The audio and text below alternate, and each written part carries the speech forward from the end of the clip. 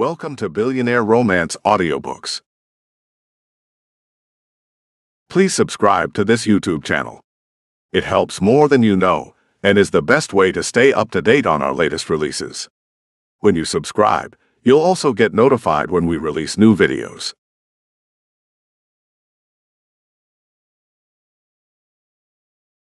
One Hot Daddy. A Secret Baby Second Chance Romance Audiobook. Book 6 of the Accidental Love series. By Jessica F. Narrated by Google Play Auto-Narrated Voice. Audio copyright 2024 BFA Publishing.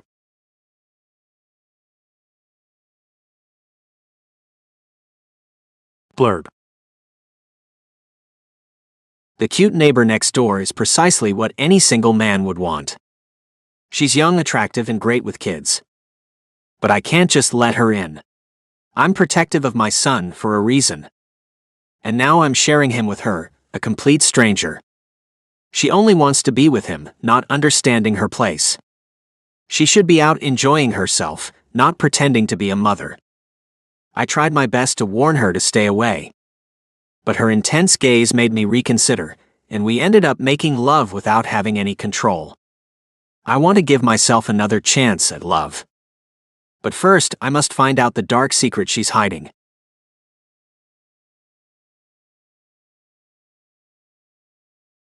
Chapter 1. Benjamin. No. I screamed as I sat up in bed, tears rolling down my face. Then reality sank in. It was just a dream. Only it wasn't just a dream. That horrifying day had been real 2 years earlier. My wife, Lucy, had been in a hurry to get our 5-year-old son, Devin, to his taekwondo class. We just left the hospital where she and I worked. Lucy was a medical assistant, and I was a doctor working in the emergency department. I wasn't too far behind them. "Benji," she shouted, without turning back to look at me. "Hurry up. We're already running late." "I'm right behind you, Lucy." I pushed the button on my key fob to unlock our SUV that was parked on the other side of the street. "The car is open. By the time you have Devin strapped in, I'll be getting into the driver's seat." Devin had been keeping up with his mother's fast pace, but as they approached the road, she reached out, grabbing his hand and holding it as they stepped onto the asphalt surface. From the corner of my eye I saw it, a black car, a Cadillac XTS. The windows were the darkest tint I had ever seen. The car crept along the road that separated the hospital from the park, on the other side of the street. It wasn't a busy street by any means, one of the reasons I opted to park there most days when we were at work. There were no other cars around at all, but for some reason the black car began to speed up. I heard the engine rev as it moved from the outside lane to the inside lane, the lane Lucy and Devin were in. They were only a few feet from our car when the black Cadillac sped up even more. "Lucy." She turned her head just in time to see the car. Throwing Devin as far away from her as she could, she had no time to move. The car struck her, even as I was in a dead run to get to my stunned son, who had fallen on his butt in the middle of the street. "Mom." I picked up my son, carrying him over to where my wife lay on the soft green grass of the park, not 5 feet from where our car was parked. Something made me look at the Cadillac, before it had completely disappeared. The license plate was missing. There was no way to identify the driver except by the make and model of the car, plus those darkly tinted windows. Even then, I knew it wouldn't be enough for the authorities to find whoever had done this to my wife. I had an ambulance on the way without even realizing I'd made the call. The sound of the sirens that were leaving the emergency department less than a quarter mile away was distant, dulled by the fog that surrounded my traumatized brain. "Lucy," I whispered as I leaned over her, cradling our son in a way to make sure he didn't see his mother like this. Placing my fingers on her wrist, I found the weakest of pulses. Hope sprang up inside me. "Lucy, I love you. You hang on now." Devin gasped as he'd pulled his head off my shoulder. "Mom." "Don't look, buddy." Sobbing, he couldn't seem to look away. "Mama." No. No. No. The ambulance parked just behind us, and I knew the paramedics could do more for Lucy than I could at that moment. Our son needed me more than my wife did at that point. A car hit her, I told Mandy, who worked with me at the ER. She looked at Devin, who had lost it, and was sobbing uncontrollably as I held him. You can trust us, Dr. Brown. Tend to your son right now. He needs you. Nodding, I stepped away, stroking my son's back as I hummed gently, the way I always did when he got upset. I've got you, buddy. In a stupor, I walked with him all the way back to the emergency room where they'd taken Lucy. As soon as I walked through the sliding glass doors, I was met by the doctor who had just taken over for me. You need to sit down, Benjamin. I knew right then that Lucy hadn't even made it the short distance from the street to the ER. Why? I couldn't understand it at all. Why her? I barely felt him patting my shoulder. Just take a seat, Benjamin. We'll clean her up so that you can see her one last time. My wife, a woman who had been breathing just minutes ago, was about to disappear from our lives forever, and the person who had ended her life was somewhere else, living and breathing, and would never be found. That was the hardest part of losing her, was that the person who took her from us had gotten away with it. The authorities weren't as sure as I was that it had been an intentional hit, no accident at all. I was told that the driver had most likely been distracted while using a cell phone when they sped up and hit Lucy. Worried about what would happen to them, they fled the scene. Of course, I brought up the lack of a license plate. The cops had an answer for that too, saying that car wasn't the first to lose a license plate without the driver being aware of it. I knew better though. I knew it was intentional. But I had no idea why anyone would want to kill a woman like Lucy. She was as close to an angel as they come. She had never hurt a single soul. She didn't deserve what had happened to her. And she had left behind a husband and son who both adored her. Dad, I'm ready for school. Devin shouted as he came through my bedroom door. Can you get up now so you can take me? My friends are waiting for me. Devin was the only kid I knew who actually loved going to school. I was a lucky father, and I knew it. Yes, buddy. I'm getting up. There's a plastic bag with nuts and cut-up fruit that I prepared for you before I went to bed last night. How about you go chow down on that while I get dressed? Okay. Thanks, Dad. You're welcome, son. It hadn't been easy learning how to parent all alone. But I'd figured out how to make it work for both of us. 2 long years had given me plenty of time to find out what worked. The hospital administrator was a good friend of mine from college. She was nice enough to change the shifts at the ER to accommodate me. Working a 12-hour shift wasn't easy for any parent. But Lorena had made it as easy as she could for me. After taking Devin to school, I was able to make it to my shift, which started at 8 each morning instead of at 6, the way it had always been before. Of course, that meant that I didn't get off until 8 at night. At first, I had taken a break to pick Devin up from school, then he would stay in my office until my shift ended. But then I found a house on the market that was located close enough to the hospital. Now I could pick up my son and take him home, where we would stay unless I was called in to see a patient.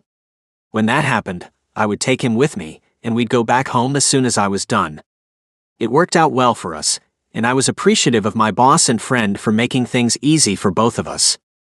Maybe the reason Lorena was so considerate of our situation was that she'd been there when Devin was abandoned at the hospital. It was her who had found him, wrapped in a blue baby blanket, snuggled into a corner in the women's bathroom. When she walked out of the ladies' room, my wife had seen what she was holding and instantly took over, cradling the baby boy to her chest as they headed to the pediatric intensive care unit to have the baby checked out. It was love at first sight for Lucy. That same day, she'd started calling him Devin. I had cautioned her not to get attached. But my words fell on deaf ears as she soon spent the majority of her time in the nursery, feeding him, rocking him to sleep, or just cuddling with him. Lucky for her, the parents were never found and we were able to adopt him. As soon as I knew he was going to be ours, it took me no time at all to fall in love with the tiny baby with dark hair, big brown eyes, and caramel-colored skin. Since Lucy had come up with his first name, I was allowed to come up with his middle name. Devin Matthew Brown became our legal son when he was only 6 months old. Lucy and I had a family, and we were both happier than ever. Until she passed away. "Dad, I'm done eating," Devin said as he ran into my bedroom. Pulling a t-shirt over my head, I grabbed one of my many white coats and headed out the door to take him to school. "I am right behind you, son." "Good. We've got show and tell today. I'm bringing the stuffed rabbit Mom gave me when I was 4. He held it up by one arm, wiggling it in the air. "I'm gonna tell the class how I had thought I was getting a real live rabbit, but I got this instead. And I'm gonna tell them how this rabbit is way better than a real one because you don't have to actually take care of it, or pick up its poop, or feed it or anything." "That's good." Opening the car door for him, I let him get settled in his booster seat before strapping him in. "I'm sure everyone will agree with you that taking care of a real animal is a lot of work." "Yeah, but I still want a puppy." "I know that you do." He'd wanted a puppy for the last year. But I wasn't ready for that responsibility. "I think you're too young to take care of one yet. We'll have to wait until you're older." "But Logan has one and he's my age." "Yes, I know. Logan's mom takes care of his dog.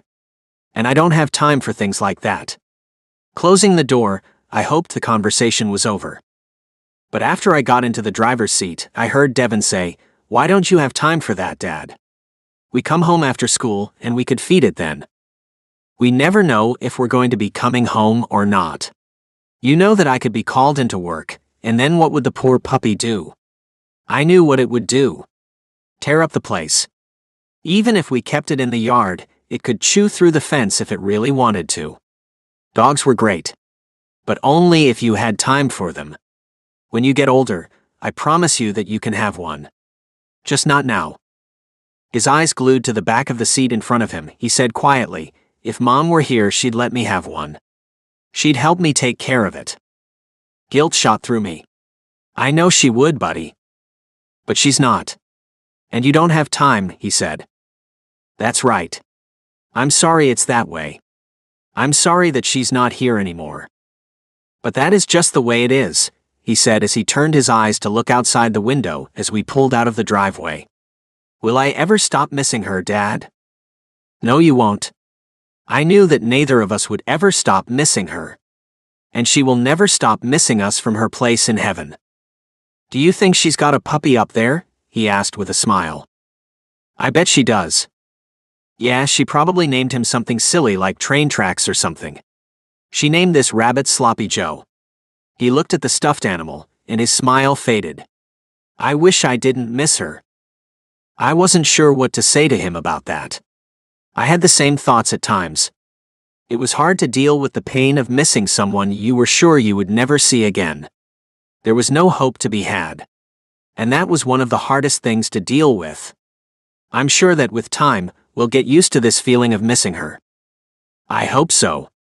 It hurts. Looking out the window, he shouted, "Hey!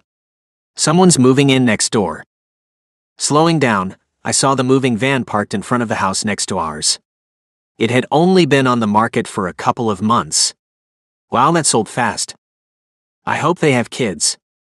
You'd like someone to play with, huh? Yeah. His chest heaved as he sighed.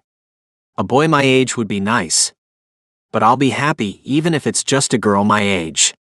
I'll take anything. Not picky at all, are you? I had to laugh as I saw a couple of men taking a sofa into the house. I hope they have kids for you to play with too.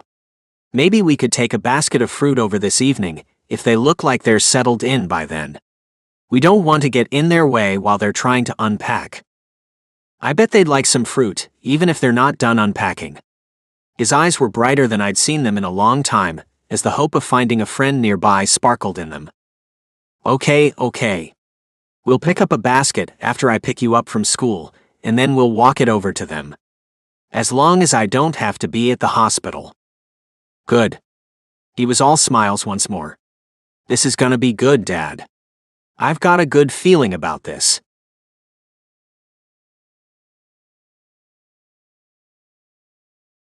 Chapter 2. Jenna. In a new home, with my hopes high for the first time in a very long time, I carried a box of dishes to the counter and began unpacking them, placing them in the cabinet overhead. Standing in front of the window over the sink, I saw a white SUV driving by slowly. A young boy looked out of the back passenger side window. I knew he couldn't see me, but I could see him so clearly. Hi there.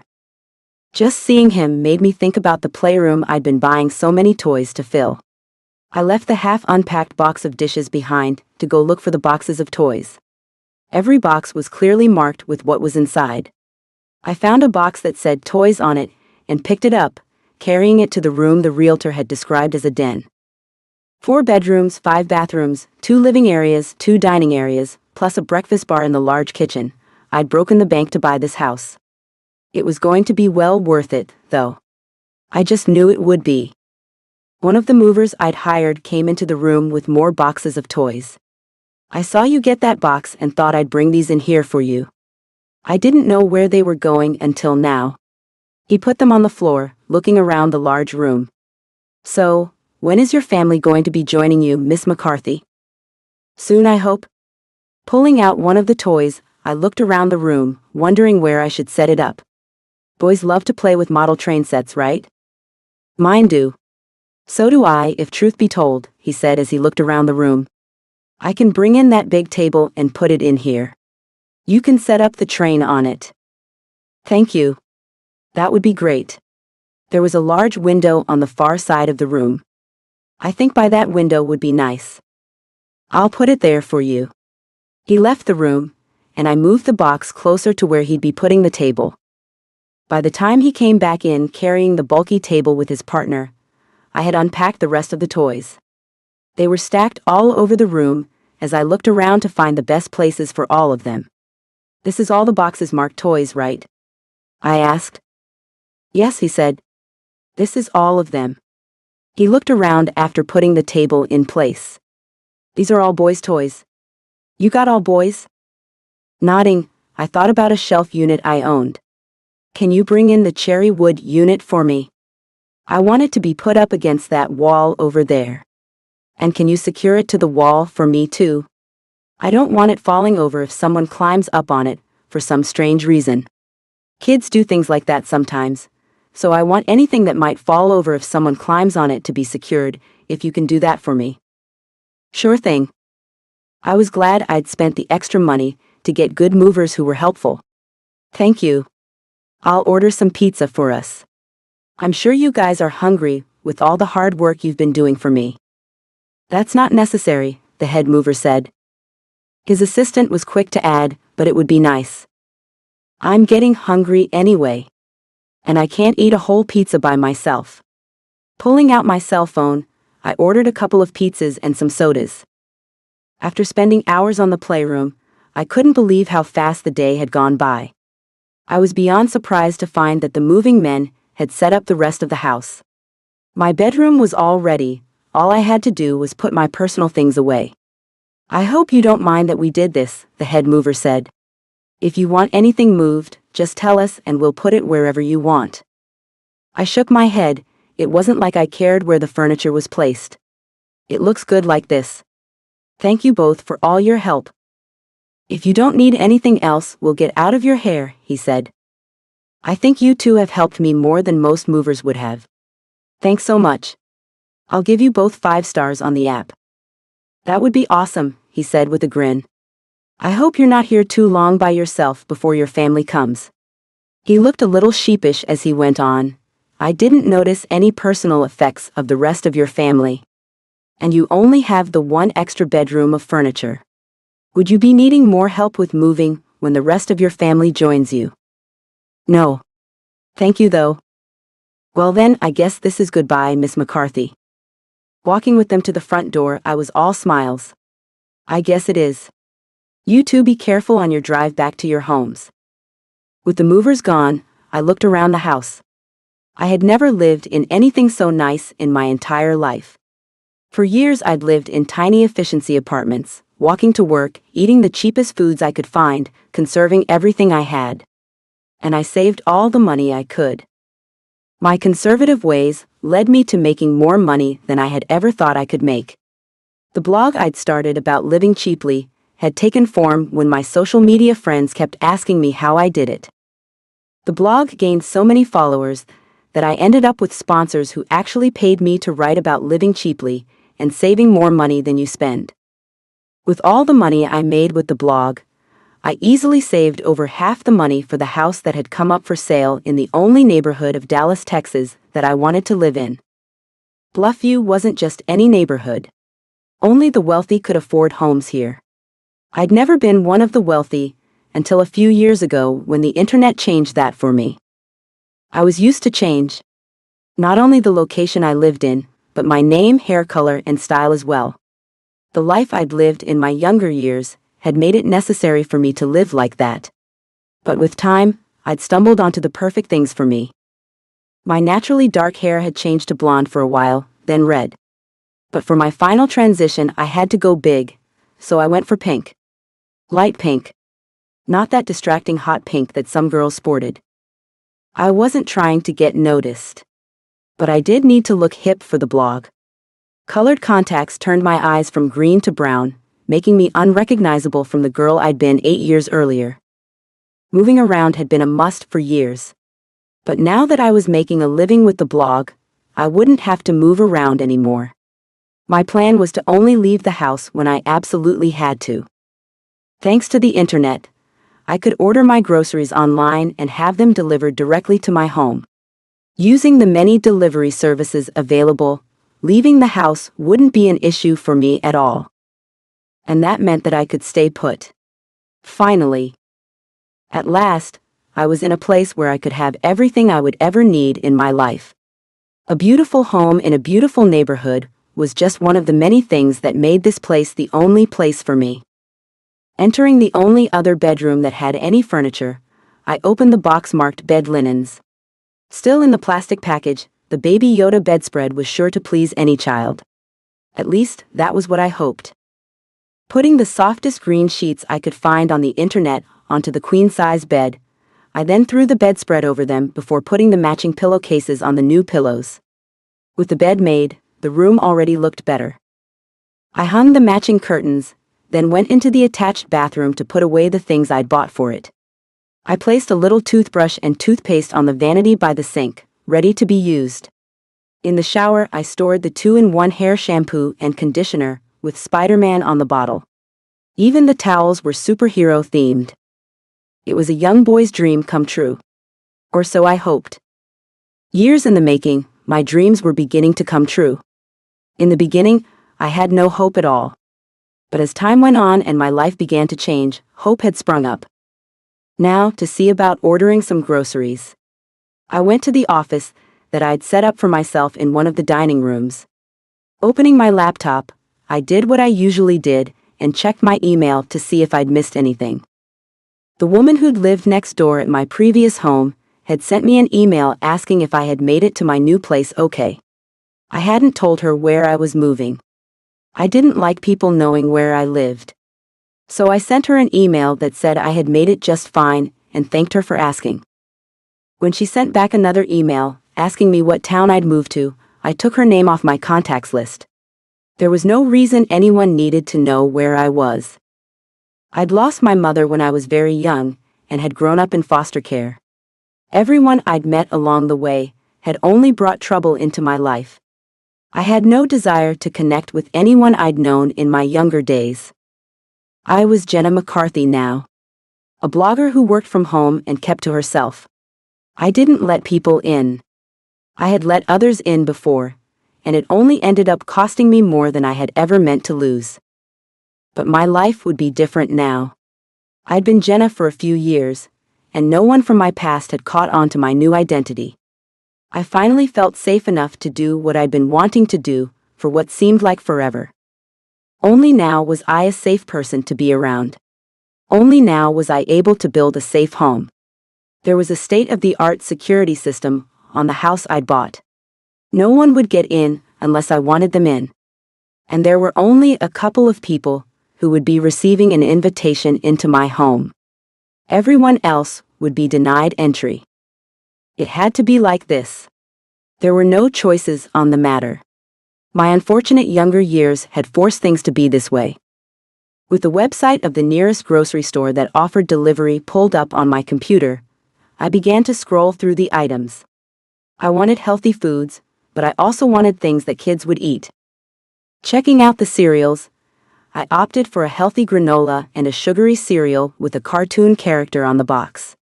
Next, I looked for milk. At that moment, it occurred to me that I had no idea how many kids had milk allergies. So I ordered whole milk, 2% milk, and almond milk. But then I recalled that a lot of kids had nut allergies.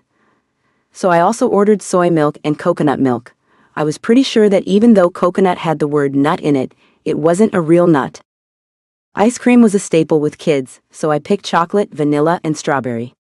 Frozen pizzas were also something kids loved, so I got some with pepperoni, some with only cheese, and some with everything just in case that was something he would like. I stopped what I was doing and sat back in my chair. It hit me hard each and every time I let myself think about him. Most of the time, I just thought about little boys in general, never putting a name or face to the kid in my imagination. But now I knew his name. Now I knew what he looked like. And it was impossible for me to stop thinking about him. I had known about him for 4 years now. It had taken me that long to get myself into a safe situation. I had known from the start that he was safe and loved. Knowing that was the only thing that had kept me from coming for him sooner. Part of me thought that I should just leave him be. He had all a child needed, even more than most children had. But then something happened, and he didn't have everything he deserved anymore. 2 years ago, he lost an important person in his life. And that was when I knew I had to stop thinking that he didn't need me in his life. He did need me. And I had always needed him. But his safety was more important to me than anything I needed or wanted. It was hard not to put the blame on the person who put us all in danger. Long ago, I had decided not to say a thing to the one who had made life so hard on us. It wasn't as if confronting him would fix a damn thing, so why bother? I had to fix my own life. At least he hadn't made it hard to leave him. In the 2 years that we'd been in hiding, he hadn't changed a thing about the man he'd been. If he wasn't in trouble with someone, then he wasn't breathing. It was just the way he was, and there was no one in the world who could change that about him. So I left. And I hid out on my own. Then someone that I knew he'd had dealings with would show up. I would pack up, move, change my name and appearance, and try to think of how to stop the insanity.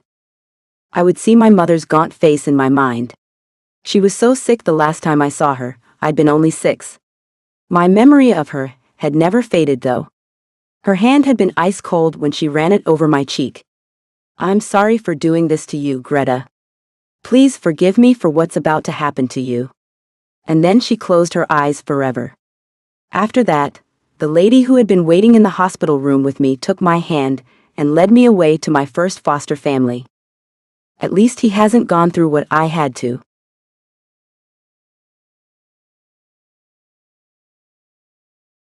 Chapter 3. Benjamin. Yes, there are apples in the fruit basket, Devin. The sweet kind, he asked as he craned his neck to look at the new neighbor's house. 'Cause us kids don't like the sour kind. We only like the sweet kind. Well, us adults do like the tart kind. I slowed down as we drove past the house next to ours. Tart? Devin asked. What's that? Sour, I said as I noticed that the moving truck was gone. They might have all the things brought into their home, but I highly doubt they're done putting things away. We should wait to go over. No, he shouted. You promised. Eyeing him through the rearview mirror, I wasn't about to let him get away with rude behavior. I did not promise anything.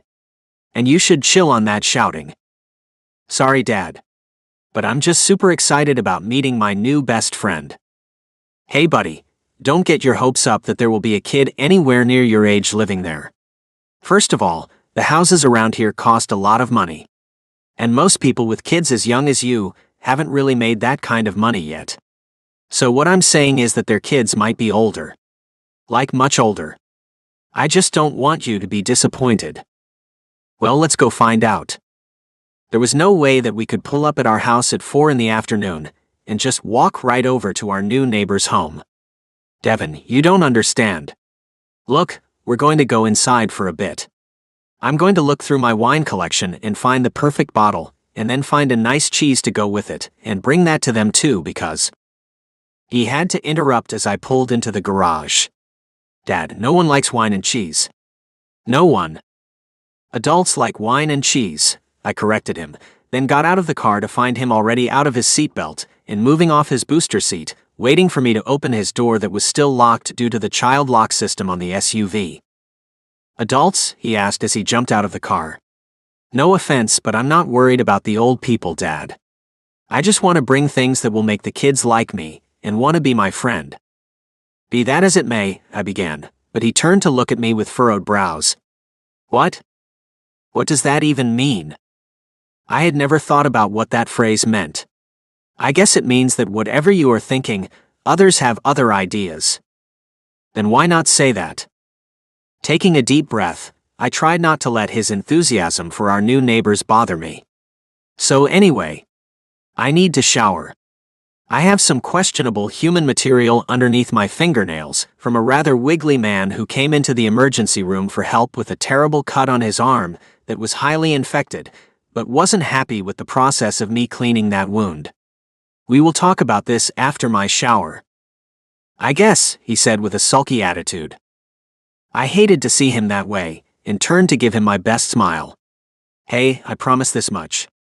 We will go over as soon as I get showered and changed. As usual, he was one step ahead of me. And if you get a call from the ER, then what? Then we have to leave, and the neighbors will have to wait. Do you want to know why that is? His brown eyes rolled as his shoulders sagged. Because saving a human life is more important than anything in this entire world. With a pat to his back and a wink, I had made myself clear. That's right, buddy. Give me 20 minutes. We walked into the house, and I left the fruit basket on the kitchen counter. Okay? I guess so. He moved toward the living room with so much angst that I couldn't believe it. Devin, I know you're excited. Great. So hurry up. He'd never acted this way in his life. So I did what he said and hurried.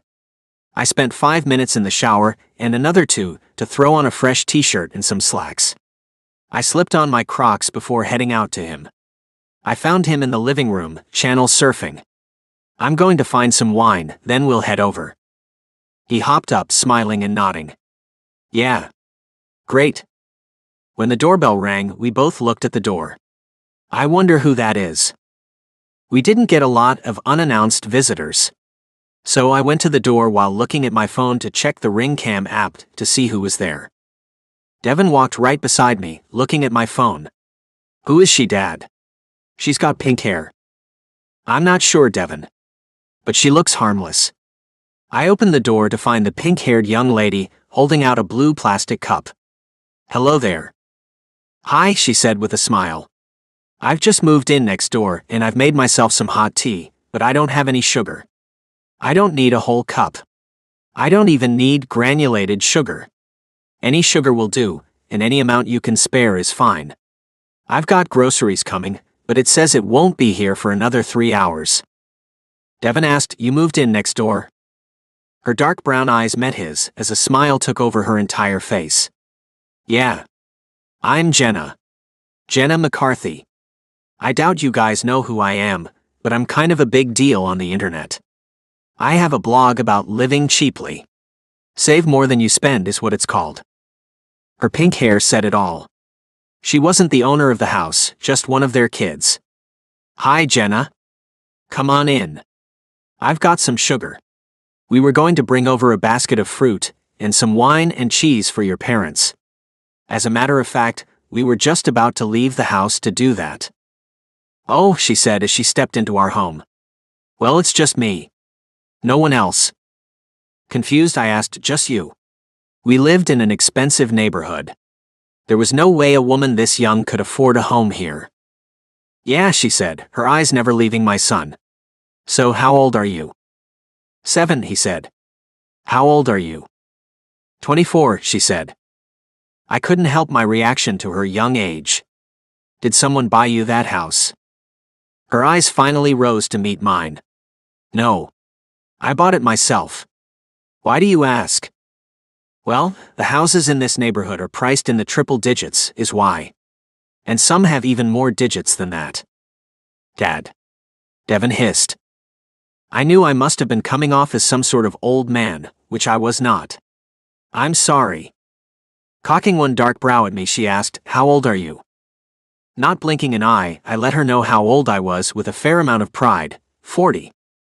Nodding, she acted like she finally understood why I acted the way I did. That's cool. So the sugar. I took her little blue cup from her tiny hand. Yeah. I'll get it. Thanks. Still with a smile on her face, she asked, And your name is? I'm Dr. Benjamin Brown, and this is my son, Devin. A doctor? She asked with surprise. What kind? He works in the emergency room at the hospital close to here. You must have seen the hospital, Devin said with pride and excitement. So if anything happens to you, he can fix it. Great, she said as her eyes scanned my home. You guys all alone here? Alone? We're together, I said as I led the way to the kitchen. Oh. She looked around as we came into the kitchen. So, just you and Devin then? It seemed that my son was more willing to give information to this barely adult than I was, as he said, My mom died 2 years ago when a car hit her. Kneeling on one knee, the girl took both of Devin's hands in hers. My goodness. Are you okay? He looked back at me, smiling. Yeah. I mean, I miss her, but my dad is here. She looked at me as I filled her cup with sugar from the canister on the counter. Has her passing been hard on you, Dr. Brown? Of course it has. Holding out the filled cup, I tried not to be judgmental but failed and asked, How the hell did a kid like you afford a house in Bluffview? We have a homeowners association, for God's sake. How did they let you in? Everyone has to pass a background check in order to live here. Yes, I have passed a background check. I've never been in trouble in my life. The girl had pink hair. And she had on contacts that were not the true color of her eyes. So why the fake hair and eyes? I wasn't shy about asking people things. Her face went pale as she looked up at the ceiling. As if the answers were up there. Finally, she looked at me right in the eyes. I make my money from a blog, and I don't want my followers to spot me when I'm out and about. I quickly looked up her blog on my cell phone and showed her the picture of herself with pink hair and brown eyes. If you don't want them to spot you out and about, then why do you look the same way you do on your blog? She said, as she clearly had no idea what to say. Devin came to her rescue with a swiftness I'd never seen from him. Dad. Stop. Why are you being so mean? Jenna wasted no time. It's okay, Devin. Standing there in a stupor of confusion, I said what people say when they're not sure if they're in the wrong or not. I'm sorry. She looked at me with a warm gaze. Hey, don't be sorry. You're just asking questions. Okay, I said, still not understanding her at all. You will have to forgive me. I just can't understand. My followers aren't really who I'm hiding from. Not that I'm hiding. Okay. But hearing her say that, it occurred to me that she was indeed hiding from someone. Then who are you hiding from? What makes you think I'm hiding at all? My son's wide eyes staring up at me told me that I was acting crazy. Dad, please stop. With a heavy sigh, I crossed my arms over my chest, preparing to explain myself. Look, I'm very protective of my son. You live right next door. I know next to nothing about you, and I've got this feeling that you're not being completely honest with me. I know you can't understand why I'm acting like this, but things have happened that have made me act this way about Devin. Nodding, she said, Yeah, I get it. So let me tell you some things about myself to make you feel a bit more comfortable. I moved here from Sacramento, California. That's where I grew up. So why did you choose to move to Dallas? I asked. When I was in my teens, my parents brought me here on vacation. We went to the state fair and to Six Flags over Texas too. It was one of the best times I had ever had. So, when I decided to make a move out of the efficiency apartment I'd been living in, I started looking at the houses for sale here in Dallas. This is my first big purchase. Before this, I was totally living as cheaply as possible, saving all the money I could from the dead-end jobs I worked. Even once I began making money with my blog, I still lived as inexpensively as possible. And how do you plan on keeping up with this blog now that you won't be living cheaply? It wasn't any of my business, but I was genuinely curious. Just because I live in a big house doesn't mean I'm going to go crazy spending money. A frown pulled her pink lips down. Well, I have sort of gone crazy spending money lately. I just spent $700 on groceries and things for the house. Buying enough toilet paper for 5 bathrooms isn't cheap. She looked at Devin. I bought a lot of different flavors of ice cream.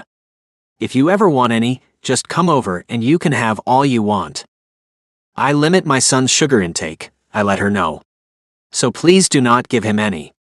And I don't let my son just walk over to other people's houses. But I'm inviting him over, she said with a blank stare. You too, Doc. I don't know anyone here, and having you two as my first friends would make me feel so much better. Devin was quick to accept her friendship request. I'll be your friend, Jenna. He looked at me with narrow eyes. And so will my dad. Great. Her happy smile told me that she'd gotten what she'd really come over for. Anytime you two want to stop by, don't hesitate, just do it. I'm always game for company. I've got a whole room full of toys too, Devin. Why is that? I had to ask. Blinking a few times, it was obvious that she was trying to think of a reason for why she, a grown woman with no kids, had a room full of toys. One of my sponsors is a toy manufacturing company, and they sent them to me for free. I have to talk about them on my blog a bit, so I keep them out for easy access. If I had someone to actually play with them, I could deliver better feedback, and then the company would send me even more toys. Hey, Devin said as his eyes lit up. I could play with the toys and tell you what I think of them. That would be amazing, Devin, she said as she too lit up. This was the right place to move to. I just knew it would be. When can I go over, Dad? I wasn't sure about this girl. Well, not today. Let's let her get settled in. I turned around to grab the fruit basket off the counter. I've got a basket of fruit we were going to bring over. Since you're here, I'll just give it to you before you go. I heard the two of them whispering as my back was turned. When I turned around with the basket in my hands, Devin was all smiles. Hey, Dad, Jenna said that she'd be more than happy to watch me if you ever need someone to do that. I really am happy to help out. It must be so hard for you with no one to help out with him. She ran her hand over Devin's head. I used to babysit for my neighbors back in Sacramento. They had a 6-month-old and a 2-year-old. There was no way in hell that I was going to let some stranger take care of my son. Thanks. I've worked out a deal with my boss, and I don't have to leave my son when I work. He goes with me and hangs out in my office. Yeah, but I wouldn't have to do that, Dad. And I could play with those toys she talked about too. I felt a bit ganged up on and didn't like it. Handing her the fruit basket, I said, I'll keep that in mind, Jenna. Thanks for offering. I've got some things to do around the house and need Devin to help out. Oh yeah, I've got stuff to do at my place too. You need some help, Jenna? My son asked. 'Cause me and Dad know how to use tools if anything breaks. We fixed a leaky faucet in the kitchen last year. Well, I mean, we tried. Dad ended up calling someone to come over and fix it, but we used tools and stuff. You sound like you're very handy, Devin. The way she gazed at him was unnerving. It was as if she had already made some deep connection with him, and that made no sense at all. Watching my son as he also gazed right back at her, I wondered if he would grow up to become some kind of ladies' man. Jenna was pretty. That was the only thing that made any sense as to why he was looking at her like that. Yeah, I like to use tools. Anyway, I said, trying to break up this little connection they had going on, we've got to get to work. And you've got lots to do at your place, so we'll see you around, Jenna. Finally, she turned her attention to me. Yeah, I've got to get going. but you both are invited over anytime you want. And I get it, Doc, no sugar for Devin. Unless Dad says I can have some, he added. She looked at him, then at me. We should exchange phone numbers. Devin ran off and came back with my cell phone, which had been lying on the dresser in my bedroom. Here's Dad's phone. Put your number in his contacts. I wasn't crazy about the idea of this girl having my personal number, but my son thought it was a great idea. I guess that's okay. Cool, she said as she tapped on the screen of my phone. Then I heard her cell phone ringing in her back pocket. I called my phone so that I can add you to my contacts, Benjamin. Her eyes raised to look at me. Is it okay for me to call you that? Or would you prefer me to call you Mr. Brown? Or Dr. Brown? I know I should have asked you that earlier, but it just occurred to me right now.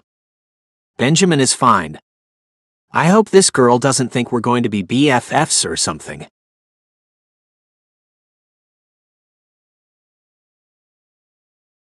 Chapter 4. Jenna. Hours later, the groceries had finally been delivered, and I had just finished putting them away, which was a real chore.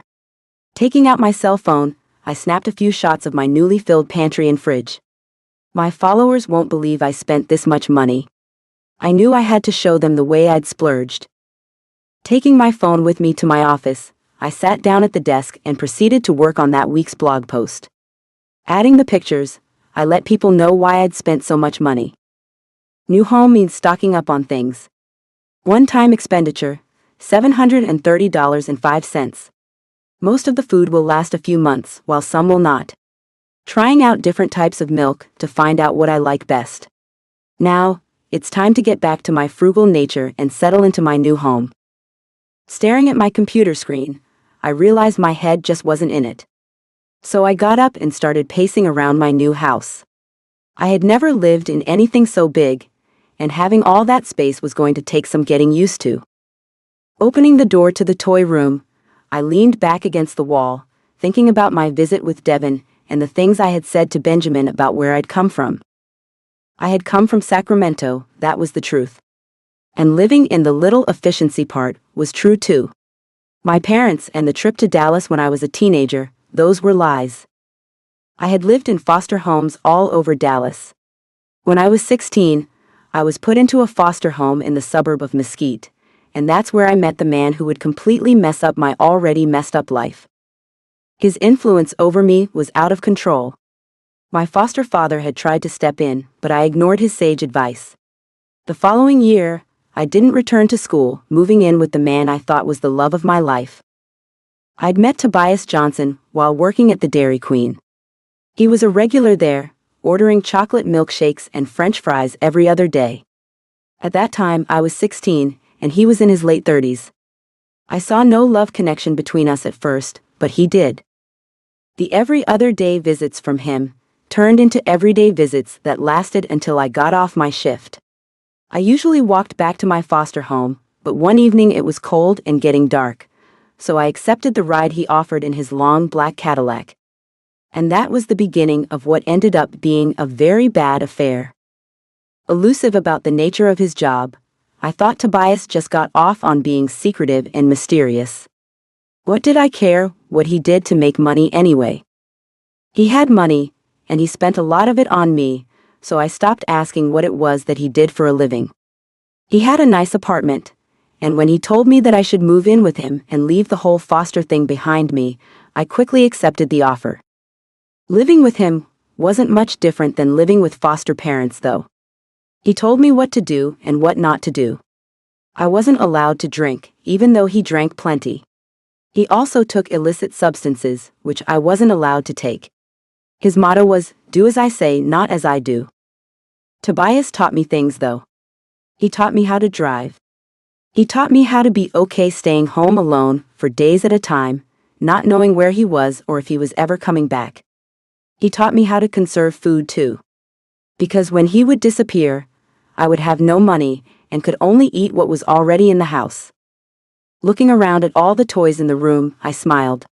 Those days had been a little scary for me. But those days were behind me. Things were going to be different now. The nightmares I'd suffered from ever since leaving Dallas 7 years earlier were about to end. I could feel it inside of me, that the pain I had held onto was lifting. I was setting it all free now. We'd gone to Mexico when Tobias said we had to get out of town. From there, we moved on to California, living in border towns until I couldn't take it anymore and left him. I moved to Los Angeles but didn't stay there long. Not only was it crazy expensive, but men who knew Tobias seemed to be everywhere in that city. Another thing Tobias taught me was that when bad men wanted to get back at guys who'd done them wrong, they went after the people those guys loved. I was the only one Tobias had ever had around, so I became the pawn in their dangerous game. As such, I tried to keep myself out of sight and out of the bad guys' minds. Coming back to Dallas wasn't the safest thing for me to do. There were still men in the city who might want to use me as leverage to make Tobias give them whatever he had taken from them. But none of those people lived in a neighborhood like Bluffview. And I didn't plan to be going out and about anyway. Staying home was fine with me. I was content with what my life would now become. I was where I was meant to be. It was no accident that I had found a way to earn lots of money. It was no accident that I had found the one I'd lost. It was written in the stars. This was meant to happen exactly the way it had. Moving across the room, I went to the train set and turned it on, watching the train click and clack over the tracks. Devin will love this. Benjamin was protective of Devin. But that was a good thing. The boy needed protection more than Benjamin even knew. The men we were running from knew about our son. What they didn't know was what we'd done with him. But if I could find out, then chances were that they could find out too, if they really wanted to get back at Tobias. Tobias' secretive nature made it so that I never knew what he'd done to put all our lives in danger. I knew it had to be pretty damn bad if we had to leave our newborn son behind before we left town, though. What was done was done. Nothing could change what had happened. But just because bad things happen doesn't mean that life has to continue that way. Life is what we make it. And I was making mine happy for once. Benjamin didn't trust me yet. But I could fix that. Given time, I could win him over. He was a good father to Devin. I was glad for that. Leaving the toy room, I went to the kitchen and began looking at all the sugary stuff I'd bought with Devin in mind. Benjamin was right to limit Devin's sugar intake. That was a smart thing to do. Being a doctor, I was sure Benjamin knew what was best for a growing boy. I needed to follow his lead where Devin was concerned. So I moved the many cartons of ice cream to the back of the freezer, putting them out of sight and placing the bags of frozen vegetables in front of them. Next, I went to the pantry and put the healthy cereal in front of the unhealthy one. I didn't want Benjamin to pop over one day and see all the junk I'd bought. I wanted him to know that if he left Devin with me, I would take just as good care of him as he did. Hugging myself, I couldn't wipe the smile off my face as I thought about the instant connection Devin and I had when we finally met. I had never felt anything like it. And I could see that Devin felt something too. Something inside me told me that Devin would continue to push his father into letting him come over to spend time with me. Benjamin couldn't hold out forever. It was clear that even though Benjamin was fairly strict, he cared about Devin's happiness. And I made Devin happy. It was easy to see.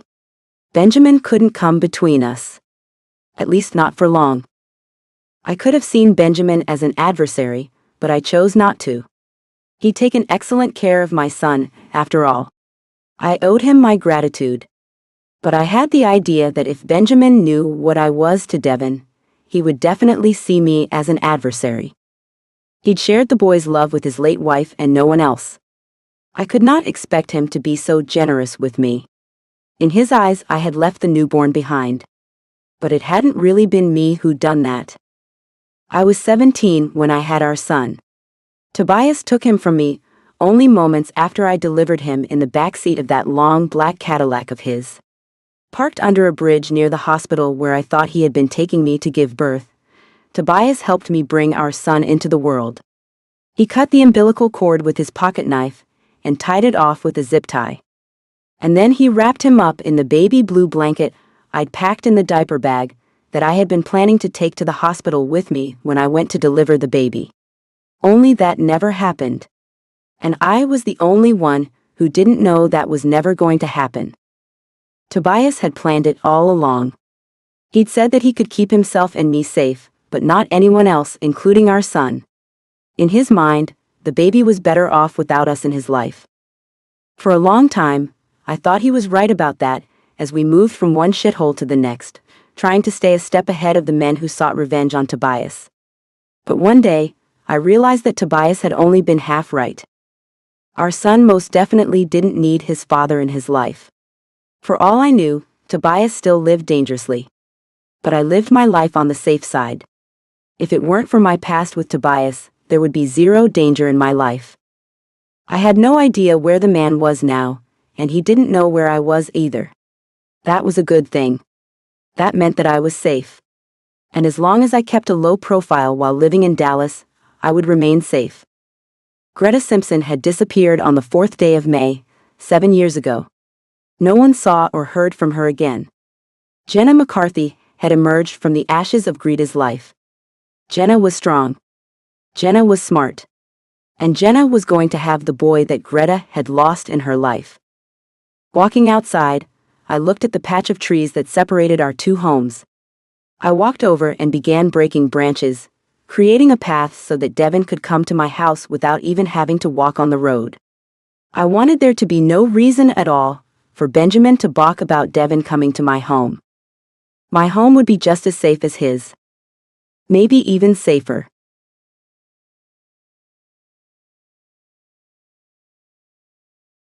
Chapter 5. Benjamin. Dad, it's Saturday, Devin called out just before coming into my bedroom.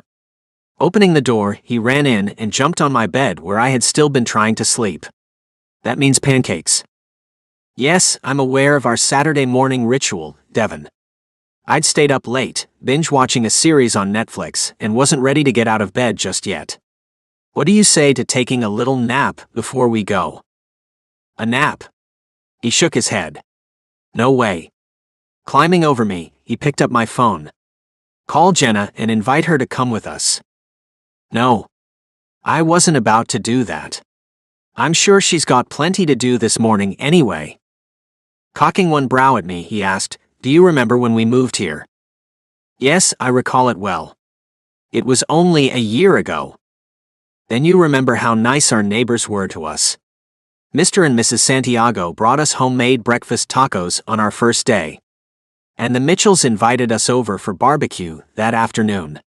That night, Amy Rockefeller came by with a cake for us. Everyone was very nice to us, is what I'm saying, Dad. And we need to be that way toward Jenna. I'm sure the neighbors are doing things for her the same way they did for us. I wasn't into the idea of being the welcome wagon. Yeah, but we're her next door neighbors, so we should be doing more. I'm sure she likes pancakes too. Sitting up in bed, I wanted to set things straight with my son about the girl next door. You do know that you're much too young for her, right? What are you talking about? I think you have a crush on her. Laughing hysterically, he fell over and held his belly as he cracked up. You're so silly. I saw the way you looked at her. You had stars in your eyes. I get it. She's very pretty. But you're just a kid. Dad, I don't like her the way I like Carmen Sandoval. I want Carmen to be my girlfriend, but she sort of hates me right now. I only pulled her ponytail to get her to look at me. But she took it wrong. Yeah, girls often take that sort of thing the wrong way. I had to laugh. If you don't have a crush on Jenna, then what is it about her that's got you bugging me about her so much? I don't know. I just like her is all. She has a room full of toys, Dad. Of course I want to go over to her house and play with them. What kid wouldn't want to do that? I still don't know why she would have a room full of toys. I mean, yeah, she got them free, but why make a whole room for them? It was weird. I never question anything about toys, he let me know. I just want to play with them. I think we can take her to breakfast, and then we can go to her house so that I can play with those toys. I didn't want to go to her house, and I wasn't going to let my 7-year-old son go over alone either. We don't know her, Devin. I don't want you alone with her until we know her much, much better. If ever. How can we get to know her if we don't do anything with her? He had a valid point. But so did I. What makes you think that I want to spend time with some kid? She's not a kid. She's in her young 20s. She's a kid, Devin. And spending time with a kid sounds like hell to me. Rubbing my temples, I already felt a tension headache coming on. I don't want to talk about this anymore. Go get ready, and I'll get up and get ready too. Wait. He looked at the phone he still held in his hand. Dad, she's alone. All alone. She must like it that way, or she wouldn't be alone. His soulful eyes captured mine, refusing to let me have things my way. He knew how to melt my heart. Dad, no one wants to be all alone. Give me the phone. I will ask her if she wants to join us for breakfast. But I'm not going to beg her, and neither are you. Handing me the phone, his smile was off the charts. She's going to say yes. Just watch. I made the call, and she answered on the first ring. Hi. Hello, Jenna. Devin and I eat most Saturday mornings at the IHOP, and we were wondering if you would like to join us. I would love that. I can be ready in 30 minutes. Should I go over there, or do you want to come pick me up? We'll pick you up. I'll text before we come over. We will see you in about 30 minutes then. This is awesome. Thanks, Benjamin. I'll be ready and waiting. Swiping the screen, I ended the call. Well, she's a little overboard about this, but okay. Devin jumped up and down on my bed. Yes? I'll go get ready. An hour later, we sat in a booth, Devin sitting beside Jenna. Jenna seemed to be on the chilly side as she wore a hooded sweatshirt, keeping the hood covering her head, and didn't take off her sunglasses, not even once we were seated. I'd never really understood the 20-somethings, and she was no exception. I filled my cup of coffee from the carafe the waitress had left on our table as I sat across from them. So, how was your first night in the new house, Jenna? I liked it. I mean, it was a little scary because it's so much bigger than anything I've ever lived in. But it's a safe house with a great security system, so I knew I would be all right. I'll get used to it. She took a sip of the soda she'd ordered. You drink coffee a lot? Every day. I took a sip before putting the cup down. And you don't put anything in it at all? She asked, wrinkling her nose. I limit my sugar intake too. So no sugar and no cream. Just straight black coffee. I know sugar isn't good for you. But I can't drink stuff like coffee. It's just too yucky. Well, most grown-ups don't mind the bitterness. I guess you're right. She bumped her shoulder against Devin's. Hey, wanna come over after we eat? I've got this killer train set. I'd like to see what you think of it. She turned her head to me. Don't worry, I won't take any pictures of him to use on my blog post. I hadn't even thought of that. Please see that you don't. I don't let him use social media at all. And I don't want his picture posted on anything. I don't even let his school post pictures of him. That's good. Smart, she said as she picked up the glass of bubbling soda. You're a really good dad. Devin's lucky to have you. And I am lucky to have him. Grinning at my son, I asked, would it make you happy to go over to Jenna's to play with some of those toys? I knew what his answer would be, but asked anyway. Are you kidding me? I think he would love to come over. Of course, I will accompany him. You understand? Sure I do. And I would love to have you both come over. Her expression showed how thrilled she was. I cleared a path in the trees between our houses so that Devin won't have to walk on the street. You did what? I cleared a path between our houses. Cool. Devin said. That's smart thinking, Jenna. Dad would never let me walk on the street alone. But now that won't be a problem. I wasn't as down with what she'd done as my son was. Why would you do something like that without talking to me first? I didn't think you would mind. I just broke a few branches to make room between the trees. It's not a big deal. But it is an odd thing to do when you've just moved in next door to me. I think that was a great idea, Jenna, Devin gushed. We made it through breakfast without me giving Jenna a lecture about how she was being too forward with my son.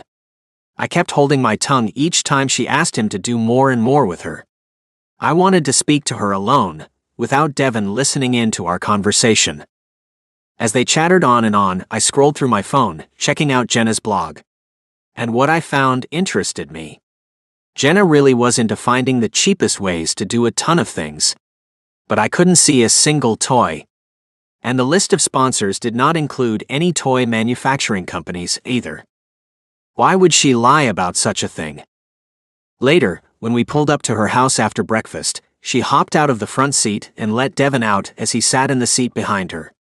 Come on, Devin. I can't wait to show you everything. I got out too, following them as they hurried to get inside her house. She had to slow down for a moment to put in the code to her security system. Devin, the code is 7635. He shouldn't know that. I shouldn't know that, I let her know. Well, I want him to know it so that he can let himself in. Opening the front door, she went in, her smiling face telling me that she didn't understand why she shouldn't let people know how to get into her house. And I'm sure I can trust you, Benjamin. She took off her hoodie and left it and her sunglasses on a table near the door. You don't know me enough to know if you can trust me or not, Jenna. She was reckless, and that didn't sit well with me. Who else have you told that code to? The delivery people. I hope not. No, I haven't told anyone but you two. Don't be such a worrywart, Benjamin. Come on. Let me show you guys the toy room. She led the way through the foyer, the living room, then down a hall that ended with the toy room. And what a room full of toys it was. Holy shit. Wow. Devin exclaimed. See, I told you it was cool, she gushed, walking toward the large table that had a train set up on it. So, this is the train I told you about. I have no idea if kids like these things or not. Are you kidding? Devin looked in awe at the train set. This is amazing. Oh, so kids do like these things after all, she said, then looked at me. The movers like the train too. So, what do you think about it, Benjamin? I mean, it's a nice train set. I was only human. Of course I like train sets. How do you turn it on? Picking up a remote control, she handed it to me. With this. Turn it on, Dad. Devin said while jumping up and down in pure excitement. Okay, calm down, son. I pushed the start button, and away it went. Wow. This is cool. I pushed the button with a picture of a horn on it, and the little train made a loud toot toot. So young boys and older boys like these things, Jenna said with a grin. My followers will like knowing this little tidbit of information. And the toy company will too. If you don't mind me asking, what made a toy company sponsor someone who gives advice about living cheaply? Toys are not cheap. This train set couldn't be less than $100. I was going to get to the bottom of what I'd found on her blog, not a single article about toys. For a brief moment she had this deer-in-the-headlights expression. But she turned it around, smiling at me. Part of the advice I give is about paying more for things that last a long time. Since so many toys are cheaply made and don't last, I like to tell my followers about the really good toys that are made to last. Yes, the initial cost might be high, but you will get years and years of use out of the things I promote. She wasn't being honest with me, and it was time I found out why that was. Handing the remote to Devin, I said, "Here you go, son. You give it a try. Jenna, can you show me where the nearest bathroom is?" "Yeah, sure. Follow me." Once we were out of Devin's earshot, I stopped walking. "I don't need to use your bathroom. I just wanted to talk to you." Wide eyes looked back at me. "About what?" "I took a look at your blog, and there's nothing on it about any toys. I also found your list of sponsors, but there is no toy manufacturing company on it at all. To be honest with you, I wanted to come over to see all these toys you told Devin about. You do have quite the collection. But you weren't given these toys. You bought them. Don't try to lie to me about it either. You've got some agenda here, and I want to know what it is and what it has to do with my son. Her wide-eyed expression went away as she said, "Okay, you got me. I do have an agenda. No, I haven't gotten a toy company to sponsor me yet. But I'm aiming for it. I did buy all these toys, and they're not all from the same manufacturer. But I am going to be adding toys into my blog. I just needed a kid to give me more input than what I can come up with on my own. You expect me to believe that crap? I wasn't born yesterday. How did you know that there was a little boy living next door to you? I didn't know that. It was a pleasant surprise, though. I will admit that. Devin has saved me from having to try to find some kids to come and play with the toys. I mean, what kind of weirdo goes around asking strange kids if they want to come to their house to play with their toys? You are that kind of weirdo. That's what you did to my son. And it is on the creepy side. I know it is. And I'm sorry. I didn't mean to lie to you. It's just that I've never had to explain my business to anyone, and I didn't really know how to say what I needed. I apologize, and I'll tell Devin the truth about the toys too. I think that's best. I don't like my son thinking that lying is ever okay. I know. You're right. Will you let him help me with this? She was looking at me with hope in her eyes, and for some strange reason, I didn't want to let her down. For now, he can only come over here when I can come with him. No offense, but I don't know you, and you've already lied to me about something that didn't even matter. That's awesome. And I could use your input on the toys from the parents' point of view. I can pay you both for helping me. No need for that. Devin is already getting plenty just by getting to play with the toys. And I don't need money to give my opinion on something. Cool. Thanks. Even though we'd had our little discussion, I still felt like she was hiding something. And until I found out her secret, she wasn't going to get 5 minutes alone with my son.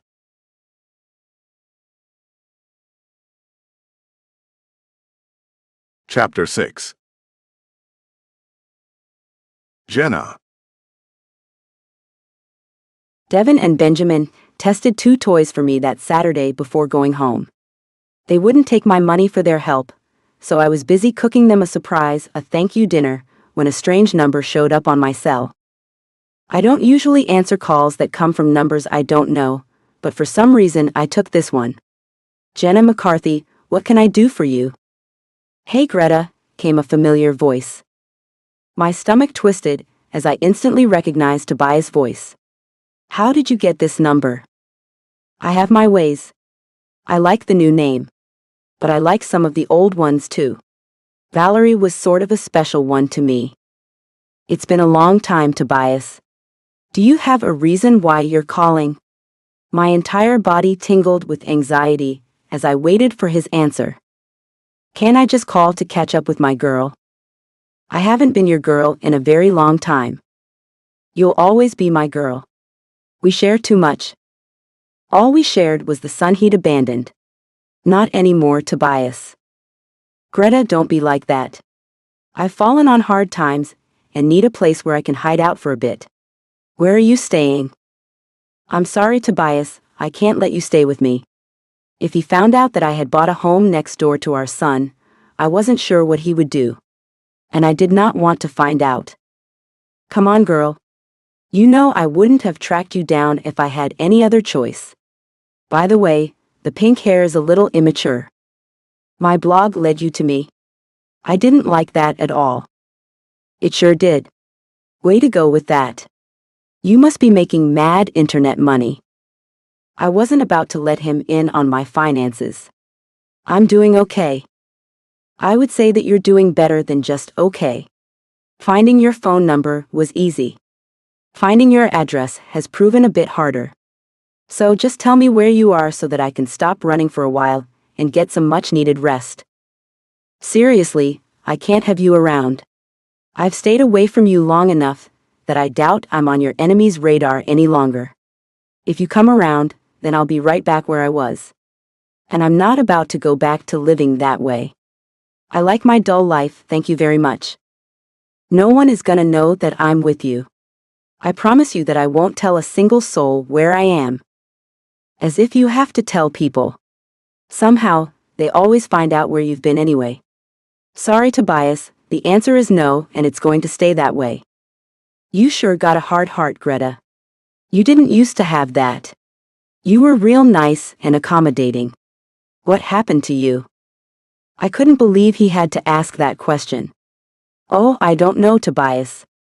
Maybe leaving my baby behind while I went on the lam with you hardened my heart. If we had kept him, he'd be dead by now, and you know that. All I know is that if you'd just taken me to the hospital, then I could have gotten help from someone, and you could have left town alone, leaving me and the baby behind. Who was gonna help you, Greta? You were a 17-year-old foster home runaway. You had no one to call. You had nowhere else to go. Most importantly, you were known as my girl, and that meant you couldn't just stay put in Dallas while I left town. You and that baby would have both been killed. You know that's the truth. There's no point in rehashing things. I can't help you, and that's that. Just tell me what state you're in. No. I wasn't going to give him a clue as to where I was. Don't make me hunt you down.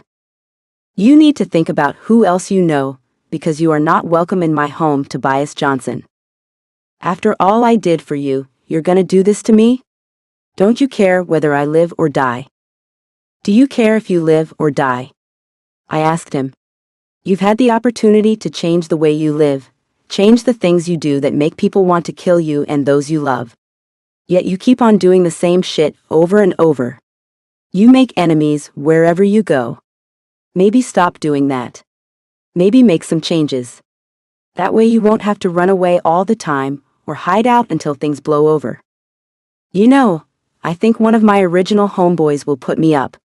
I'm not too far from Dallas. Catch you later, Heartless. Frozen in place, I couldn't believe what I'd just heard. Tobias Johnson is going to be in Dallas. I shouldn't have been worried. I lived in a place that was safe, and none of the lowlifes he knew would ever come around here. If they did, the residents would call the police in a hurry. Even though I knew he would never find me here, I found myself pulling the kitchen curtains closed. Shivering, I had a sinking feeling that Tobias wouldn't just let this go. It was time to change what I looked like again. I couldn't very well change my name, because Benjamin would sure ask a lot of questions. He hadn't even begun to trust me yet. If I went and changed my name, he would probably make sure I never laid eyes on Devin again. But changing my appearance was a thing I could do. Looking up a drugstore nearby, I was able to order some hair dye that a favor driver could deliver within the hour.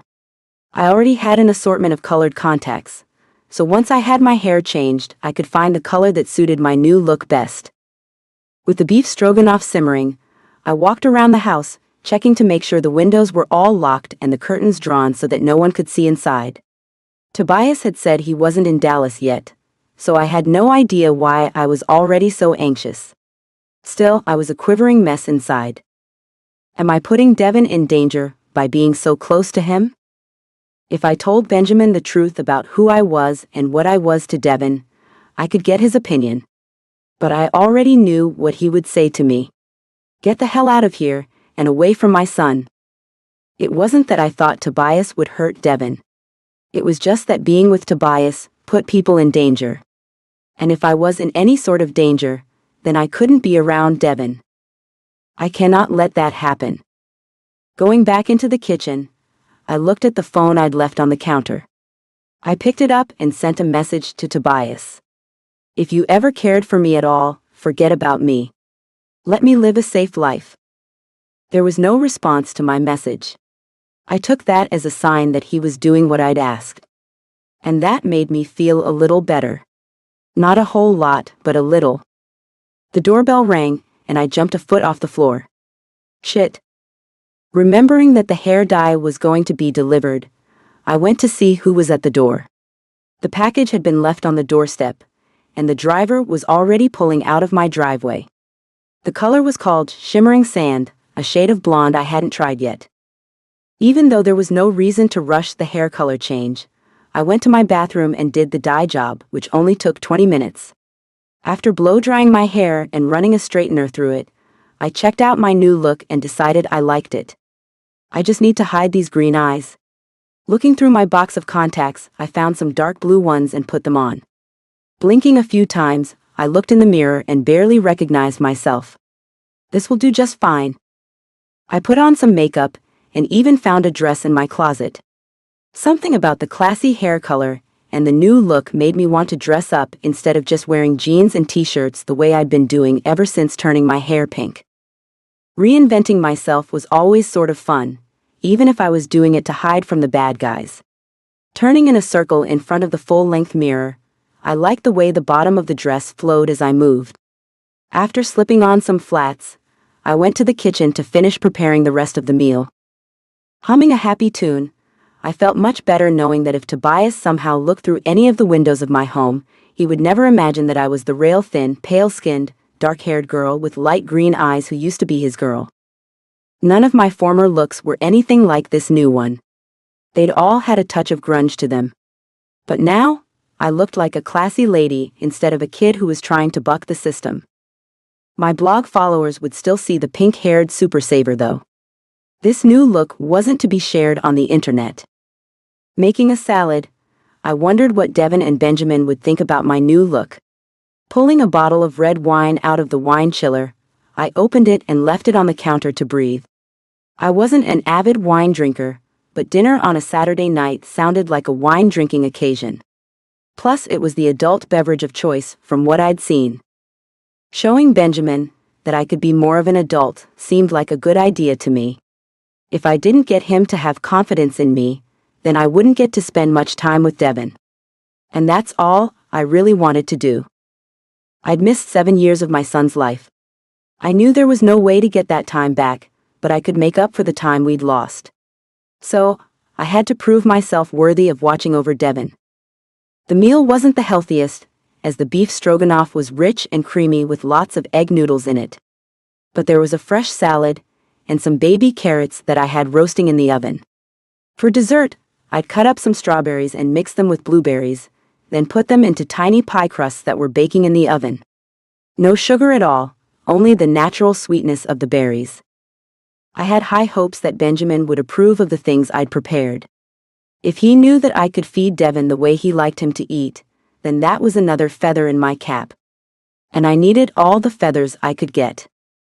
Picking up my cell to call Benjamin to invite them over for dinner, I got chills thinking about the call I'd gotten from Tobias. What will I do if he finds me? But I had to wonder if I was making a bigger deal out of things than was really necessary. Would the man's presence really be a threat to me now? It didn't matter. I didn't want him around. I didn't owe him a damn thing, either. He'd taken the shitty life I'd had and made it even shittier. Thinking about all that he'd dragged me through as we ran and hid in the worst kind of places, I knew without a doubt that I did not owe him a thing, no matter what. The man had robbed me of my child. He'd made me feel as if I had no other options. But I had plenty. I didn't care what he thought. I could have asked for help while I was in the hospital, and being a minor at 17, they would have helped me and my baby get somewhere safe. Tobias had been selfish, wanting me with him so that he wouldn't have to be alone while he ran from the ones he'd screwed over. And there I was, weak from giving birth, at the man's mercy. And he proved himself to have little of that. When we drove away from the hospital that afternoon, he kept driving all day until we got close to the Mexican border. The few places we stopped along the way didn't have much to help me take care of myself. I was a complete mess, physically and mentally.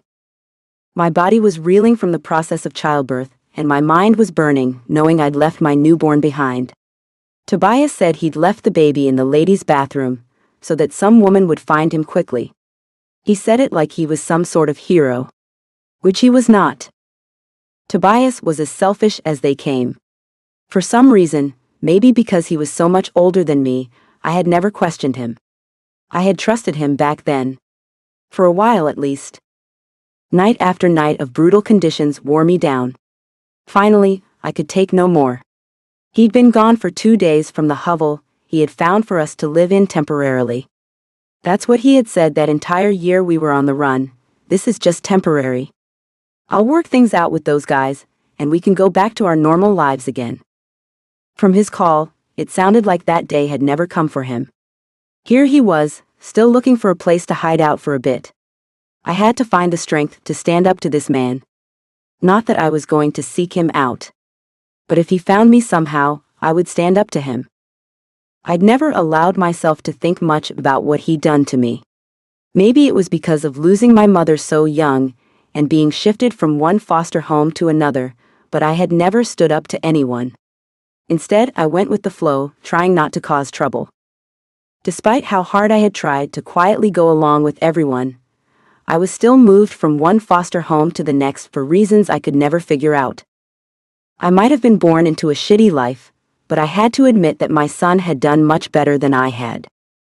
Maybe Tobias had been right to leave him in that hospital bathroom after all.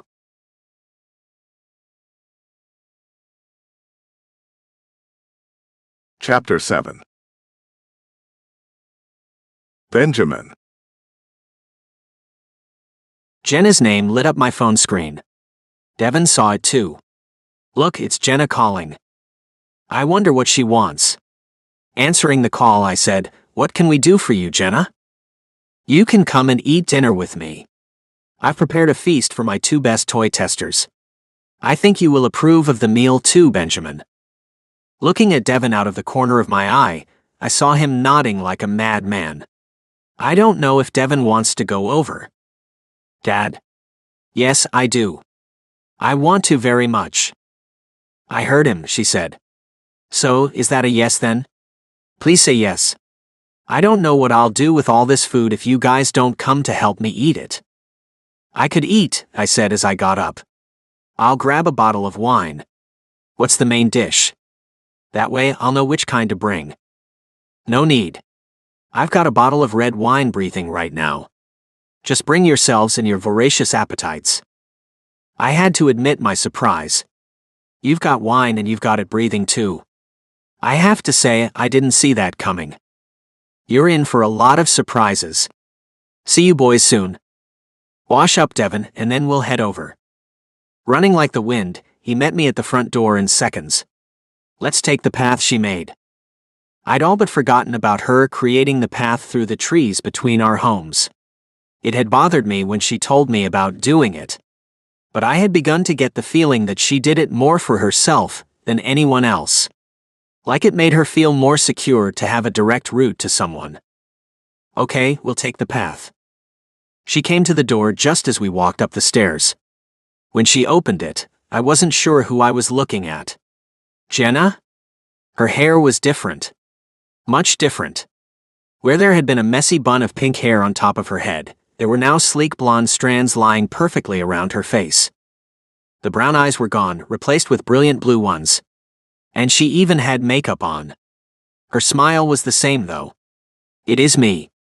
Turning in a circle, the hem of her floral dress flared. "What did you do to yourself, Jenna?" Devin asked. "You're so pretty." "Thank you, Devin. I just thought that my new life here in Dallas deserved a new me to go with it. I like to change up my look now and then. It keeps things fresh." My son's eyes were fixed on her as he moved into the house. "It's you, only like a way better version.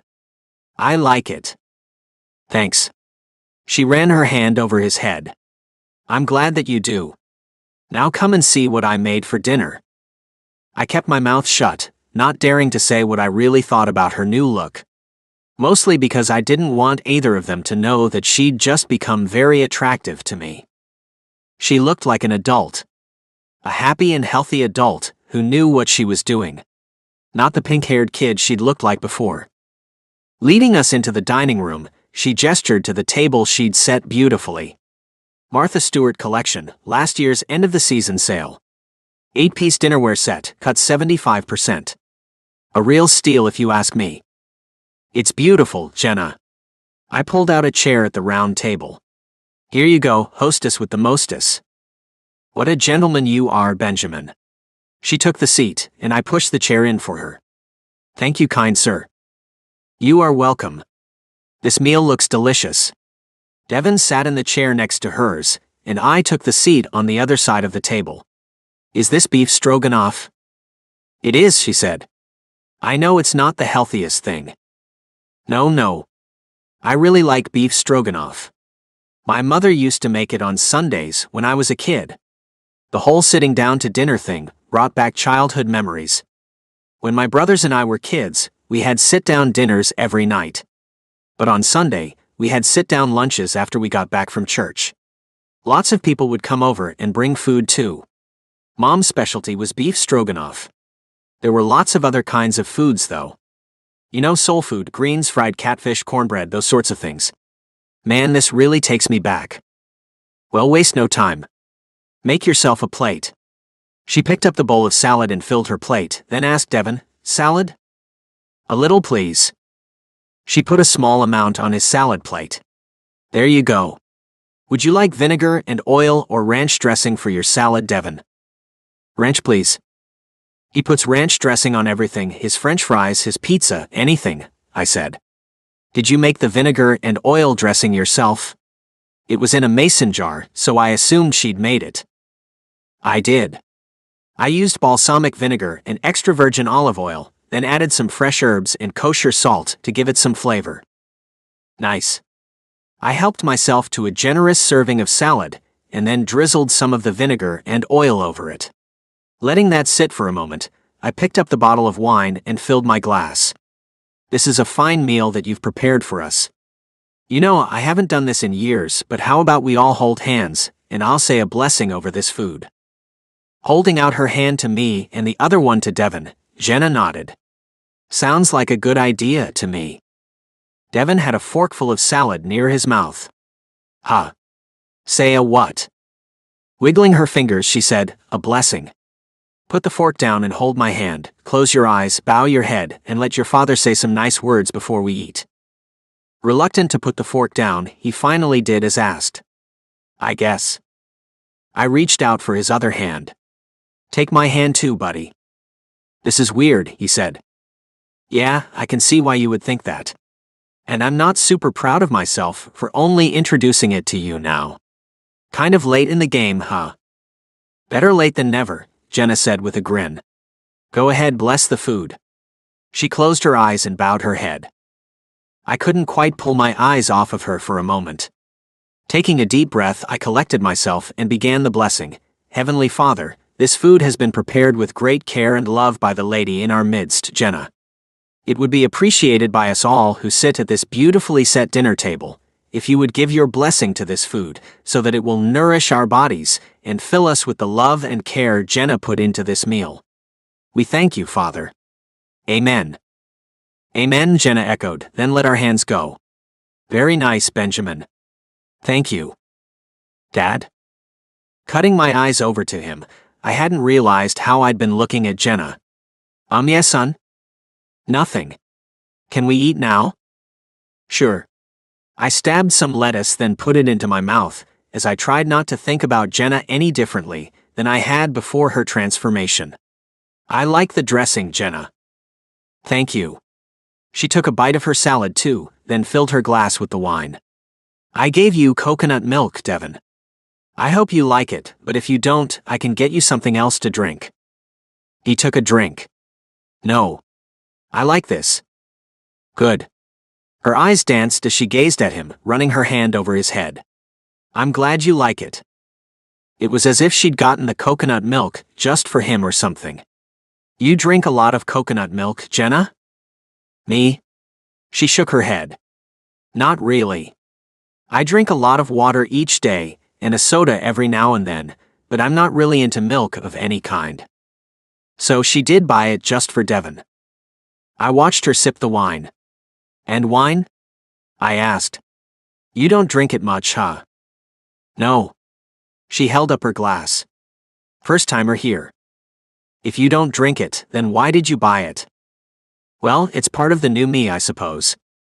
I mean, initially, I bought it because this home came with a wine chiller, so I wanted to fill it up. Thankfully, when I ordered online from the local grocery store, They had a lot of information on the various wines, their tastes, and what foods they pair with best. I had no idea. I heard soft music playing that I hadn't noticed before. Is that Mozart I hear? Oh, I honestly don't know. I've got my phone on a music app, and the music is playing through the speaker on the side table. It's the ceramic white apple in the bowl of ceramic fruit. Clever disguise, right? Yes, it is clever. I was stunned. So, you've got a classical music playlist? Not really. I just searched classical music and picked a station, and here we are. I could check my phone to see if it's Mozart or not. I left it in the kitchen. No need. I happen to have studied classical music when I was in college. It is Mozart. Originally, it was written for the violin, the viola, and the orchestra. It's a symphony done in the key of E-flat. Wow, how can you remember all that from way back in your college days? She asked with wide eyes. Well, I've listened to classical music a lot and didn't leave it all behind me when I graduated from college. Picking up the glass of wine, I marveled at the young woman. You know, you seem like an entirely different woman. The look, the food, the wine, the music. Who are you, Jenna McCarthy? I took a sip of wine, looking at her over the rim of the glass. I suppose I'm like any other woman. I like to mix things up. Keep life interesting. Shrugging her shoulders, she looked at Devon and smiled. You've finished your salad, Devon. Should I make your plate for you? That would be nice. I don't want to spill anything on the white tablecloth. No worries. She put some beef stroganoff and roasted baby carrots on his plate.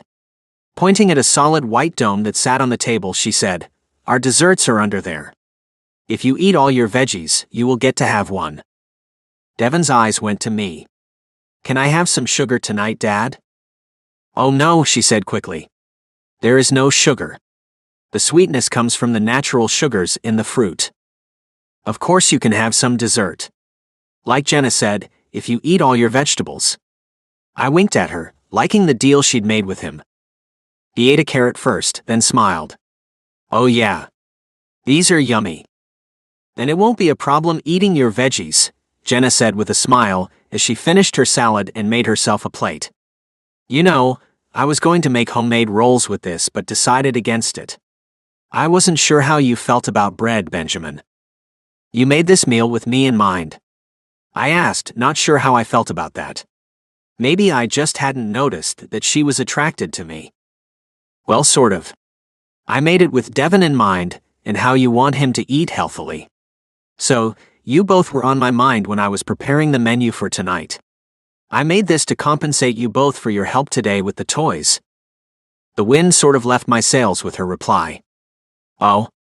Well, I approve of everything. That was nice of you to think of my dietary rules for my son. I wouldn't do it any other way, Benjamin. I didn't say much after that. Instead, I watched as Jenna and Devon interacted. Both smiled so much. Both laughed. And they both looked at each other with something like love in their eyes. The more I looked at Jenna, the more I wondered what she really looked like in her natural state. Jenna, I know this might sound like I'm being too personal, but I have to ask, what is your natural hair and eye color? Running her hand through her silky blonde locks, she said, I've got dark hair, more black than brown, and light green eyes. That's why I can wear any color of contacts. They're so light that it's hard to tell this isn't my natural eye color. It had to have been hard to get your dark hair as light as you've gotten it. I knew that was an arduous process. Yes, it literally took years to get it this light. And every 4 weeks, I have to touch up the roots. She looked into Devon's eyes. Your eyes aren't exactly brown, Devon. I see some green in them as well. You do? He asked. Jenna looked at me. Did his mother have green eyes? Yours are brown. We had never told Devon that he wasn't our biological son. She had blue eyes and blonde hair. Maybe the green comes from someone else in her family. I think her father might have had green eyes. He'd passed away before she and I met. Oh, she said as she nodded. Is that why there are no grandparents around? My parents moved to Colorado to help out with my youngest brother's 6 children. He and his wife are a couple of rabbits who keep giving them new grandkids almost yearly. And your wife's mother, she asked. Is she not around? Devon frowned, saying softly, she's in a home now. She had a stroke that left her unable to speak or remember things. Things like me. Running her hand over his back, she leaned in close. I'm sure she does remember you somewhere deep in her mind, Devon. No one could ever forget about you. Not completely. Concern must have found a place in my expression because after dinner, Jenna asked me to help her clear the table. When we were alone, she said, I want you to know that I will never hurt Devon. I can see that he's had a lot of loss. His mother. His grandmother. Your parents aren't around. If you're afraid that I'll leave one day and forget all about him, don't. I'm not going anywhere. Why would she say a thing like that?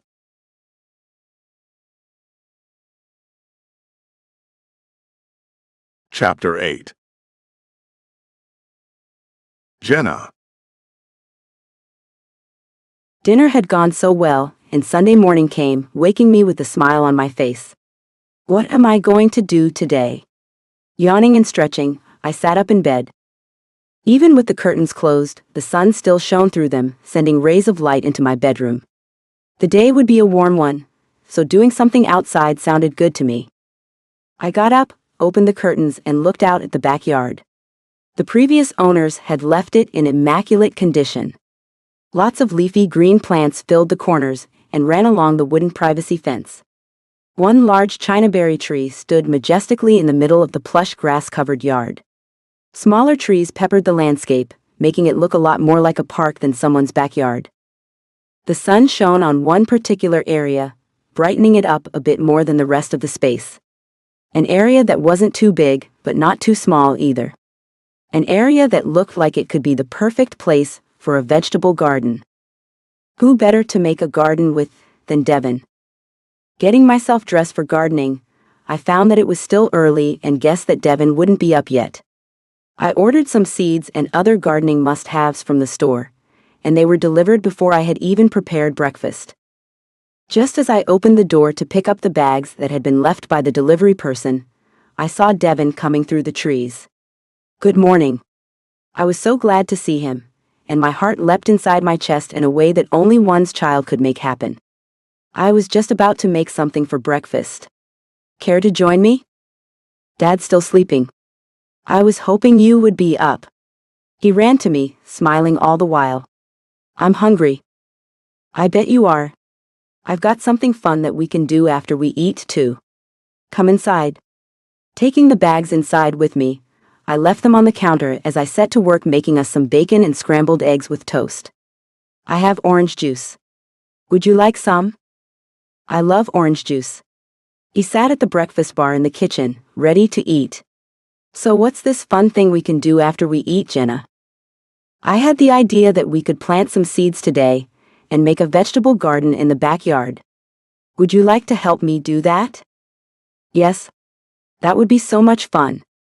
He dug into the eggs as soon as I put the plate in front of him.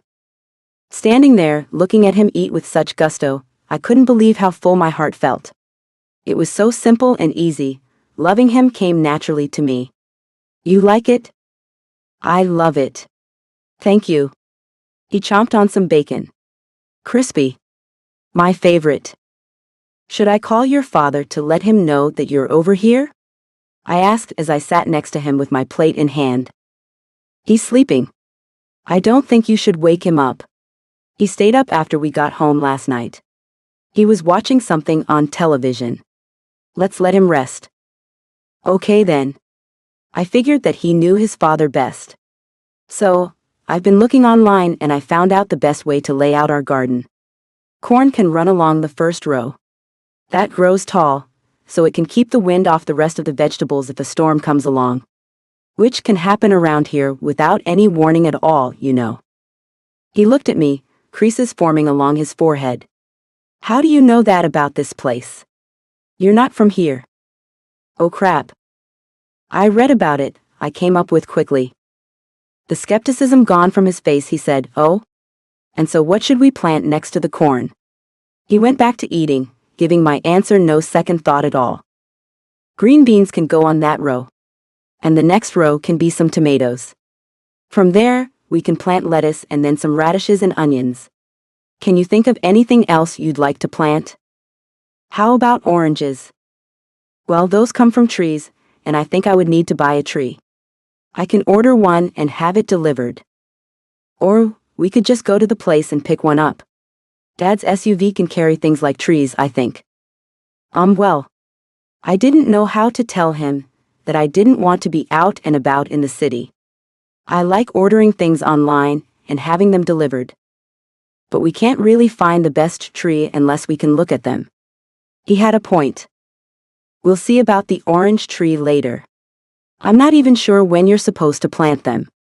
Gardening is complicated. You know what? He asked as he cocked his head at me. What? Where's your car? I haven't seen it. It's parked in the garage. I didn't like to have my car out where people could see it. It had to be registered under my legal name, Greta Simpson. If anyone ran the plates, they would find out my true identity. That's where I keep it. What kind of car is it? He asked with a grin. Is it a cool car? It's not a cool car at all. It's just a regular boring car that brought me here from California. And that reminded me that I would have to get the license and registration changed to my new address and change my driver's license too. I only bought it to come here. I walked everywhere I went when I lived in Sacramento. But here in Dallas, things are too far apart to make walking realistic. I knew I would need a car, for emergencies if nothing else. Can I see it? I saw no harm in showing him the little Toyota Camry. Sure. Come on, I'll show it to you. Hopping off the bar stools, we went to the side of the kitchen, where the door to the attached garage was located. I opened the door and turned on the light. My little white car sat right where I'd parked it when I'd come to my new home. I like it. He looked up at me. Can you give me a ride in it? I had a great excuse for not doing that. Your father would kill me if I left with you, and you know that. So sorry, but no way. Yeah, you're right. I wish he wasn't so weird about you. I closed the door to the garage, and we went back to finish eating. You know, he's got his reasons. I'm not upset about how he is. I think it's nice that he's so safe with you. Sometimes it feels like he's being too safe with me. You know, ever since Mom died, I haven't gotten to be in any sports. I go to school. He goes to work. Then we come home and that's it. Maybe your mom's death makes him worry that something might happen to you too, if he's not super careful. She was holding my hand when we were crossing the street. The next thing I knew, I was flying through the air because she'd pushed me away from her. And then I saw the car. It hit her and made her fly in the air. Then Dad had me, and he was holding me. I see it like it just happened. He looked at me with sad eyes. Do you think that will ever go away, Jenna? I'm not sure. If you want it to go away, then I'm sure it will. My heart ached for what he'd been through. I know you miss her. All the time. She was really nice. She smelled good too. And she told me the best bedtime stories. Running my hand over his head, I was happy he'd had a mother who had loved him so much. I bet she loved you more than you can even understand. She loved me, he said as he nodded. And I loved her too. You will always miss her, but you still have your dad and that's good. Right? Yeah. His shoulders drooped. He's a good dad. He loves me. I love him. We're a good family. But it's not the same since Mom's not there anymore. Looking at me with a sad expression, he said, I just want things to be the same again. I know you do. But the thing about life is that things change. Sometimes the changes aren't good ones. Sometimes we get hurt. But some changes are good, and we end up happy with them. Life is about changes. Remember that, Devin. Nothing ever stays the same. Not one thing. I like it that you live here now. I like you, Jenna. And I like you, Devin. I'm glad I live here too. See, not all changes are bad. I'm here for you now. You can count on me for anything you need. I'm not going anywhere. So you won't get married someday and have your own kids and be too busy for me? Never. I put my hand over my heart. I swear that to you, Devin. I will never be too busy for you. You will have a place in my heart that no one will ever be able to take. Smiling, he seemed happy with what I'd said. Can we do the garden now? We can. Grabbing the bag of supplies off the counter, we headed out back to start on the garden. I think there are gardening tools in this shed. The people who lived here before me left some things behind. The people who lived here before you were really old, and one day the man died, and then the lady moved away. Dad said she went to live with their daughter. Mr. and Mrs. Davenport were their names. They were okay, but not super nice. Not like you. I'm glad I found this house. Inside the shed, I found a shovel and a hoe. I think these things will work. Walking over to the spot where I wanted to plant the garden, I put the shovel on the ground and tried to break the surface of the grass.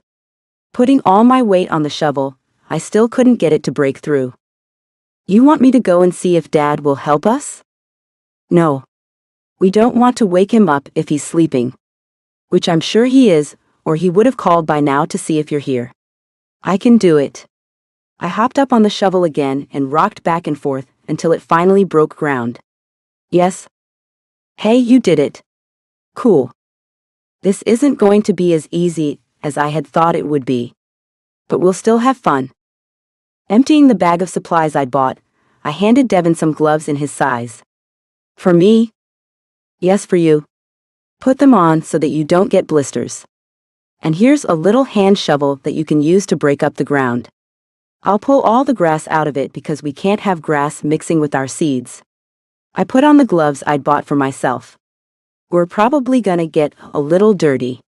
Think your dad will mind if you get a little dirty? Nah. He dug into the dirt. This is so much fun. Yeah, it is. I used the little hand rake to help get the dirt off the roots of the grass, then tossed the grass to the side. I don't know how long it takes for vegetables to grow, but I hope it's not very long. I'm already getting hungry for them.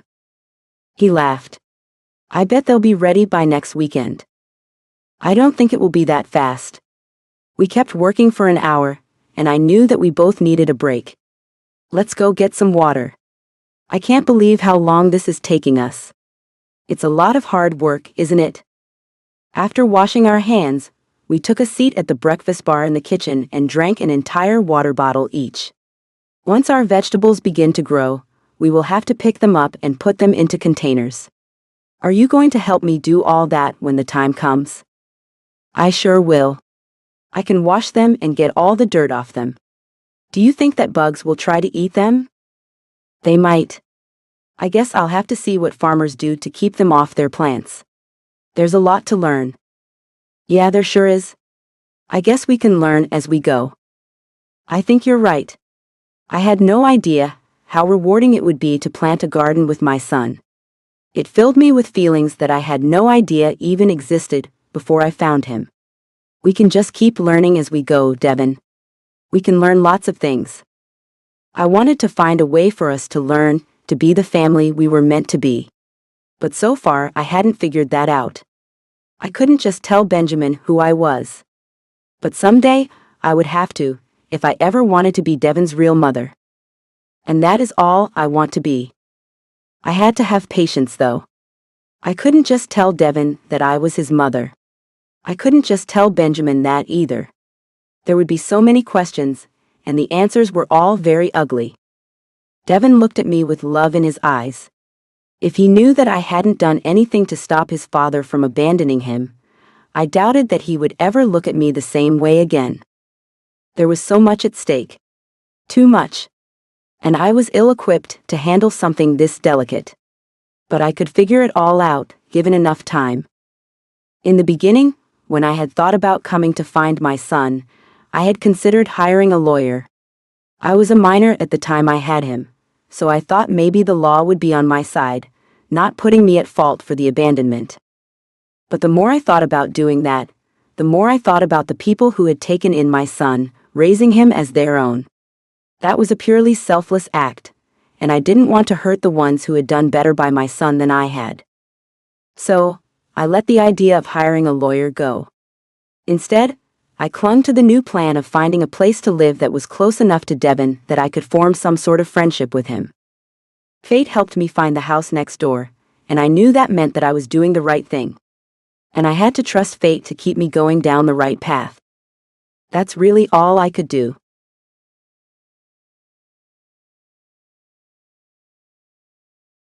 Chapter 9. Benjamin. Waking to silence in my home on a Sunday morning, I blinked a few times. It's way too quiet. Normally, Devon would be watching cartoons in his room across the hall, eating some cereal while playing with his toys. But I didn't hear a thing coming from his room. Devon? Throwing the blanket off, I tossed my legs over the side of the bed, then stretched my arms. You up, son?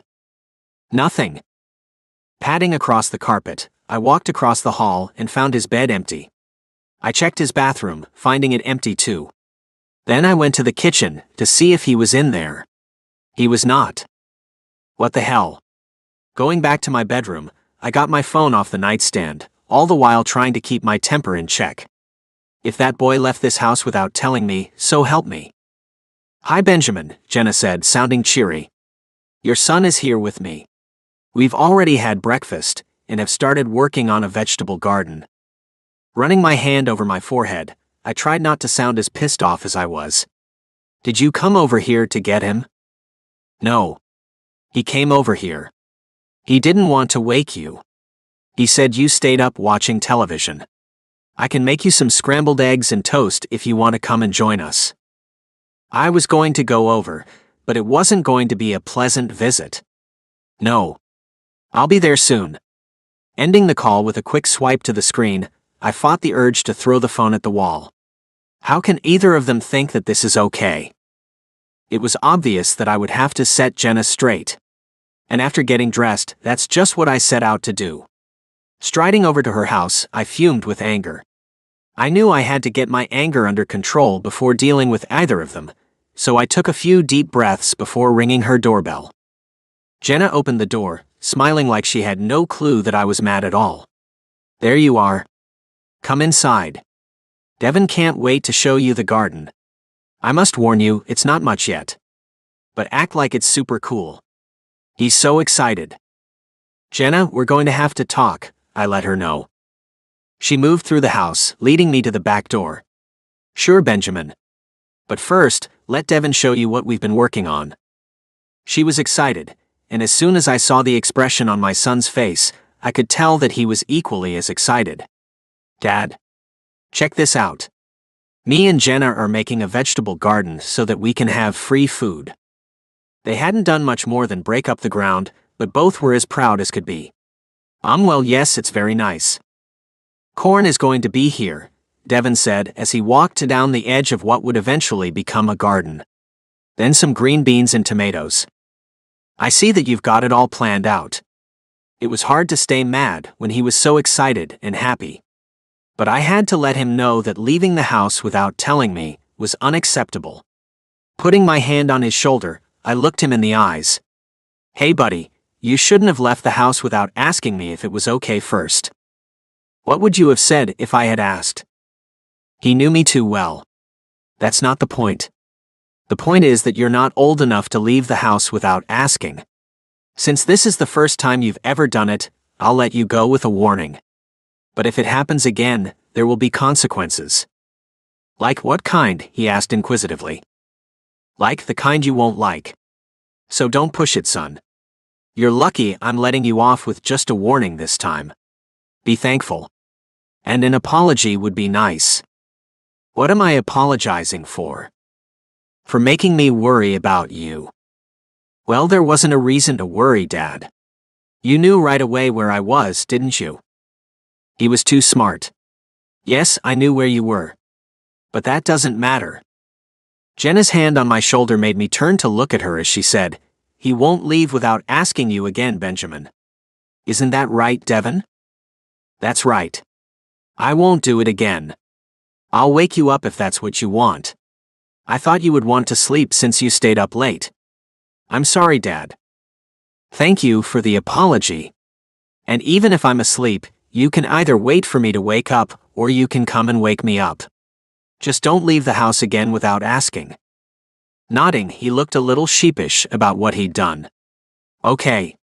I promise that I'll do that from now on. So, what do you think of our garden? And can I come to work on it with Jenna whenever she's going to work on it? It's our garden. I don't want her to have to do it alone. Looking at Jenna, I wanted her to understand what I wanted. Jenna can call and ask me if you can come over if she wants your help or company. He's always welcome, Benjamin. I mean that. Anytime he wants to come over, it's more than fine with me.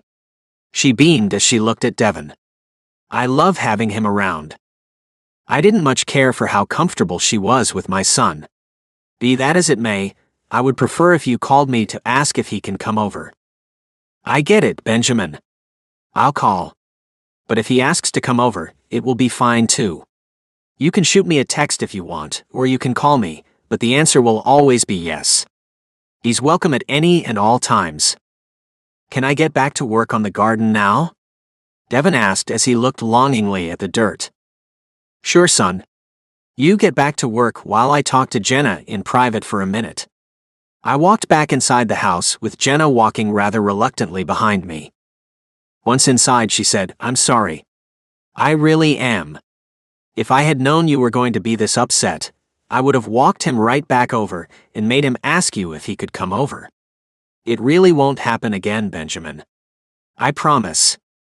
I'm glad you understand. But I want to make sure we've got things straight here, Jenna. See, I'm this protective of my son for a very good reason.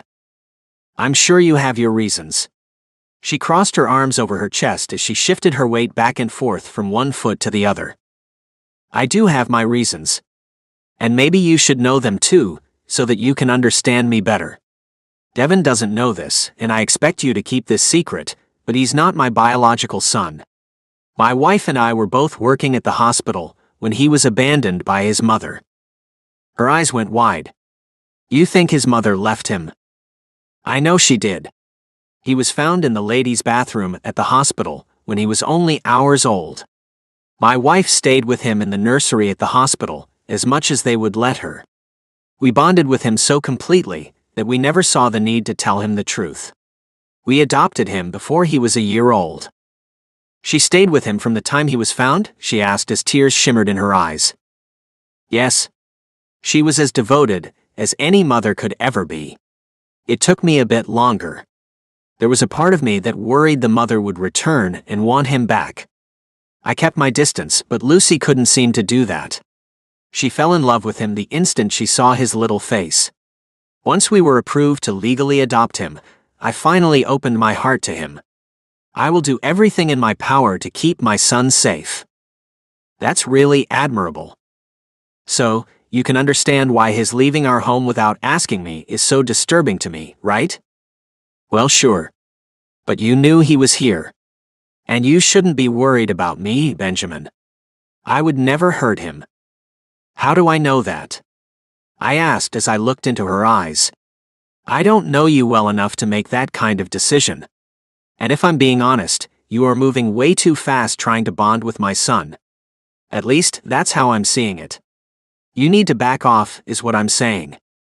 Shock filled her expression as she put her hand to her chest. You want me to back off? Why? What have I done? I just feel uncomfortable about the way you are with him. He's my son, and I can tell anyone I want to back off. I'm not asking you, Jenna. I'm telling you. Her hands began shaking as she shook her head. No. I'm not going to let you decide if he and I can be friends, Benjamin. You are too protective of him. I will not hurt him. I will not be a bad influence on him in any way. If you want to be around while we're together, then you should do that. But you can't tell me to back off. First of all, it would hurt Devon's feelings if I suddenly didn't want him around. He'll get over it. And I'm his father. I'd had no idea she would fight me on this. He is nothing to you, Jenna. This isn't your decision to make. She looked at me for a moment, then her expression softened. You're afraid. I get it. You lost your wife, and you're afraid of losing your son too. I'm not going to take him from you. You can't take him from me, I let her know without any doubt. I know that. And I'm not trying to do that. All I want is to be his friend. What in the world will that hurt, Benjamin? He has only you, no one else, no grandparents, nothing. He needs more in his life than just his father. You will never replace his mother, Jenna. Don't even try, I said through gritted teeth. I am not trying to replace her. She sounds like a wonderful person, and he was lucky to have her. As was I. Even if she were still here, Benjamin, I would still like that boy. He's a good kid. I see no reason for you to be worried about losing him to me. That will never happen. You are his father. Why are you so interested in him? He's a good kid. And I'm not trying to entice him over here like some witch from a fairy tale, just so that I can steal him away from you. I'm the next door neighbor. He likes my company, and I enjoy his. You should be happy that we get along the way we do. Now you will have some free time. I'm more than willing to watch him while you go out and find a life for yourself. You know it's okay to date now, right? How did we get so off topic? I asked, bewildered. I'm not looking to date anyone. Why not? You're a good-looking guy. You've got a lot going for yourself too. I know you've been worried about Devin, but I can watch him for you whenever you want. Most parents would be thankful for that. You're not listening to me, Jenna. I said that I want you to back off, and here you are asking to babysit him. I'm not asking, she corrected me. I'm just saying that if you want to do something without him, you can leave him with me while you do that. Whatever it is. If not a date, then dinner with friends or something. It's not healthy to isolate yourself. I'm hardly isolated. This was going nowhere. Look, I'm just trying to watch out for my son. You don't have to worry about me, Benjamin. He's already doing things he's never done before. And he and I have apologized to you, and agreed that he will never leave the house again without your permission. So let it go. My brows raised as I could not believe the way she was talking to me. Jenna, you do realize that I am that boy's only parent, right? I do realize that. It's you who's having a hard time getting that into your head. No one is trying to steal your son from you, or even get between you two. This is just a neighbor being neighborly. I told you before that I used to babysit my other neighbor's kids. You're afraid of something that will never happen. Maybe stop feeling threatened, and start feeling happy that you will have some free time every now and then that you haven't had since your wife passed away. Blinking, I was in disbelief and even a little shocked that this young woman was talking to me this way. You know, most people would have just accepted what I said without saying a damn thing. I'm not most people. You'll come to see that about me, Benjamin. She began walking, and I followed. We ended up in the kitchen, where she pulled a pan out from under the cabinet and put it on the stove. How many eggs would you like? I'm not really hungry. So 3 then? She pulled a carton of eggs from her fridge. I'm not the best at frying eggs, but I can scramble them up pretty dang good. Looking over her shoulder at me, she asked, apple or orange juice? Jenna? I asked as I stood there uncertainly, not knowing what the hell to do. Her brows raised. Apple? Taking a seat at the island bar, I sighed, knowing that she was strong-willed and I was out of my league. Apple. And can you just promise me that you will follow all my rules where Devin is concerned? Of course I will do that. I respect you as a father, Benjamin. I would never undermine you in any way at all. You will come to see that. I'm not your enemy. I am not so sure about that.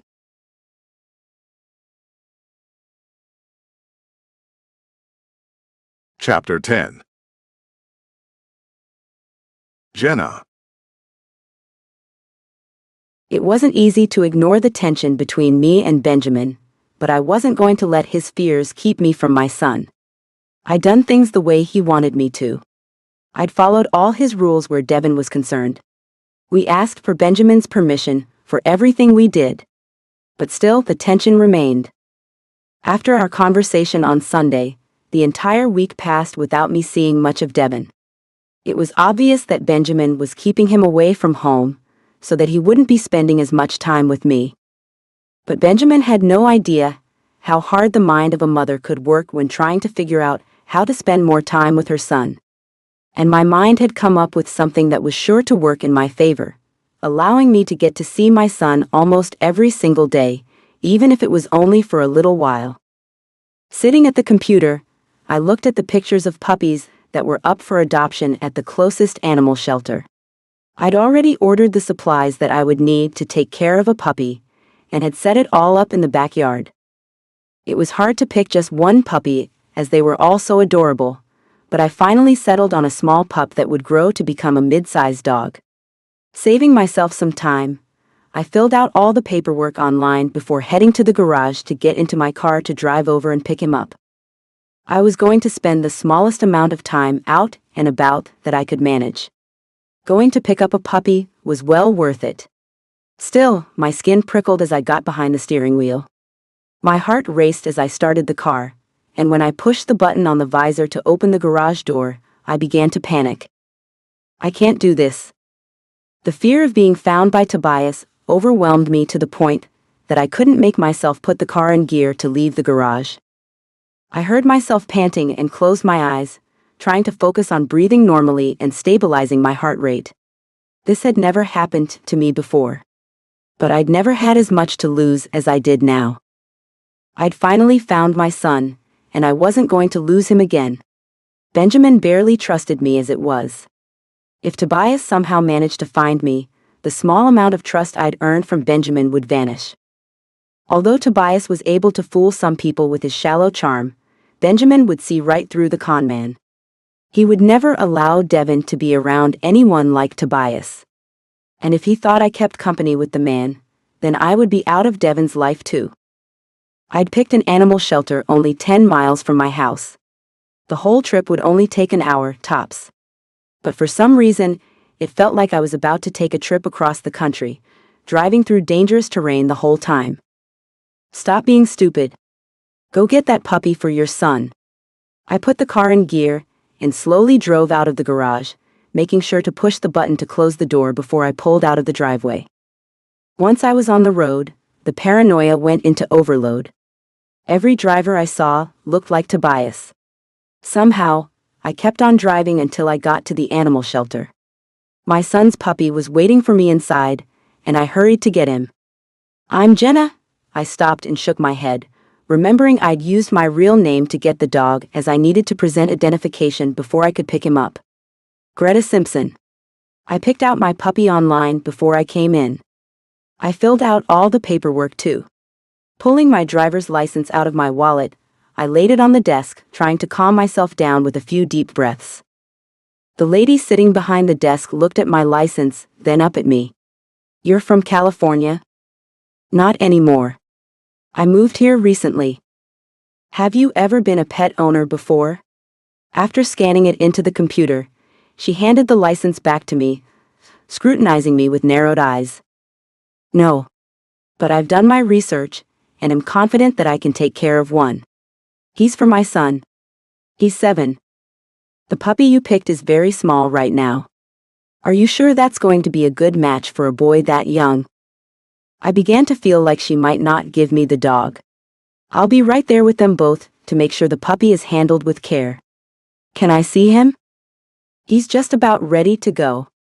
He's gotten a bath and is being dried off right now." "Where do you plan on keeping him?" "I've got a doghouse in the backyard. He's only a couple months old. And he's very small."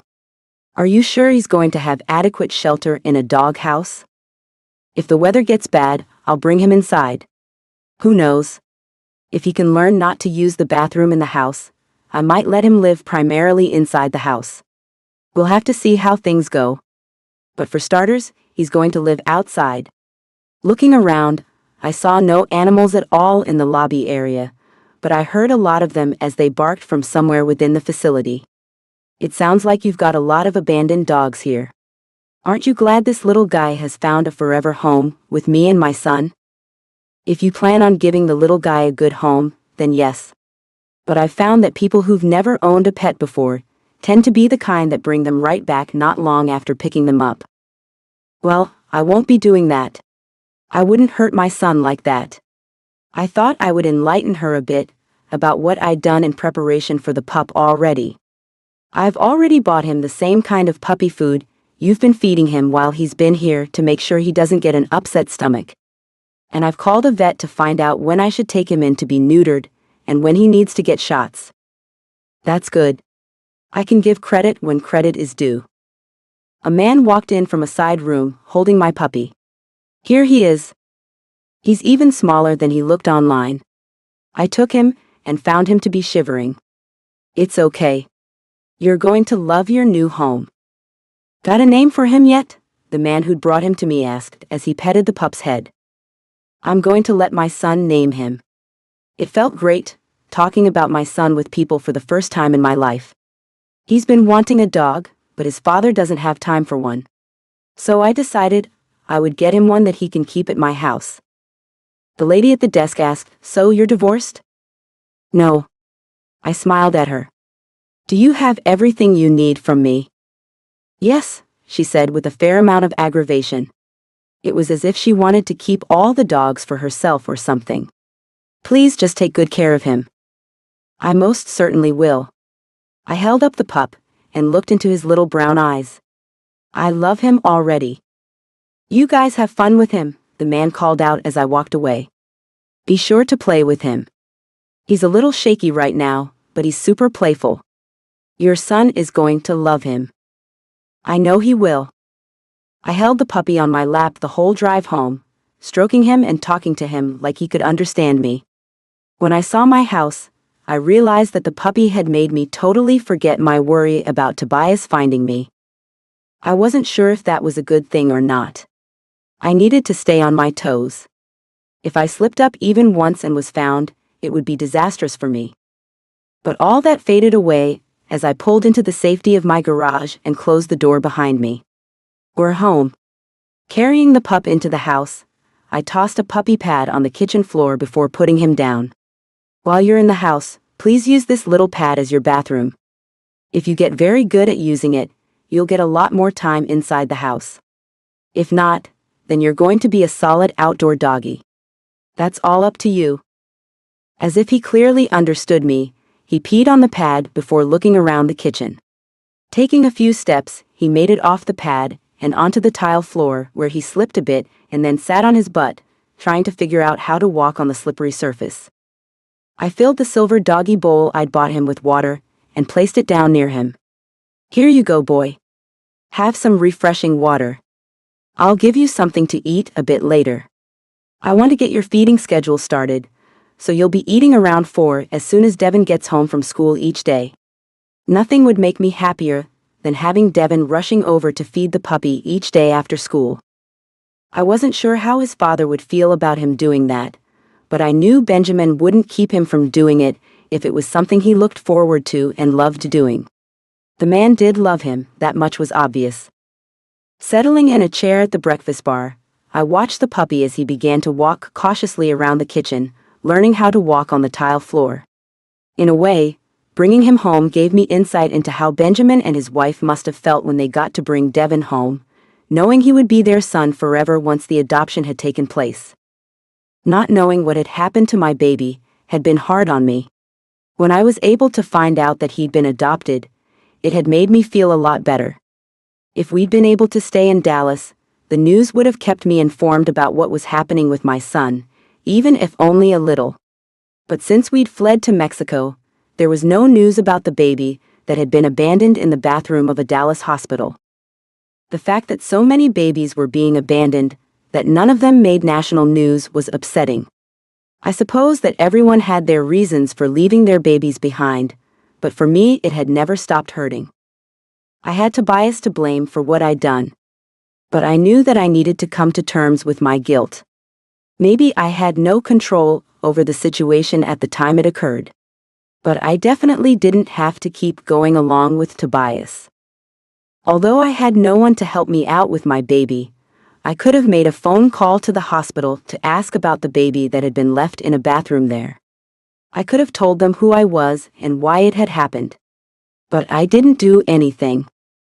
I grew older, and I still could have called the hospital to admit to them that I was the mother of that baby boy. I didn't ever do it. I got away from Tobias, and I could have called the authorities in Dallas to admit what I'd done. I still didn't do it. Before I could tell Benjamin who I was to Devin, I had to accept responsibility for abandoning him and stop blaming Tobias. Even though he was at fault, he wasn't the only one. Someone had abandoned the puppy I'd just brought home too. Whether they had dropped it off at the shelter or dumped it somewhere, they'd abandoned it and most likely never had a second thought about doing it. People could do things like that to animals without feeling any guilt for what they'd done. And it seemed that some people could do that to their own babies too. And I was one of those people who'd done such a terrible thing. During the years when I had no clue as to who was taking care of the child I'd left behind, I had a numbness inside of me that I wasn't sure would ever go away. And then one day, I did my research and found out who had ended up with the baby that was left in a hospital bathroom in Dallas, Texas on May the 4th. The numbness had subsided after that. But it didn't go away. Until things were made right, I knew there would be some of that numbness inside of me. Until I completely accepted my role in leaving my son behind, there would still be some residual numb places within me. Until I made things right with Devin and Benjamin, there would always be something wrong inside of me. The thing was that I still didn't know exactly what was the right thing to do. Benjamin and Lucy had done right by my son his entire life. How could I interfere? Devin was a happy kid. How would he feel if he found out that I was his mother? The woman who had let his biological father take him from me and walk into that hospital and then didn't even get out of the car when he came out alone. I didn't run inside to find my baby. I cried. I just laid in that backseat and cried. I didn't do anything other than that. And there was so much more that I could have done. Maybe I didn't deserve to be forgiven for what I'd done. Maybe I didn't deserve to even know the son I'd left behind. Maybe he was better off without me. I watched the puppy as he came over to me, looking up at me with big brown eyes. He needed someone, and I was there. I might not have done things right, puppy, but I'm sure as hell going to try to do the right things now. Picking him up, I held him against my chest, letting him feel my heartbeat. Your mama couldn't keep you, for whatever reason. But you've got a mama now who will never leave you. Devin had a mother who must have thought she would never leave him too, but she ended up doing just that. He'd been left behind twice now by both his mothers. One thing I knew for certain was that I couldn't do anything that would take even more from the boy I'd brought into the world. He's already lost too much as it is.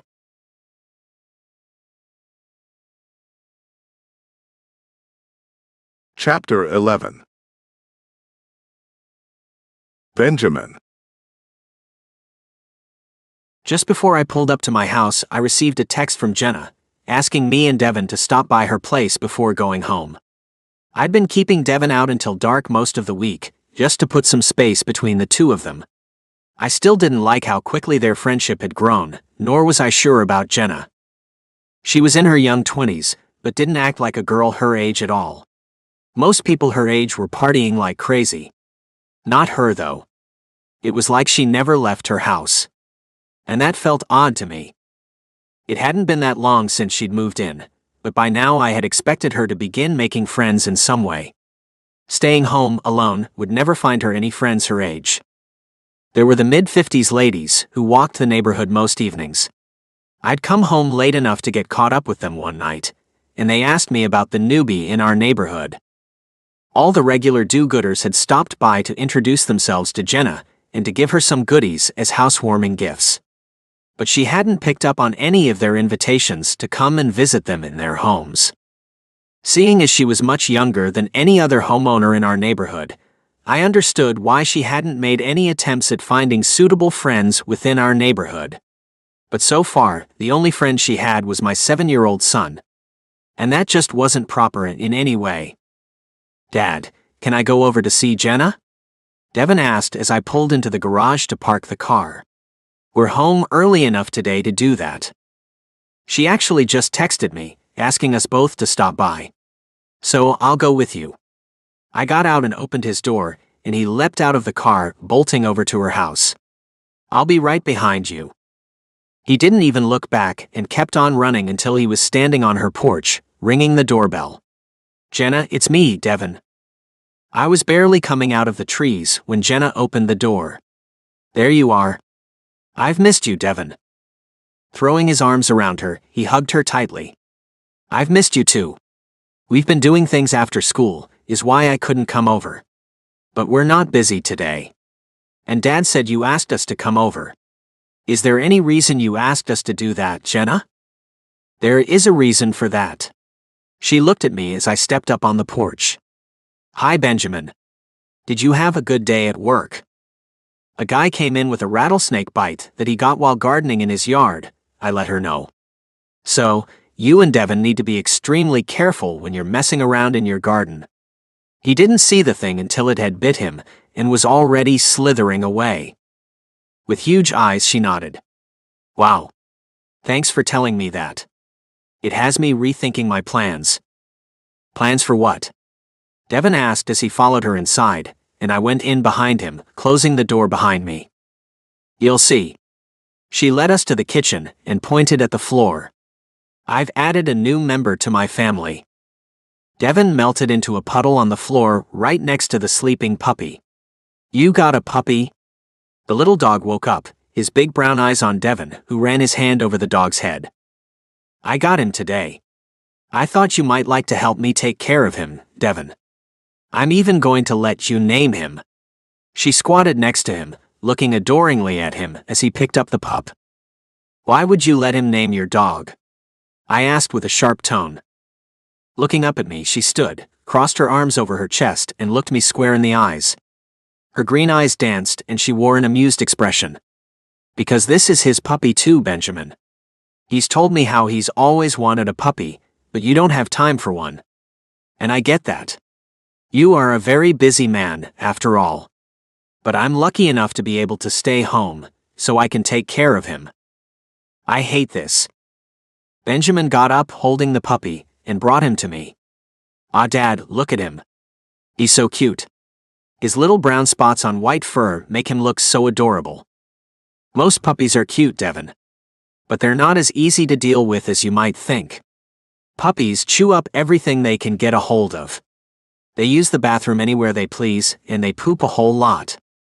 He used the puppy pad I put down for him, Jenna pointed out. I told him that's where he needs to use the bathroom, and he did it right away. I think I picked out a really smart little pup. Is this your first dog? I asked her. Yes, it is. She ran her hand over Devin's head. He is our first dog. I'm proud to be sharing this experience with you, Devin. Together, we can learn how to take care of him and deal with whatever comes along for him.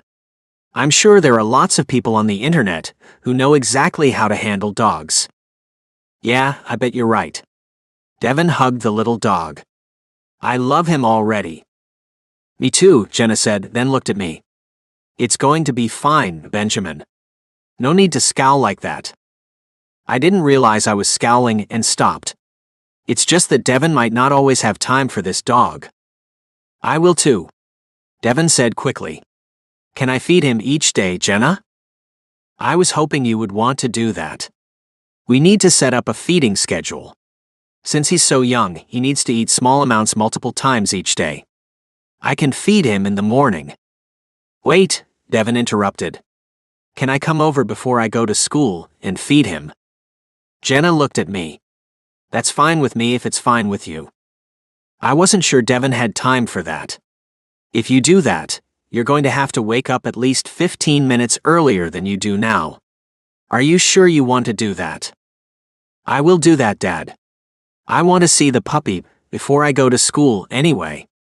And can I feed him again when I come home each day? That would be fine with me, Jenna said. I can feed him at lunchtime, and I'll make sure he always has water too. I planned on putting him outside in a doghouse, but now that you told me about the man who was bitten by a snake, I'm not so sure I want to do that. Keeping a dog in the house means you'll have to clean up after him. Otherwise, your house will begin to stink, I told her. This is a nice house, and you most definitely don't want to let some dog stink it up. I can help you clean, Jenna, Devin said with a smile as he cuddled the pup. I'm just saying that this might be more than you can handle, Jenna. I'm sure you can take the dog back if you feel you've gotten into something you can't do.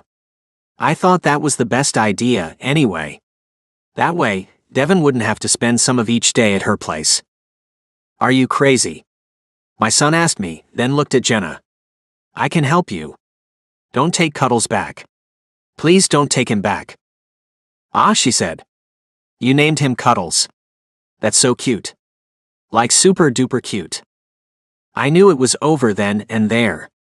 My son was going to be part owner of a dog with the next door neighbor, and that was that. I guess me being the voice of reason didn't work. Jenna cooed at the puppy. Cuddles, do you like that name? The pup yapped, and she petted him. You do like your new name that Devin gave you, don't you? He's going to be fine. We can take good care of him. Can't we, Devin? Yes, we can. He looked at me with a bit of defiance in his dark eyes. Dad, I bet you're gonna end up loving him too. Nope. I'd had a dog when I was a kid. He was my best friend at the time. When he died, I knew I would never give another dog my heart the way I'd given it to Boomer. But you go ahead and help Jenna with her dog. Cuddles is our dog, she corrected me. Right, Devin? Right, he agreed. He's our dog. And we should make him a place to sleep inside, and then we can take him outside to see his house out there too. He'll need sunshine to stay healthy. This is going to be so much fun. First, we have to feed him. She and Devin set to work with their new pup. I felt like I should just get out of their way, since I had no enthusiasm for the dog the way they did. I'm going home. You two will be enthralled with that thing for a while. Come back for dinner, Benjamin, Jenna called out as I walked away. I'm making lasagna. I got the recipe off the internet. Sounds yummy, Devin said. I was going to grill some steaks for us, I told him. I don't even like steak, Dad. I like lasagna. Jenna looked away, then back at me. I don't want to ruin your dinner plans. I didn't think you had any. Sorry about that. You can grill yourself a steak and let Devin eat with me if you want. Of course, you're still welcome to eat with us, Benjamin. I had no idea what was happening. It was like she and I were sharing my son. And I hated it. Something came to mind that might get Jenna moving on to spending time with people other than my son. Hey, I know what we can do. I'll grill some steaks at my place and invite some of my coworkers over. Did you plan on making a salad with that lasagna? Yeah, why? She asked. You can bring the salad. I'll furnish the steaks, wine, and beer if anyone wants any. And I'll see what everyone else wants to bring. It's Friday. Why not have a little get-together? There were plenty of young men and women I could invite from work. Surely, Jenna would connect with at least one of them. And then she would get her own life going and leave me and my son alone. Well, that's nice of you, Benjamin. But I'm not really in the mood to meet any new people. Plus, I want to spend time with Cuddles. I should have known she'd be this way. Yeah, me too, Dad, Devin chimed in. I know. You can go and have a party with your friends at our house. Me and Jenna will just hang out over here and play with Cuddles. That is a great idea. Jenna agreed wholeheartedly. You need some fun in your life, Benjamin. Go get ready and invite your friends.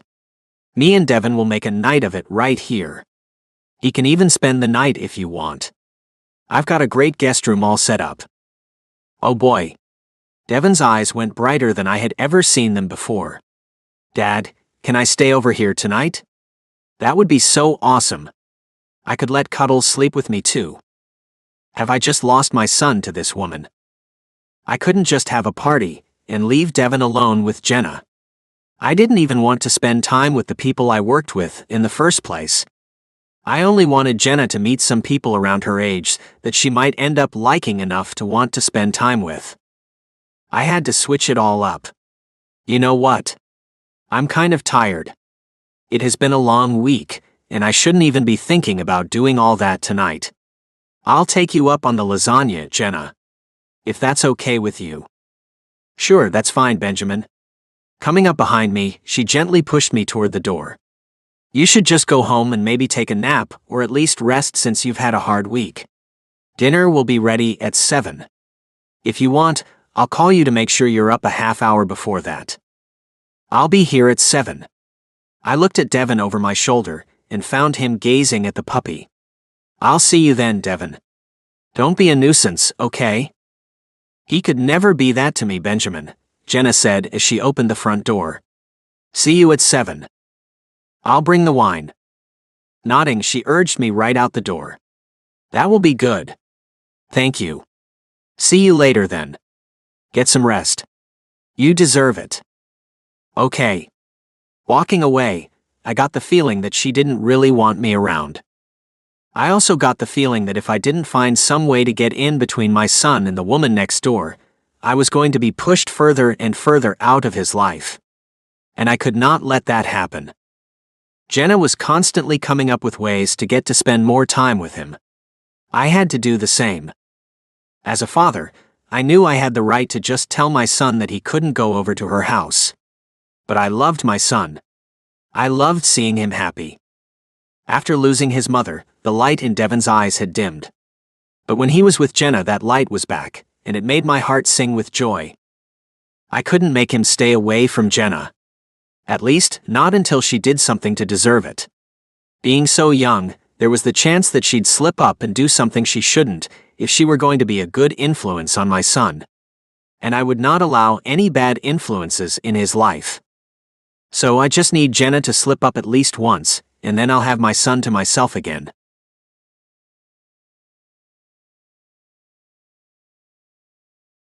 Chapter 12.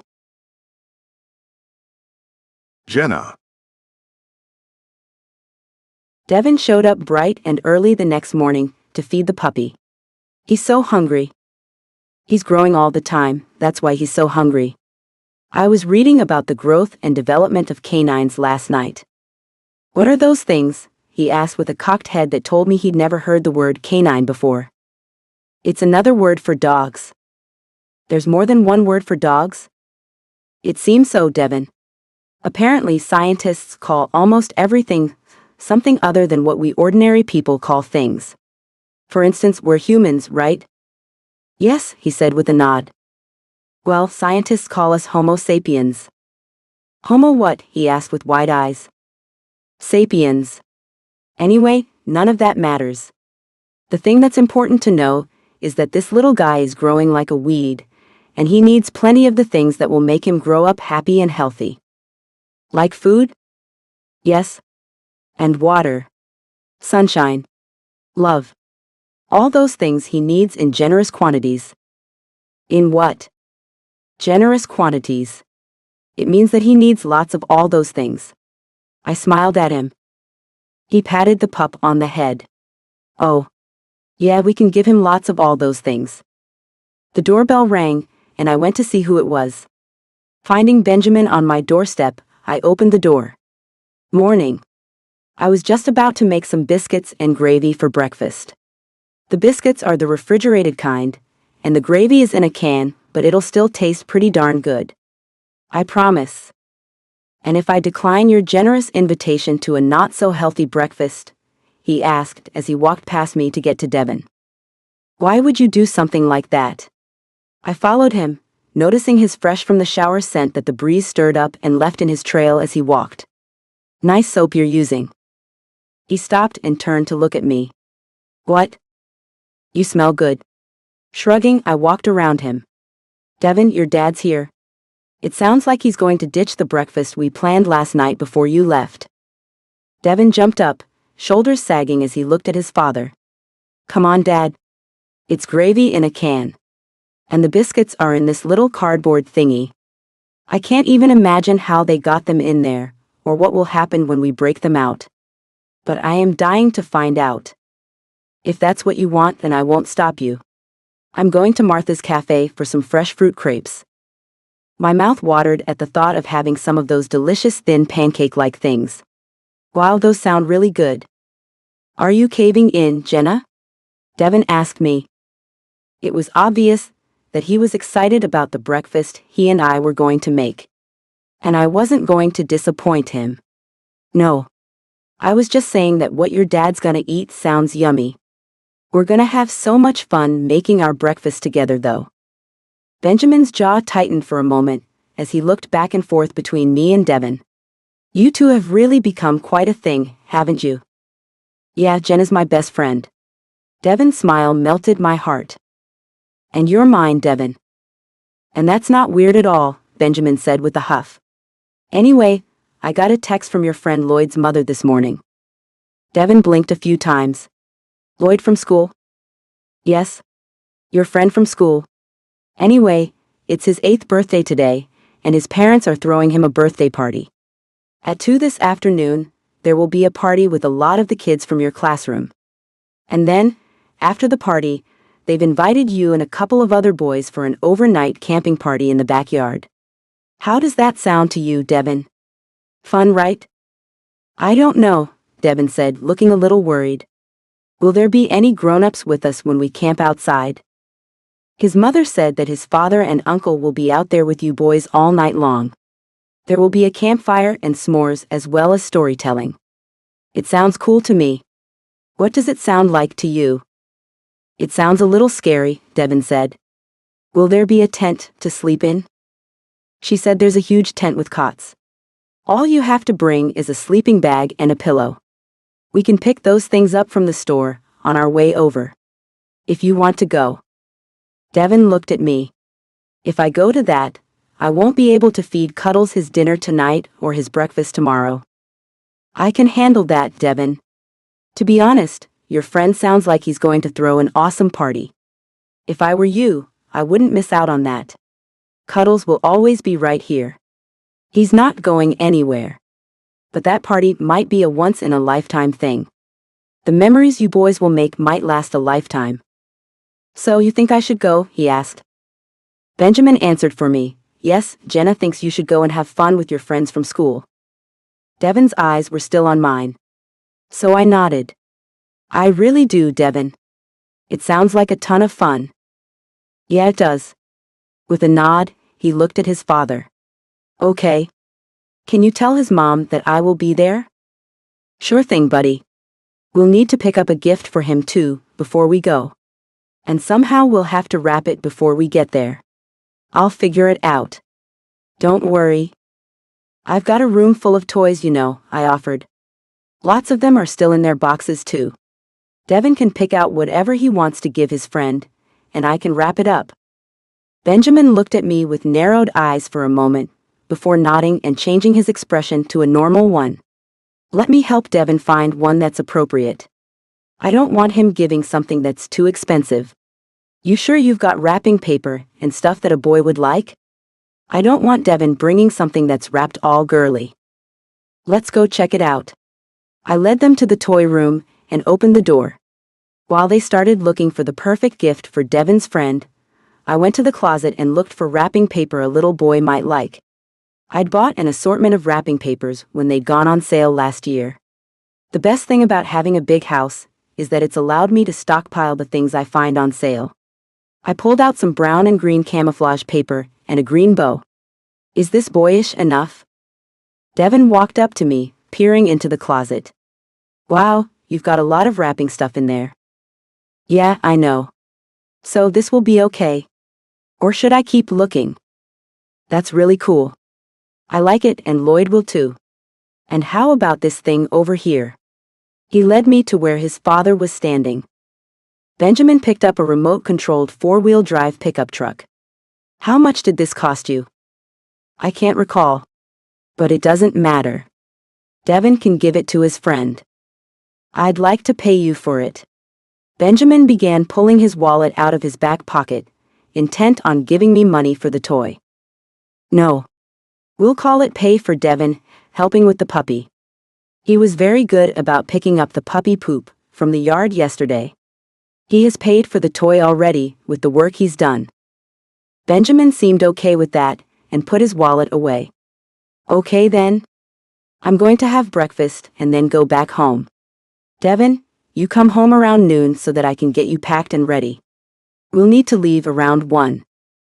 The rest of our time together was spent talking about how much fun Devin was going to have on his overnight trip to his friend's house. And then off he went to go have all that fun.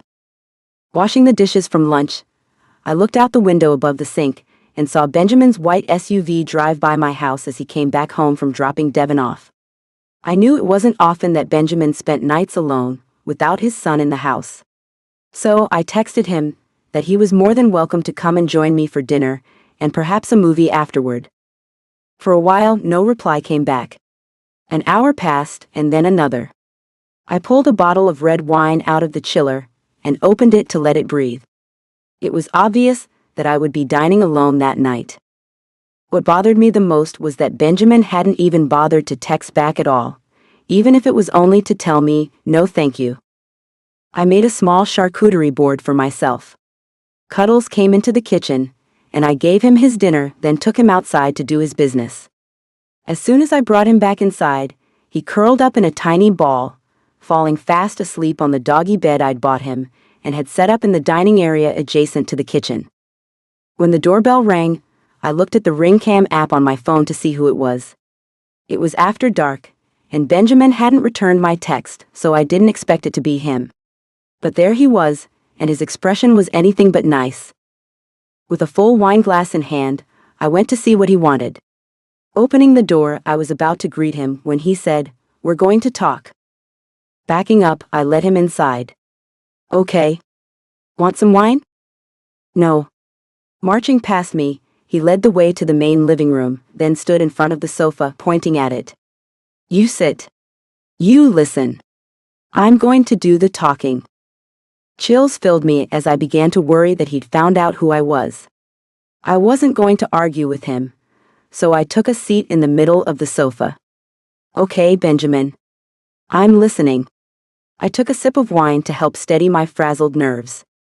I'm not okay with the relationship you and my son have going on. Taking a deep breath, I was relieved that he hadn't found out who I really was to Devin. I'm sorry that you feel that way. It's not normal, he stated. Maybe it's not. But it's not bad, I pointed out. You entice him to come over here.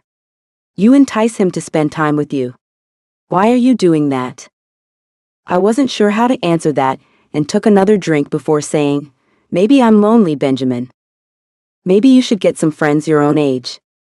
I looked at him, setting the glass down on the coffee table. You should know that even if I had friends my own age, I would still want to spend time with Devin.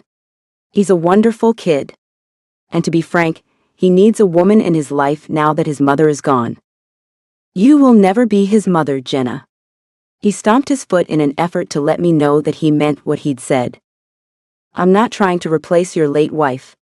But Devin and I just have this natural sort of bond for some reason. I can't explain it. I could explain it, but not at that moment. It wasn't the right time. You only have a bond because you are forging it, he said with anger in his dark eyes. You're just a kid yourself, Jenna. I'm sorry that I have to point that out to you. You're wrong. I wasn't going to let him think of me in that way. I've had grown-up problems for a long time now. I'm not a kid. Don't even know if I ever got to be one. His narrowed eyes told me he didn't believe me. So what happened to you then? I couldn't tell him. Not yet. It's not something I like to talk about. And you don't seem like you would have an ounce of compassion for me if I did let you in on things. I'm sorry, he said, a frown pulling his mouth into the shape of a horseshoe. Do you think that Devin and I haven't had more than our fair share of suffering? I know you have. Too much suffering. But so have I. And I don't trust most people. That's why I don't have any friends. I couldn't believe I'd just told him that. I looked at my half-empty wine glass and blamed it in silence. Stupid alcohol. Is that so? He asked with no sympathy whatsoever. If you have a problem trusting people, then you can understand why I also have that same problem. Someone killed my wife. She was hit on purpose. I know she was. I understand, Benjamin. I truly do. And I think you're smart to be so safe with Devin. Then you will back off? I'm not going to hurt him. We've had this discussion before. What is your problem, Jenna? I don't have one. You don't need to be afraid of me, Benjamin. I will never hurt you or your son. We've gone over this subject already, and I don't think it needs to be rehashed. You bought a puppy for him. I bought a dog so that I can feel safer in my own home, is what I did. Letting Devin spend time with him is for his sake, not mine. That wasn't entirely true, but I felt it might do the job to get Benjamin off my back. You expect me to believe that you bought a dog that won't grow up to be much of anything to make you feel safer? He laughed. It can bark, and that's all I would need it to do. I've got a gun if I ever need to protect myself. You have a gun? In this house? Pure anger filled his face. Show me where you keep it. Show me right now. Did I do something wrong?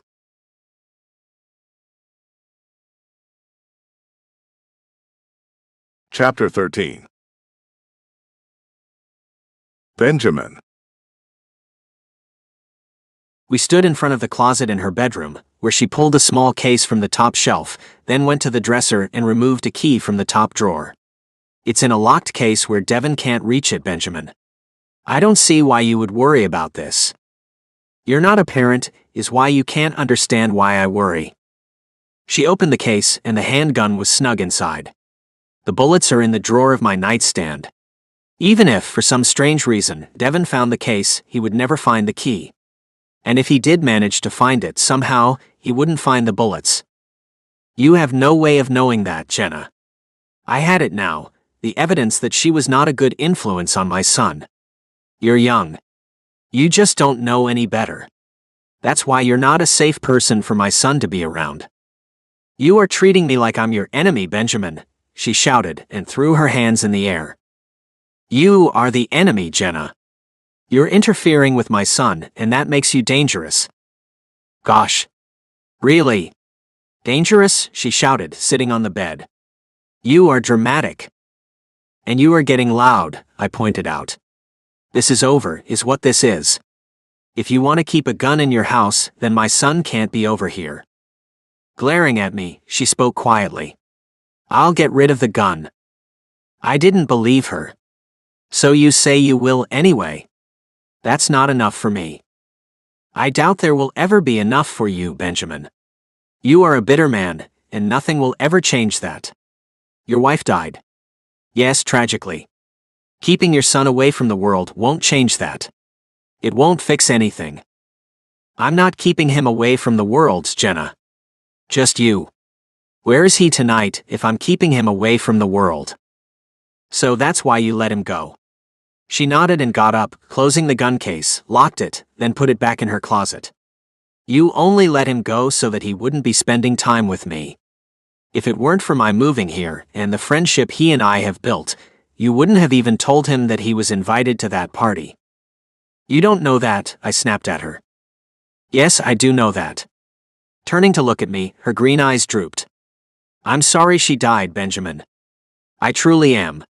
But holding him so tightly won't fix a damn thing. Like you know. I was done talking. I'm out of here. I expect you to leave my son alone from now on. No. She got in between me and her bedroom door. I said that I will get rid of the gun. I'll do that first thing in the morning. I'll sell it to a pawn shop. I don't trust you. Crossing my arms over my chest, I wasn't going to let her win again. He's my son. I am well aware of that fact. You're crazy. No, I am not. Her chest rose and fell in steady waves as she held my eyes with hers. Plump lips barely parted as she took long, slow breaths. Why would you fight for him? I had no idea why anyone would stand their ground over a kid they had never known before. He's worth it. She pushed a lock of her dark hair out of her face. A face that I had never really looked at before. Rosy cheeks, probably from the wine, made her complexion seem almost like ivory. You're too lonely, I let her know. So are you. She licked her plump pink lips as she stared into my eyes. She wasn't wrong about that. There were many nights I lay in my bed, missing my wife so much that it hurt. But there was something about being with another woman that just turned me off. My wife doesn't deserve for me to desecrate her memory. You shouldn't think of it that way. I bet you've already thought of some other woman in the way you thought of your late wife. How right she was. But there was no way in hell I would act on that. That's really none of your business. You're right. It's not. But I'm going to ask who it is that's caught your eye anyway. I didn't say that anyone has caught my eye. I hated myself for the way I felt about her. Jenna was young, smoking hot, and great with my kid. What man wouldn't want her? But I wasn't in the market for a girlfriend. And Jenna sure as hell wasn't going to get to me the way she'd gotten to my son. I saw right through her and her manipulative ways. Why she wanted to entice us into her life was a mystery to me. But I wasn't going to solve that mystery. I was going to shut her out once and for all. You're only hurting yourself by not acting on the attraction that you've found for someone other than your wife. Do yourself and Devin a favor and go to that woman. Let her know that you find her fascinating and see what happens. I bet you won't be disappointed. You sure about that? I was pretty damn sure things would end badly if I acted on my attraction. Stepping away from the door, she cleared a path for me to leave. I'm positive. You're an attractive man, Benjamin. Any woman would want you. Is that right? I took a step forward. That is right. Go to her. Have a night that's all yours for once. Your son is away for the night and Daddy can play. If he wants. You are right. I have found someone who has caught my attention. Then what are you waiting for? I have more years on me than she does. Age is nothing but a number, Benjamin. You'll never know if she feels the same way you do, unless you let her know how you feel. Okay then. I took a deep breath as I walked to the door. She stood right next to it, watching me as I came toward her. Slipping my hands around her waist, I pulled her close to me. I want you, Jenna. For a moment she just looked into my eyes with what seemed like distrust. But then her eyes closed and she moved in, pressing her lips to mine. For the first time since I'd gotten married, my lips were touching someone's lips other than those of my wife. I had thought it would feel terrible, unnatural, awful. I had been wrong. Fire erupted inside me, and then several things happened in a flash. My wife didn't deserve this. She'd been a good woman and a wonderful wife and mother. And here I was with someone else. My mind took off with these thoughts. Jenna's voice brought me back to the here and now as she said, "It's all right, you know."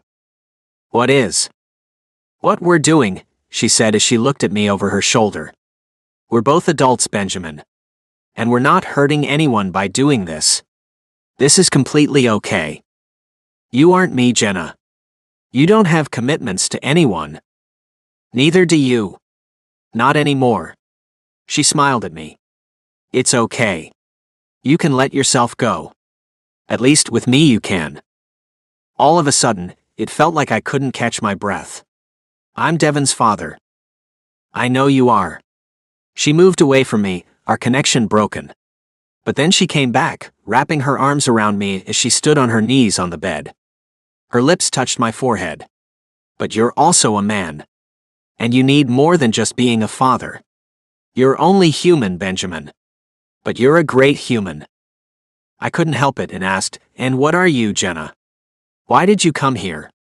Why did you open yourself to me and my son? What is it that you want?" I want what anyone wants.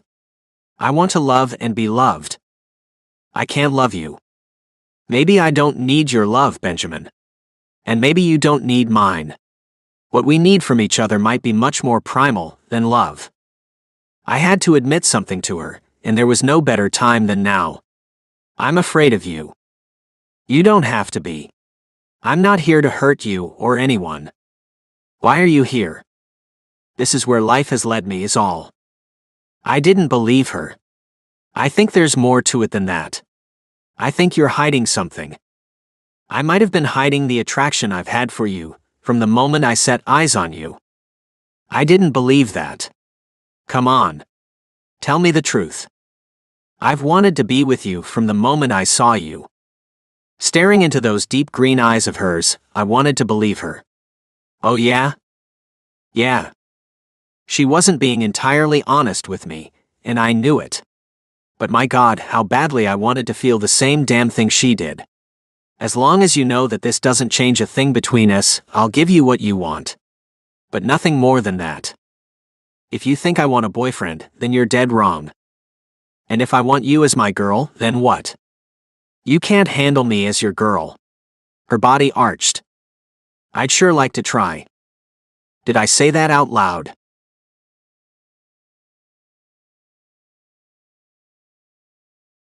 Chapter 14. Jenna. When I woke up alone, I knew the last thing Benjamin had said to me was nothing more than pillow talk. He didn't want to be my man any more than I wanted to be his girl. It was more than obvious that he and I were lonely, hadn't been with someone in a long time, and simply needed to knock the cobwebs off our private parts. And I was okay with that. The more I lay there in bed, rehashing the night's events, the more I knew that what we'd done was going to be a one-time thing. Devin was the most important thing to me. I couldn't risk screwing up a romantic relationship with his father and end up losing him.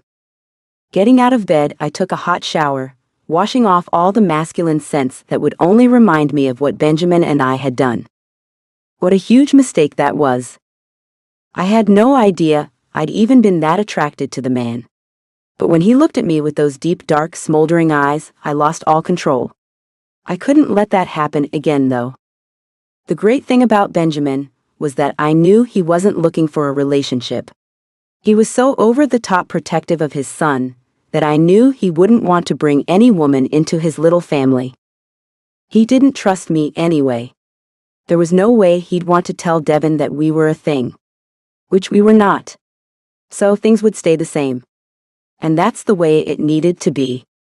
After getting dressed, I went to the kitchen to grab a bottle of water and think about what I wanted to eat for breakfast. Just as I opened the fridge, it occurred to me that Benjamin might not have locked the door when he left, so I went to check. What are those doing there? A vase full of red roses sat on the table near the front door. A note was attached.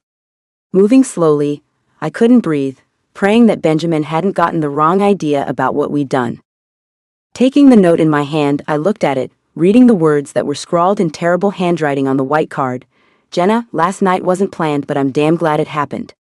I wanted to give you something to remind you of our first night together. I hope there will be many more. Love, Benjamin. Dropping the card on the table, I inhaled. This was not how it was supposed to go at all. It was a one-time thing. The only time he had said anything different was at the very end. How wrong I was. I had to fix things. There was no way we could have this kind of relationship. For starters, I was lying to him about who I really was and what I was to Devin. People in a real relationship shouldn't hide something that huge from each other. But how was I going to tell Benjamin that I wasn't into having more nights with him? Intimacy was great. Awesome, really. But Devin mattered way more to me. He was the reason that I'd moved back to Dallas. There was no other reason for me to be in a place where I might be found by both Tobias and the people who wanted to get back at him for the things he'd done to them. Crumpling in a heap on the floor in front of the door, I felt like I was about to lose my shit. I'd messed up royally. I had done the worst thing I could have ever done. Benjamin had accused me of enticing Devin into coming over to spend time with me. He hadn't been wrong either. But I had never tried to entice Benjamin into anything. At least I hadn't meant to. As I replayed the things I'd said to him that led to our eventual copulation, I realized that what I had said might have been misconstrued by him. And I was putty in the man's hands once he touched me.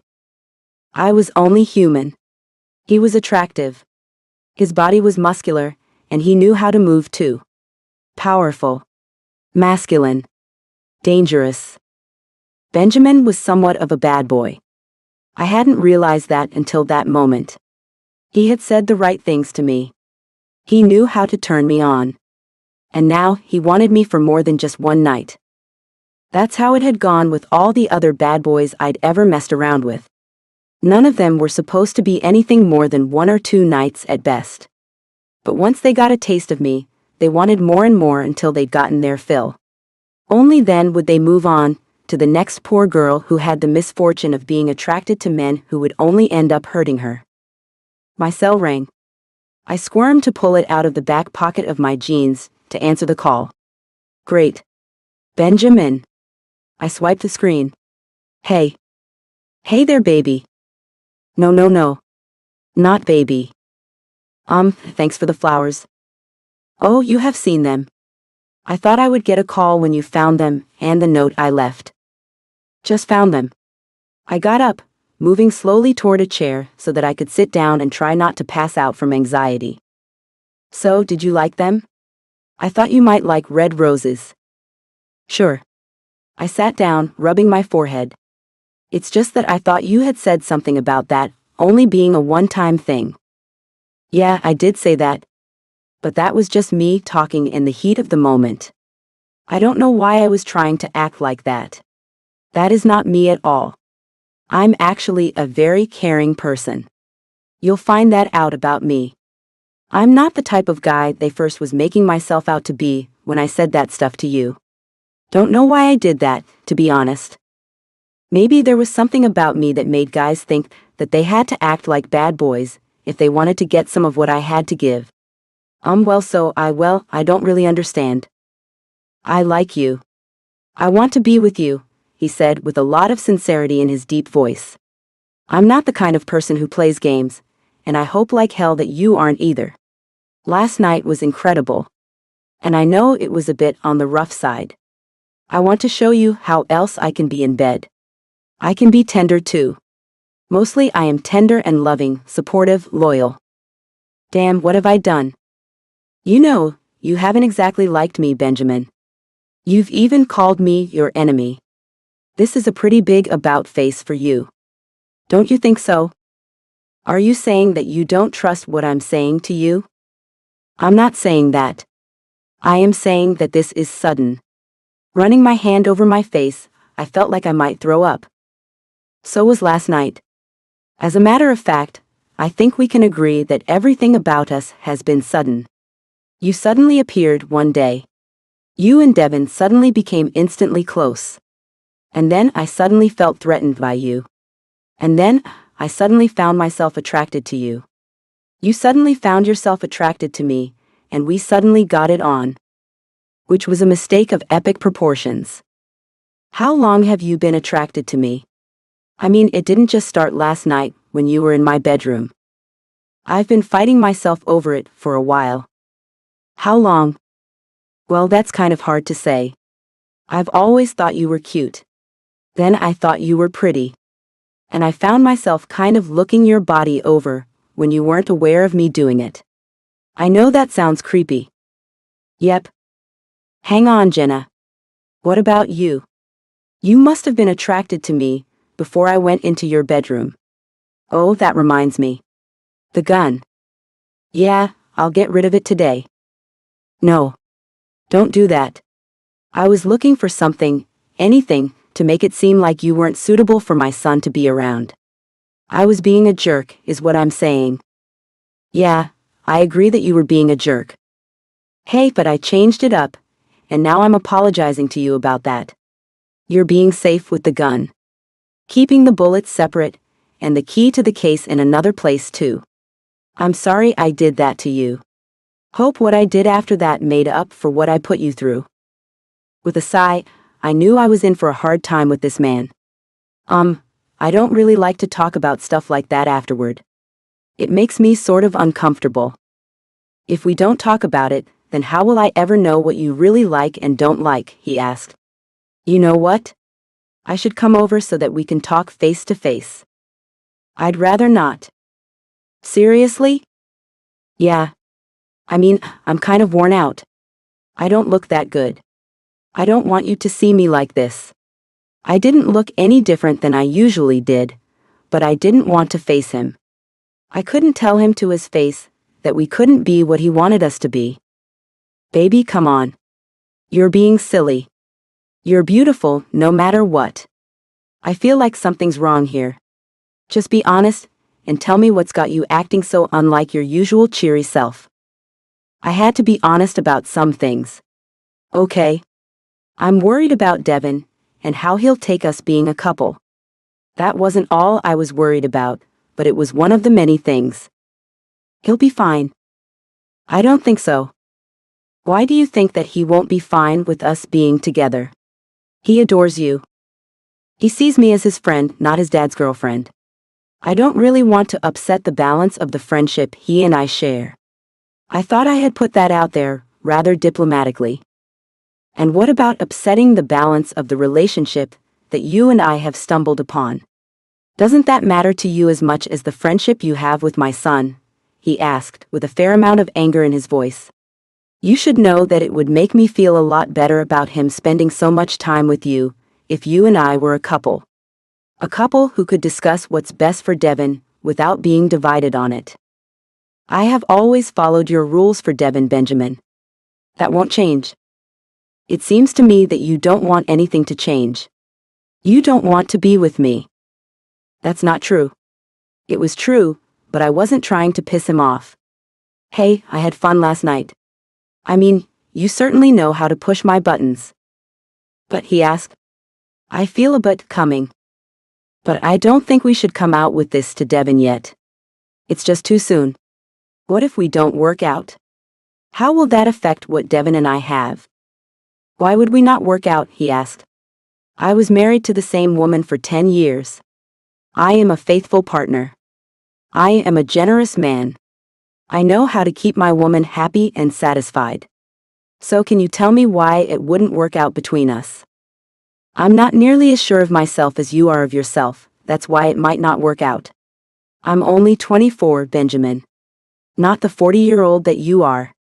I haven't even truly found myself yet the way that you have. You ask me to be honest with you, and I'm being as honest as I can be. I should be satisfied with your answer. You are young. I'm moving too fast for someone your age. I hadn't thought about that. I mean, you don't even go out and make friends, so I guess I assumed you weren't looking to date other men. I'm not looking to date other men. I'm not looking to date anyone. I hoped he didn't take that too hard. Oh. He got quiet for a while. Then he said, So you don't want to be my girl? I just want to be me, Benjamin. Okay. I liked being with you last night. But you don't want to make it a regular thing, and you don't want us to be a romantic couple. You told me to be honest. Remember that. I'm not trying to hurt you. You are an amazing man. And if I'm being honest, I would probably feel a lot of jealousy if you were to start going out with other women. But you know what? Maybe you're ready to get back out there. Last night proved that you're ready to be with a woman other than your late wife. You think I should start dating? The idea hurt worse than I thought it would. Well, I'm not ready to be in a relationship. So, I can't ask you not to date anyone else if I'm not willing to give you what you want. Well, I'm not ready to put myself out there for anyone else. Can we not make this weird? I asked. Can we sort of act the same way we've always acted with each other? Act, he asked. So, you want me to act like I still don't trust you where my son is concerned? I had no idea he truly distrusted me that much. You could let that go. I can be trusted where Devin is concerned. But you can't be trusted with my heart? I'm not sure what to say to that, Benjamin. I suppose the best way to put it is this: I'm not trying to take your heart. That isn't what last night meant to me. So your heart was nowhere in any of what we did last night? I wasn't thinking about a thing. Desire took over. Need for a physical release steered me last night. My heart? Well, I didn't think with my heart at all. I'm sorry.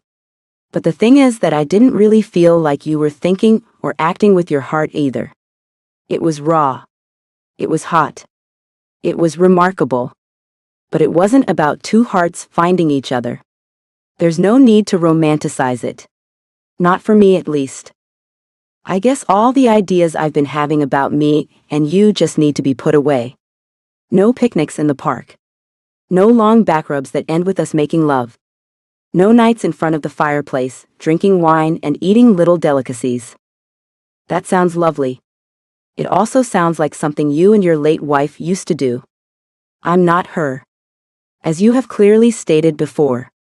I'm Jenna. The girl next door. And last night was great. But it might not ever happen again. As a matter of fact, I'm sure it won't ever happen again.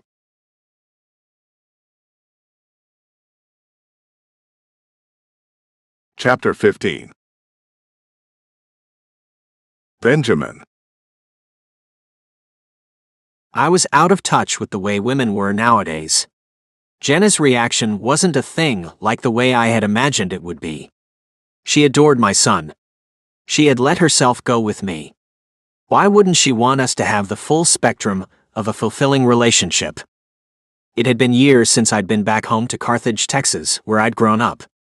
Cash Gentry was one of my best buds back in my high school days. And he was part owner of a huge ranch. A place where I could take Devin, and we could just get away for a bit. So I called the man to see how life was treating him. "Benji," he answered my call. Been a long time since anyone called me by that nickname, Cash.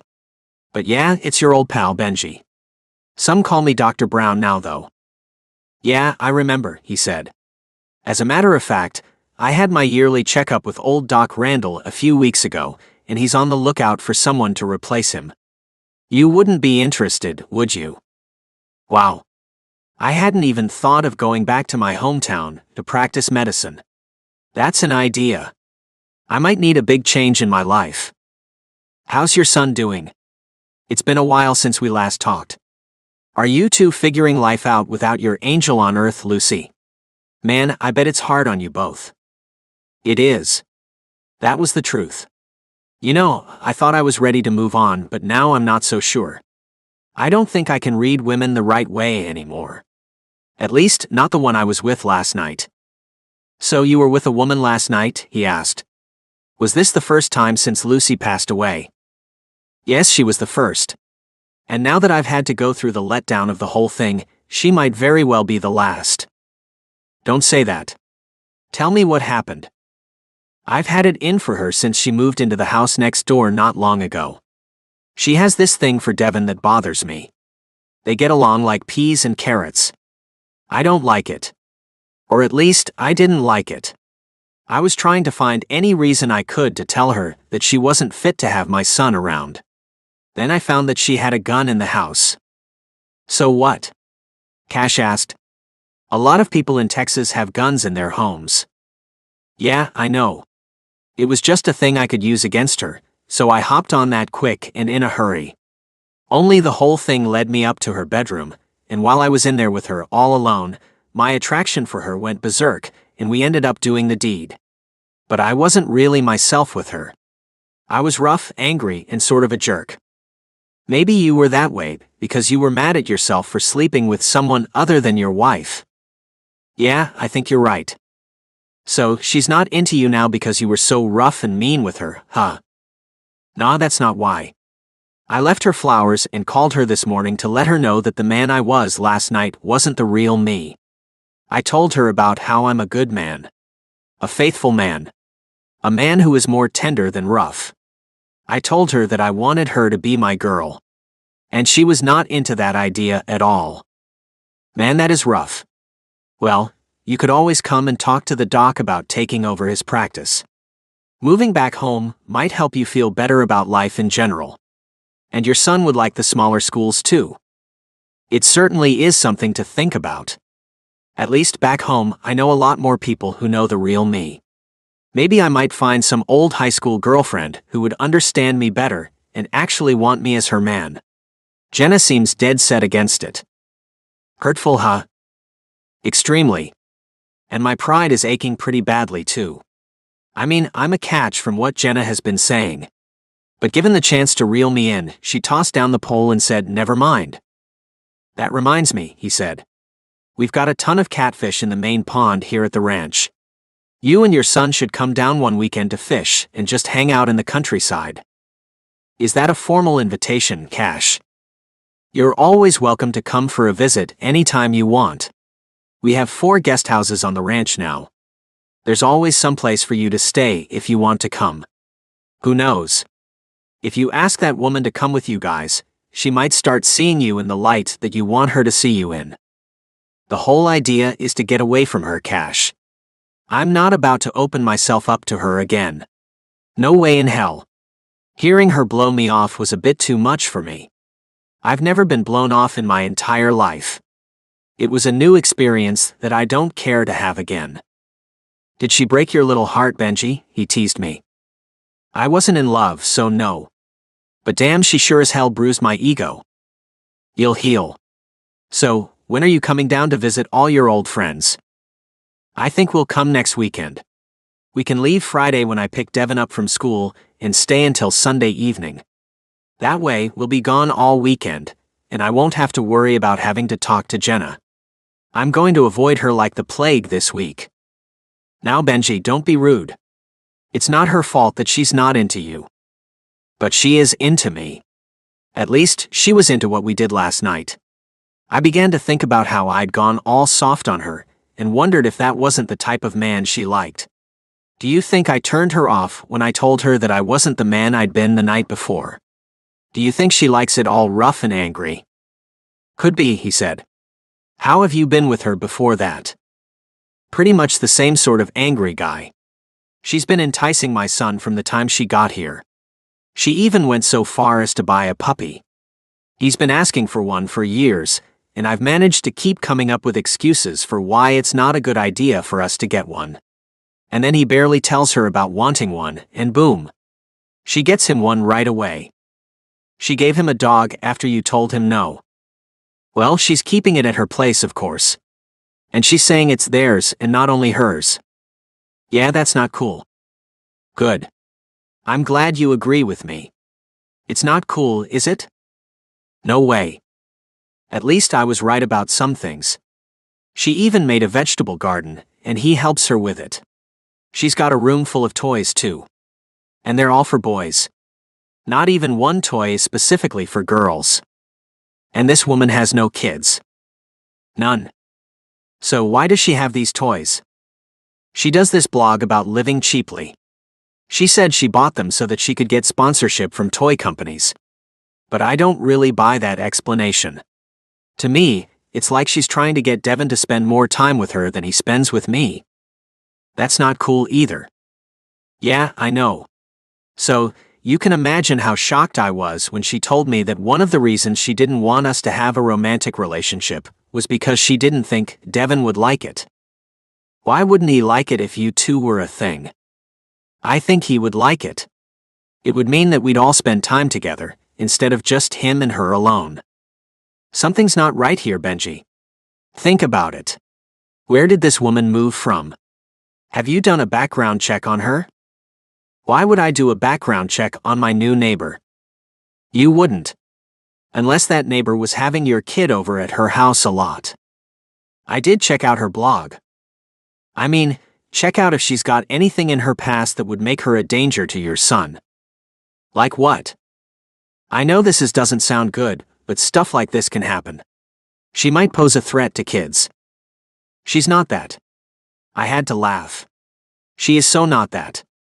She adores Devin, and I've seen them together a lot. It's not anything that's sick, I promise you that.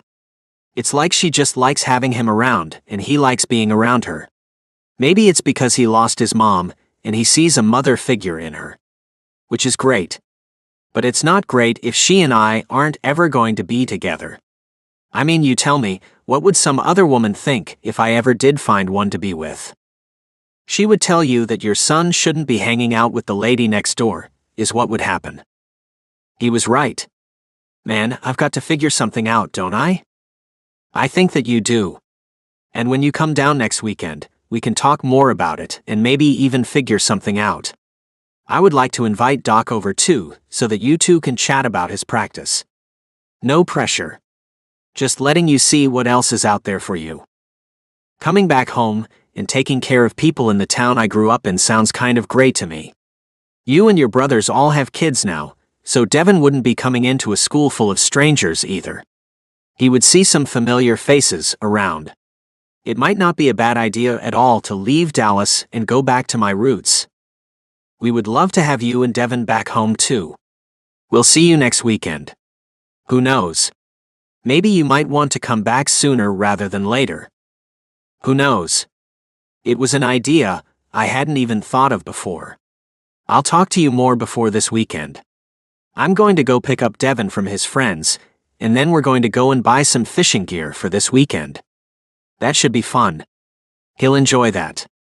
You two have fun. See you on Friday night then. Bye.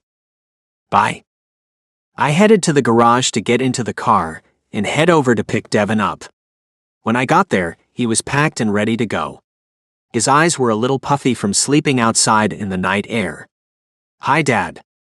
He climbed up into his booster seat, and I buckled him in. Did you have a good time? Yeah. I'm tired, though. We stayed up late telling silly stories and eating roasted marshmallows. Well, we're going to stop by the store to get some stuff for next weekend. We're going back to my hometown, Carthage, to go fishing at the ranch one of my old friends owns. How does that sound? Do we have to sleep in a tent? He asked with wariness in his expression. No. They have guest houses. Okay. I'm in then. I'm not really a sleep in a tent on a cot kind of kid. I can understand that. I got in the car, and we headed to the sports and outdoor store. My intentions were to try my best to keep him out most of the day, so that he wouldn't go over to Jenna's. How's Cuddles doing? Did you go see him while I was gone? Well, he's fine. I did go see him last night for a bit. Good. How's Jenna? Fine. So, we're going fishing next weekend? Yep. I wonder if Jenna would want to join us, he said as he looked out the window. Well, we're not going to ask her, buddy. I watched his reaction through the rearview mirror, and it was as bad as I had thought it would be. So I tried to smooth things out before he could start arguing about it. You know how she's not into meeting new people, and there would be lots of people for her to meet. I know she would hate that. And we don't even know if she likes the outdoors and fishing. I sort of think she probably doesn't like that sort of thing. We won't know until we ask her, Dad. Come on. We can take Cuddles too. We are not taking a puppy to a house that's not even ours. What if it tears something up? What if it stains the carpets with its pee or poop? That's one of the reasons I said we could not get a dog. I don't want to be responsible for anything it messes up. But, he began with a pout. But nothing. We're going on our own, and we're going to have a great time. You'll see. For now, we're going to pick up some fishing gear, and then we'll go eat some lunch. After that, we can go to a movie. I just really want to go home and see my puppy. Well, we've got some things to do first. I'm hungry. Aren't you? I'm sure Jenna has something to eat at her house. She always does. Yeah, but we don't need to be bothering her so much. She likes me to go over. She even likes for you to go over. I know what. Text her to tell her that we'll bring pizza for lunch, and we'll come over after we get done getting fishing stuff. No. It's Sunday, and I'm sure she's got her own things to do. I wasn't going to let him rope me into spending time with a woman who obviously didn't care to spend any with me. Maybe moving away from her is the best idea yet. Chapter 16. Jenna. Maybe I was a little on the heartless side with Benjamin. The whole day was nearly gone, and Benjamin had yet to return home with Devin. I had the feeling that they were gone all day on purpose. Benjamin most likely didn't want to have to deal with me at all, after I'd shot down his invitation to become his girlfriend. How could I blame him? I could have been a little more accommodating. I didn't have to be so blunt. There was no reason why I couldn't have said that we should just take things a bit more slowly. I didn't have to go all out and say that I didn't know if we should ever spend time together again. I hope my actions haven't cost me more than I'm willing to pay. Looking out of the window over the sink in the kitchen, I had a bird's eye view of the street in front of my house. There was still enough light to be able to see the cars that went by. I didn't pay any attention to the other cars that went by, though. I was just looking for a white SUV. And suddenly one came into view, moving fast as it went by. Then I saw the brake lights as it slowed to pull into the driveway next door. "So, you are home, Benjamin. Now let's see if you let Devin come feed the puppy." A text came in from a number I didn't recognize. "Jenna, this is Devin. Dad got me my own phone. Can I come see Cuddles and you for a little bit?" I texted back that of course he could come over, and then I saved his number to my contacts list. I was sure Benjamin had gotten Devin his own phone so that he wouldn't have to call or text me when Devin was here. I had really messed things up, and I needed to make things right between Benjamin and me. So I called him, knowing Devin was probably already on his way over, leaving Benjamin alone. He let the phone ring 3 times before he answered it. "Hello? Hi. Devin is on his way over. He can stay for about an hour, and then I'll walk over to get him. Don't worry, I won't bother you. I'll just text him to come outside and I'll walk him back home. Benjamin, won't you come over too so that we can talk?" In front of Devin? No. I don't think that's a good idea. He'll be completely entertained by the puppy. He won't pay any attention to what you and I are talking about. Especially if we're in another room. Please. I would like to apologize. He was quiet for a moment, and then the doorbell rang. I went to open the door, waiting for Benjamin to say something. But silence was all I heard as Devin walked inside and closed the door behind him. "Where's Cuddles? Have you fed him yet?" "No, I haven't fed him. He's in the dining room. You know where his food is."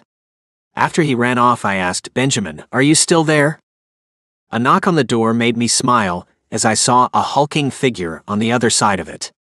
Putting the phone in the back pocket of my jeans, I opened the door again, finding Benjamin standing there with a hopeful expression on his handsome face. "So, this apology you said you had for me."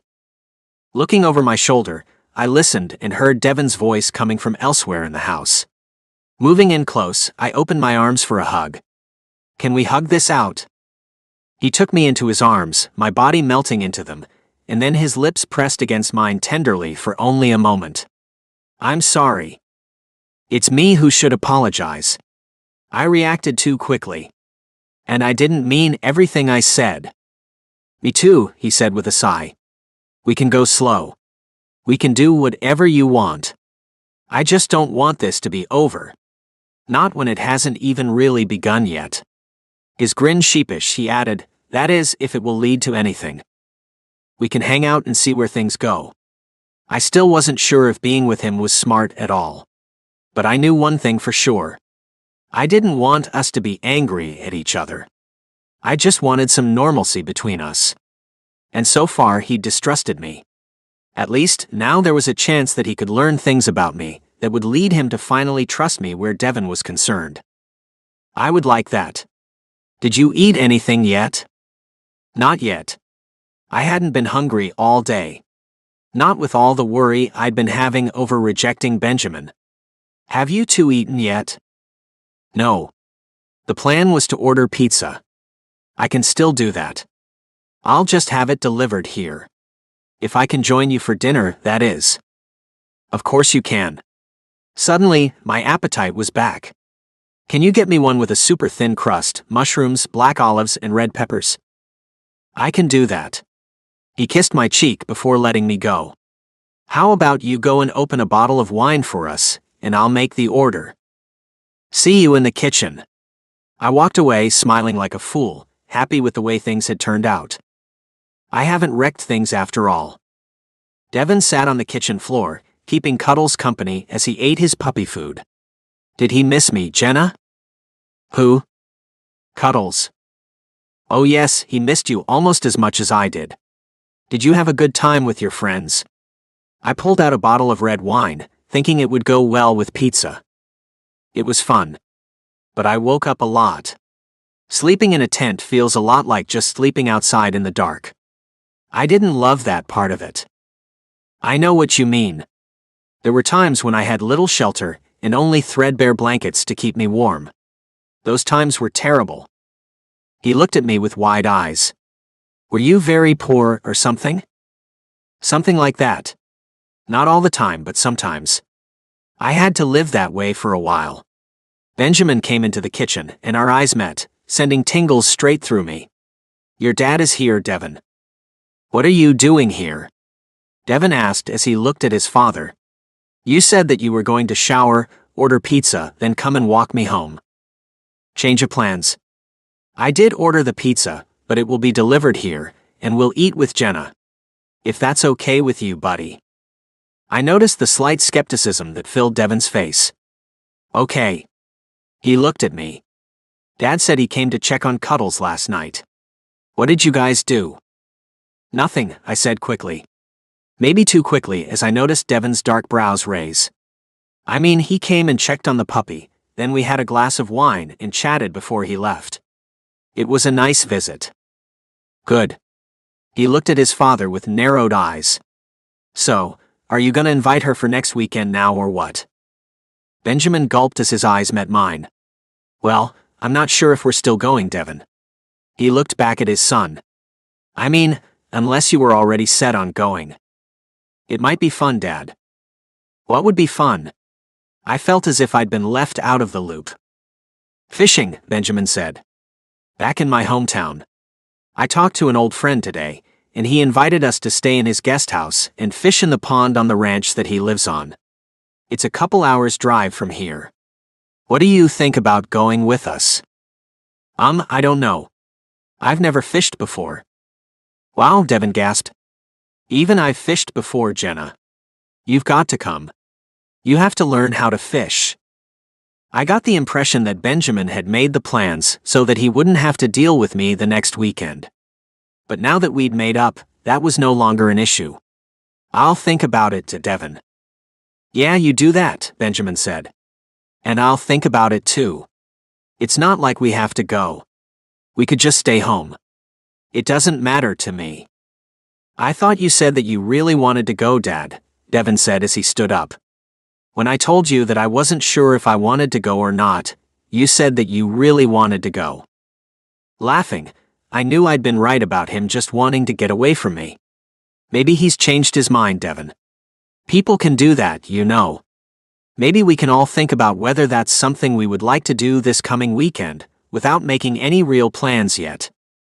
I think that's a great idea, Benjamin said. Me too, Devin agreed. Cuddles is done eating. I'm gonna take him out back to use the bathroom so that he doesn't have to use his puppy pad right now. Picking the pup up, he left the house, leaving me and Benjamin alone. He filled 2 wine glasses from the bottle I'd set out to breathe. So, I suppose you figured me out. You wanted to get away from me. How can I blame you? I was a little on the brutal side. You didn't deserve that. I took the glass he handed me. He stayed close, leaving only an inch between us. Looking into his dark eyes, I sighed. We do have lots to think about and consider before we decide if we're going to go any further, though. Okay. He leaned in, kissing my cheek. I'm sorry I went so fast. That was presumptuous of me. You're young. You might not want to be saddled with some old man and his kid.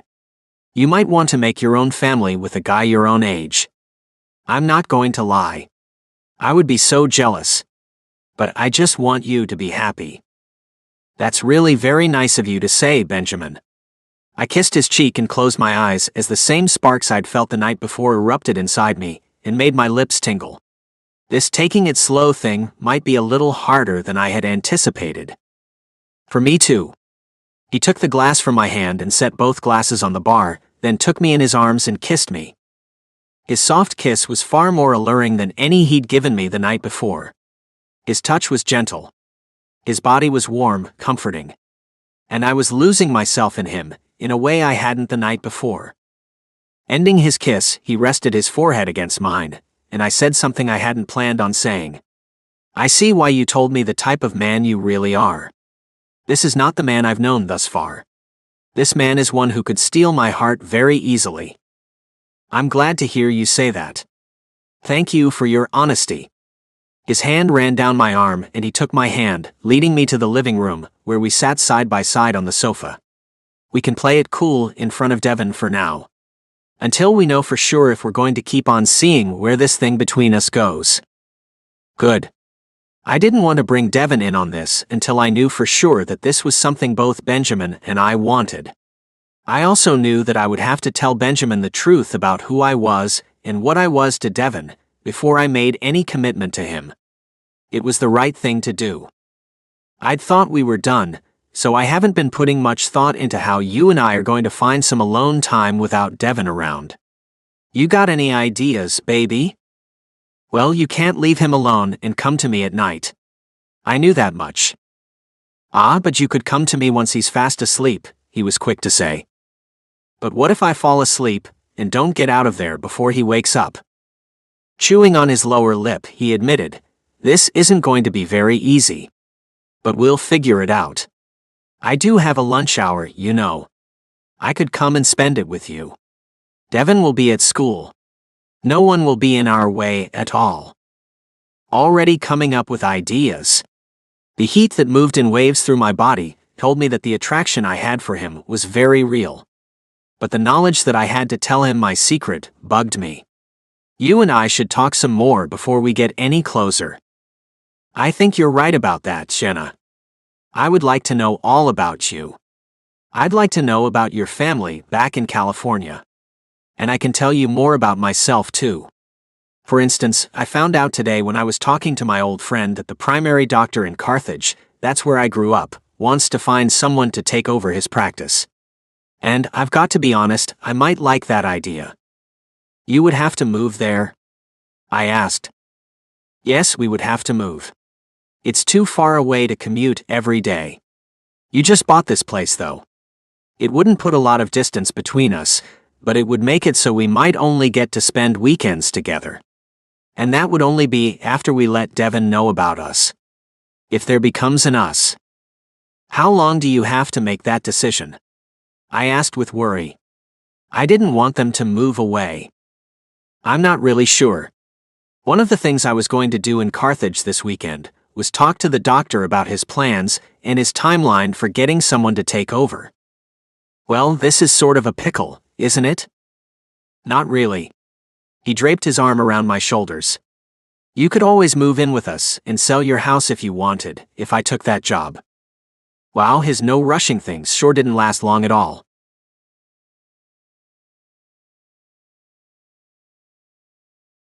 Chapter 17.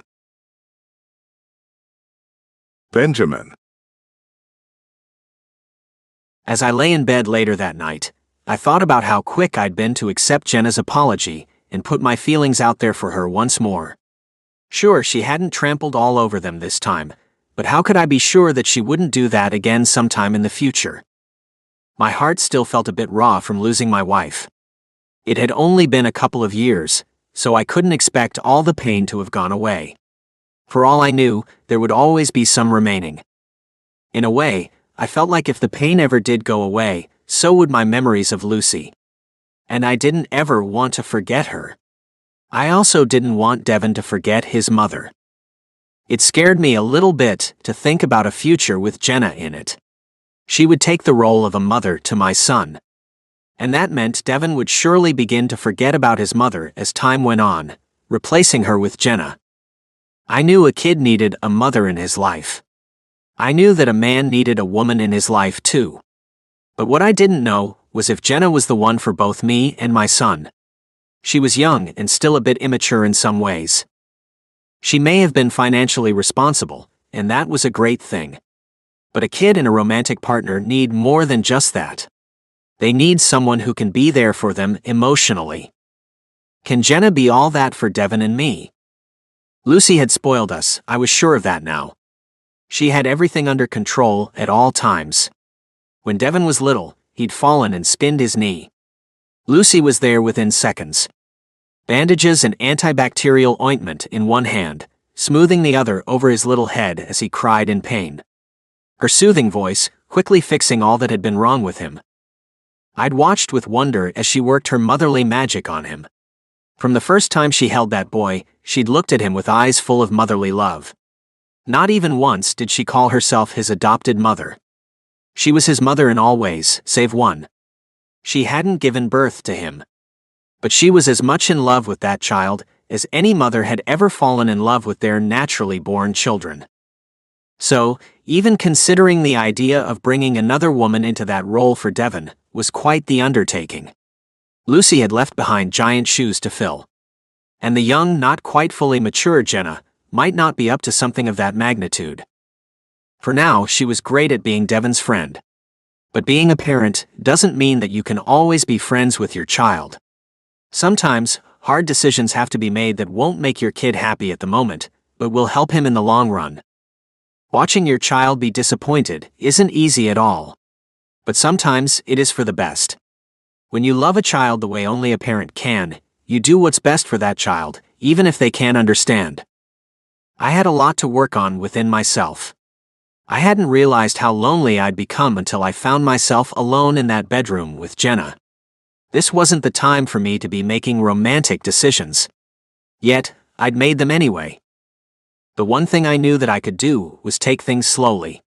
Jenna obviously wanted things that way too. It was all me who was jumping into things. She was fine with going slow. There was also the job in Carthage to consider. Living in a smaller town might be good for Devon. But then again, the schools in Dallas could offer him a lot more than the small ones in Carthage. There were plenty of pros and cons, and I needed to take some time to write them all down and see which list won out in the end. One of the cons would be that we'd have to move away from Jenna. And I knew that would hurt all three of us. But moving her in with us so soon would be a mistake. I didn't want to be making huge mistakes like that. Not when I had Devon's feelings to consider. The screen on my phone lit up, and I saw that Jenna had sent me a text. She asked if I was up, and if I was, whether I could give her a call. So I called her and she answered, "So you are up.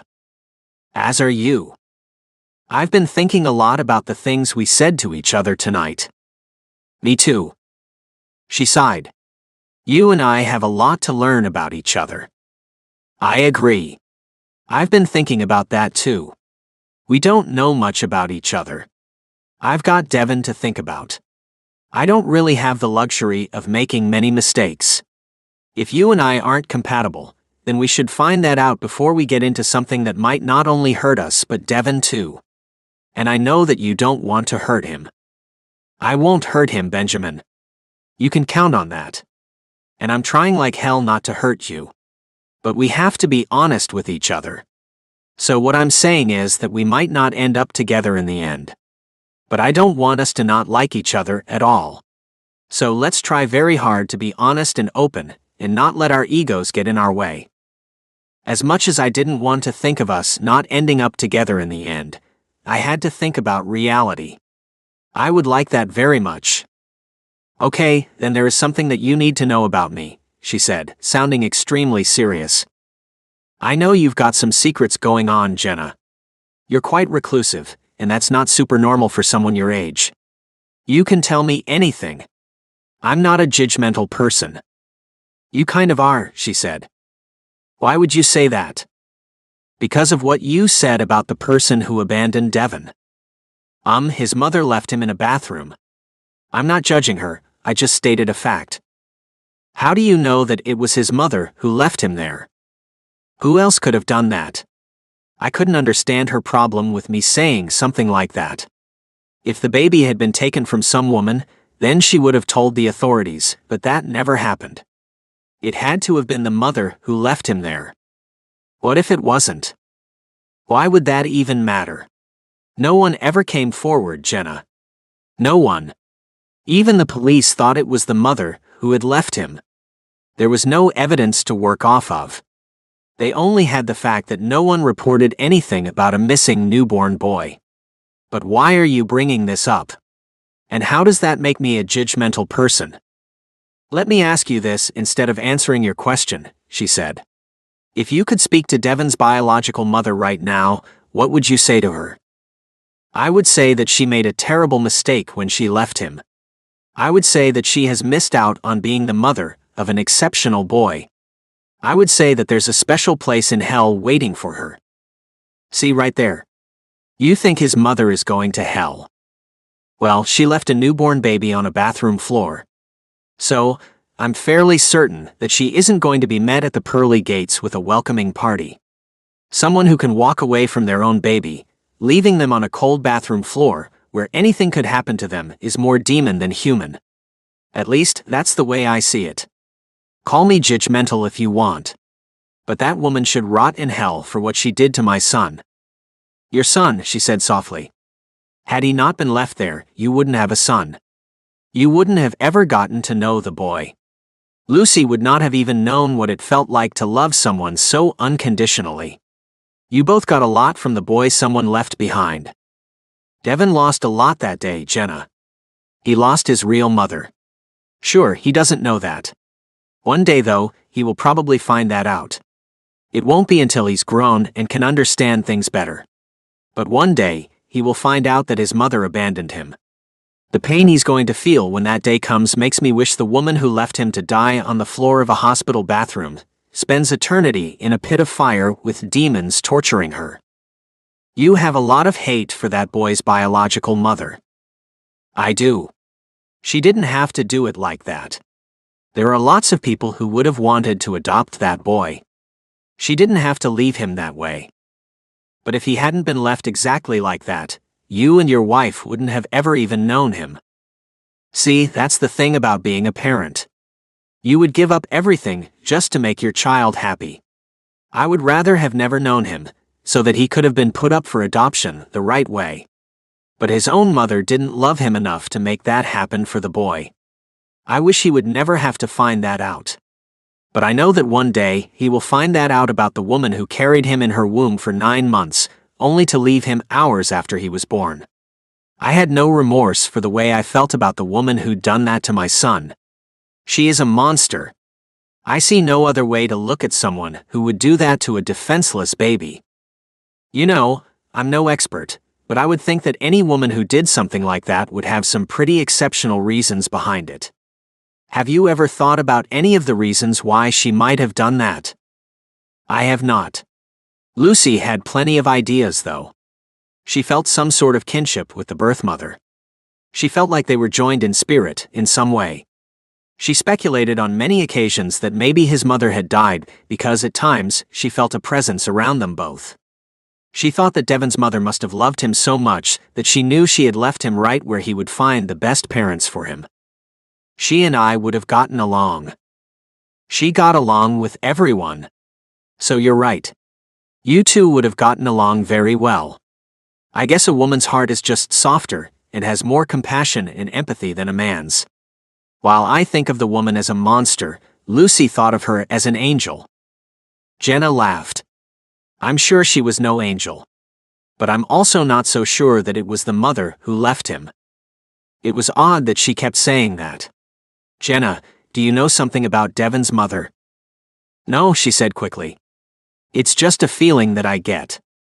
And I'd like to know what you think about Devin's biological father. You never seem to blame him. For all I know, he might not have even known about her pregnancy. I can't see why both a father and a mother would do something like that to their newborn son. It's not often that you hear of a couple abandoning their child. It's usually just a mother who wasn't ready to be a mother or has some addiction problems. But Devin's mother had no such problems. He was thoroughly checked out, and there wasn't a trace of illicit substances or alcohol in his system. He was a healthy baby. The mother had taken good care of him when he was in her womb. But once he was born, she wanted nothing to do with him. Maybe she was crazy. I don't know. And I don't care. Except for the fact that one day, Devin will hurt because of what she did to him. I think the father should also be held accountable. It's not often that a woman gets pregnant and doesn't tell the father of the child about it. If a woman is promiscuous, then the father may not have believed he was the only one who could have gotten her pregnant. I guess we'll never know. But I think that you should consider rethinking how you feel about Devin's biological mother. She gave you a gift after all. No matter how it came about, you were the best thing to happen for that boy, and he was the best thing to happen to you, too. You and Lucy gained a lot that day. If it weren't for someone abandoning that baby, neither of you would have known the joy Devin has given you. You are right about that. It's not for me that I hold hate in my heart for that woman. It's for my son. But you might not be able to understand that. At least not until you have a child of your own. Yeah, you're probably right about that, Benjamin. I'm glad you were honest with me about the way you feel. It lets me into your head a bit. You are a man with passion. A strong passion that you hold back most of the time, but it occasionally gets out. Like the other night. I asked, "Is that what you're saying?" Like then. And when you think about Devin, and the pain he will eventually feel, you love with all your heart. It's a noble thing. And what about you, Jenna? Do you love with all your heart too? You know, I'm not sure. It's hard to love with a heart that's not completely full. It's like something is missing inside of me. It's been that way for years now. Not sure if that feeling will ever go away. Something happened to you that you don't like to talk about. Hasn't something happened to most people that they don't like to talk about? She asked. I'm sure you don't go around telling everyone about how your wife found this baby in the bathroom, and you two ended up adopting him. Yeah, you're right. But I told you about that, didn't I?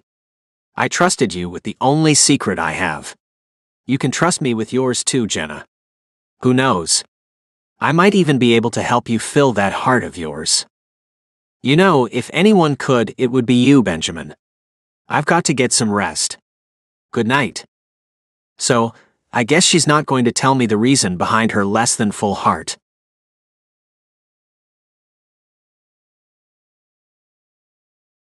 Chapter 18. Jenna. I'd spent the entire next day thinking about the strong feelings Benjamin had for Devin's birth mother. He hated her. And I was her. So what would that mean for us as a couple, or even as friends? Would he still allow Devin to have a friendship with me, if he knew I was his real mother? Maybe he'd pack up and move away. Maybe he'd file a restraining order on me for what I'd done. Moving into the house next door might have been a bit too much. But it was done now, so what could I do about that? I had more questions than I had answers for. The future began looking bleak. The moment my doorbell rang, I knew it was Devin coming over to feed the puppy. School had been out for about a half hour. I had a plate of baby carrots and ranch dressing to dip them in, sitting on the kitchen counter, so that he could have an after-school snack while the pup ate his dinner. Pulling open the door, I froze in place as I saw that it was not Devin who stood on my doorstep. Tobias? Hey, baby. He stepped right into the house, reaching out for me as I took quick steps backward. No hug? How'd you find me? He closed the door behind him, moving toward me as I kept moving away from him. There've been a few ways. You got your Texas driver's license. You registered your car to this address. And you got a dog from a nearby animal shelter. You know I told you not to do things like that. And if I found you, then they can too. I'm not safe anywhere. Why would they still be after me? I wasn't going to let him use scare tactics on me. I'm nothing to you anymore. Look, you can think whatever you want, Greta. The thing is that I've been trying to get you back for the last few years. I've got a good thing going in New York now. The men I work for are part of a much bigger organization than the one I was in down here in Dallas or in California. I'm a protected man now. And you can be protected too. If you're with me. I'm doing okay now. Thanks but no thanks. I wanted nothing to do with him. I needed him to leave before Devin showed up, which could be any minute. You should go. You're wasting your time. I think you should know that I found our son a couple of years ago. I was able to find out who it was that took him. He was adopted by this doctor and his wife. I think it was them who found him where I left him. Anyway, I tracked them down and was trying to get our son back the only way I knew how. But it didn't work out. My stomach twisted on itself. I knew what hadn't worked out. Only I couldn't tell him that. Devin had told me that he and his father had moved away from where they'd lived when his mother was still alive. They just couldn't keep living in a house that she was so much a part of. So Tobias didn't know where Devin was now. And he couldn't know that. What happened? I was staking out their car. The woman and our son came into the street to get into it, and I hit the gas, aiming for the woman. I was going to take her out, grab the kid, and get out of there before anyone could see a thing. There were a few people around, and one of them must have been the husband. He grabbed our son before I could even stop. So I sped off. But I can't find him again. I just haven't tried yet. I wanted to set things up with you first. I want to bring him home to his mother. That's not fair, Tobias. It's not fair to that boy, and it's not fair to the people who have raised him. Leave them all alone. Leave me alone too. I don't want a part in anything like that. For one, it's completely illegal. For two, it's also immoral. We've hurt the boy by abandoning him. Let's not hurt him any more than we already have. His dark eyes dropped as he looked confused. You don't want our son? He's not ours anymore. You made sure of that when you left him behind and took me away with you. Let him go. I already have. Now please leave. Why? You expecting company or something? He walked toward me, smiling all the while. I just don't want you here. You weren't invited. It was obvious that he wasn't going to leave soon, so I turned to lead him into the living room, away from the door. I didn't want him to hear Devin when he came to the door. A door that I would not be opening. So I had to get Tobias out of earshot, or he would hear Devin calling out to me. I realized that Tobias knew what our son looked like. He could not lay his eyes on Devin, or things would get dangerous. Well, if you want me gone, then why are you walking further into the house? He followed me and took a seat on the sofa. Nice couch. Leather isn't cheap. That blog thing must be paying better than I thought something like that would pay. My mind raced with ideas of how to get him out of there without him seeing Devin and vice versa. It's a lot of work. Much more work than you would think. So yes, it pays well. If you're working in New York, then why are you here in Dallas? I'm trying to put my family back together. That's what I'm doing here. So make things easy and just stop arguing with me. Let's get on track to finding our son together. Then we'll leave here as a family, and you can see our new home in New York. Tobias, you're lying to me.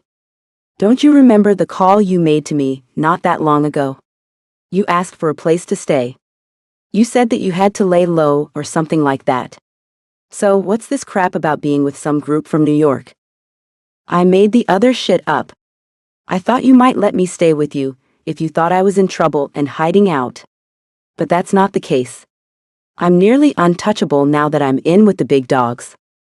I found that impossible to believe. Any organization worth its salt wouldn't let a con man like Tobias in.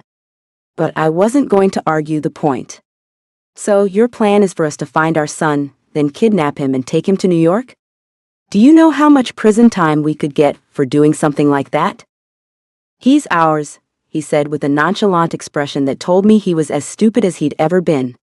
DNA tests will save us, Greta. He's not ours. He's never been ours. He belongs to whoever adopted him. Somehow, I needed to make Tobias stop looking for our son and move on with his life.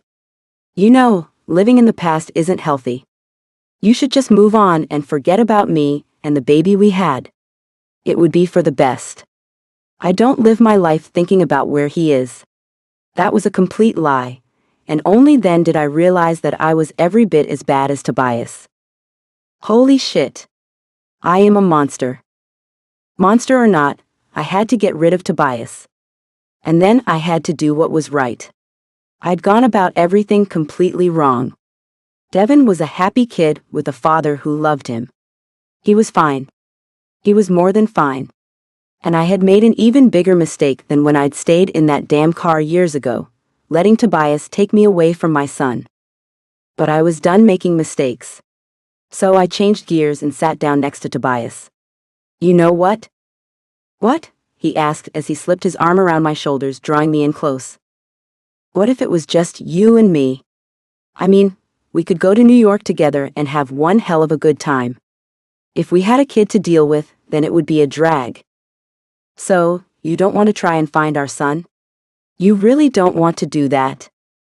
I really don't want to find him. I'm not a mother. Never was, never will be. Snuggling up to him, I looked into his eyes. You and I can be together again. I just need to put this place up for sale and pack things up. I can hire movers to move my stuff to New York too. We can do this. I just need some time to get things done here. I'm sure you can't be gone too long. Not if you're so important to your organization. I've got time. He licked his lips, then moved in for a kiss. I can stay with you until you've got things ready to go. I could not have that. And then it hit me like a brick. He killed Lucy. He'd admitted to me that he'd planned to run over Lucy, and he had done that. He'd planned on kidnapping Devin too. Thank God he hadn't gotten to do that. All I had to do was call the cops and get them to come and pick him up. I've got to feed my dog. Wait here and I'll bring you something to drink. You like wine? No. He laughed. You got anything stronger than that? No. But I can order something. Wait here. I'll be right back. I grabbed the television remote and handed it to him. Find something to watch while you wait. It wasn't easy not to run to the kitchen, but somehow I managed. I couldn't act like I had a plan to get rid of him forever. Making sure he couldn't hear me, I called the local police station, not the emergency number. Precinct 12, how can I help you? I need to talk to one of the officers. I've got something you guys should know. I'll transfer you to Detective Stevens. Thanks. Moments later, a woman answered, This is Detective Stevens. Hello. I'm not sure if you're familiar with the case of Lucy Brown. It was about 2 years ago.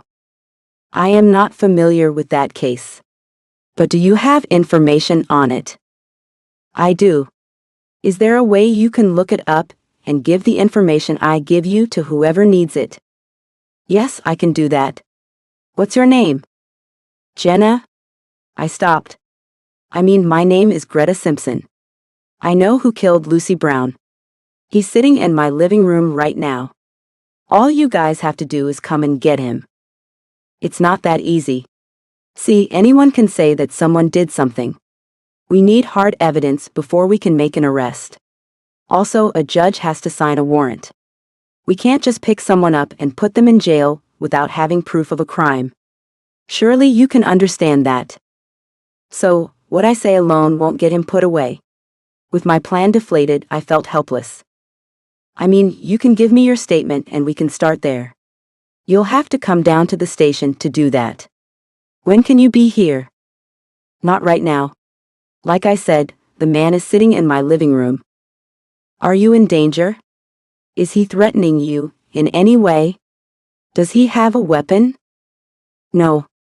I had nothing. Well, then there's no reason that you shouldn't be able to leave to come and talk to me here at the station. You know what? I'll come down there when I can. Thanks. I ended the call, thoroughly pissed. And then the doorbell rang, and my anger turned to fear. Shit. I hurried to the living room, where Tobias was getting up. What are you doing? I'm going to answer the door, is what I'm doing. No. It's just that pesky kid from next door. He's all infatuated with my new puppy. He's a real pain in the neck. The doorbell rang again, and I felt like I might pass out. If we ignore him, he'll go away. I hoped he would anyway. Why don't you just tell the kid's parents to keep him away from here? He sat back down, turning the television up. They don't tell him no about anything, so he's spoiled rotten. I took a seat too, worrying about what I should do next. I couldn't just let Tobias hang out at my place. My phone vibrated in my back pocket, and I knew it was Devin texting me. Oh, I forgot to order the liquor. I'll go to my computer and do that real quick. They'll have it delivered in no time. Be right back. He nodded as he watched the television. You do that. As soon as I got out of the room, I texted Devin back, "Hey buddy. Sorry for not answering the door. I'm not feeling well right now. I'll let you know when I'm feeling better. I fed Cuddles already, so don't worry. I'll talk to you soon." I ordered the liquor from the computer in my office, then was about to leave when my phone rang. It was Benjamin. "Hi. Devin said you're not feeling well. I'm going to come over to check you out." "No," I shouted. "I mean no. I'll be okay. It's just woman issues. You know. Cramps." "Jenna, you don't sound right." "I know. These cramps are awful. I'm so out of it." I looked out the window that faced the front of the house and didn't see any car in the driveway. I had no idea where Tobias had parked his car and moved around from room to room until I saw it parked on the side of the house near the gate to the backyard. He hid it. But why? Looking harder at it, I noticed a dent in the hood of the black Cadillac. Something Benjamin had said to me came back into my mind. Someone killed my wife. She was hit on purpose. I know she was.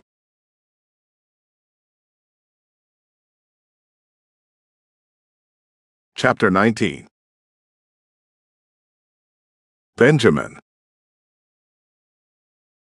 Having cramps didn't seem like a good enough reason for Jenna not to let Devin in to feed the dog. "I can make some chamomile tea and bring it over if you don't already have some. I drink it to help reduce anxiety after a particularly hard day at the But it helps with cramps too. Having a doctor living next door to you is something you should take advantage of, Jenna. I've got some. I'll make myself a cup. Thanks for bringing that up. I forgot about that helping with cramps. I'm just really bushed right now," she said, sounding sort of distracted. "Well, if you decide you want me to give you a back rub, all you have to do is ask, and I'll be right over there to administer the treatment. Devin won't have a clue that it's more pleasure than work for me. If I need one, I'll call you. For now, I just want to sleep." "Oh, so you're in bed?" I asked. "Yes. I'm in bed. I was dozing off and on. I guess that's why I didn't hear the doorbell ring. Well, I'll let you get some rest. But really, call if you need anything at all. That's what boyfriends are for, you know." "Yeah. Okay. Thanks." She ended the call without saying anything else. I sat there for a moment, wondering if she was being honest with me or not.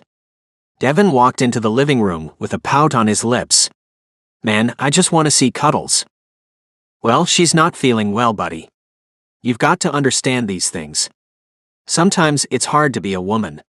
She told me that she's been in bed. That's why she didn't hear the doorbell when you rang it. You know, she gave us the code to the lock on her door.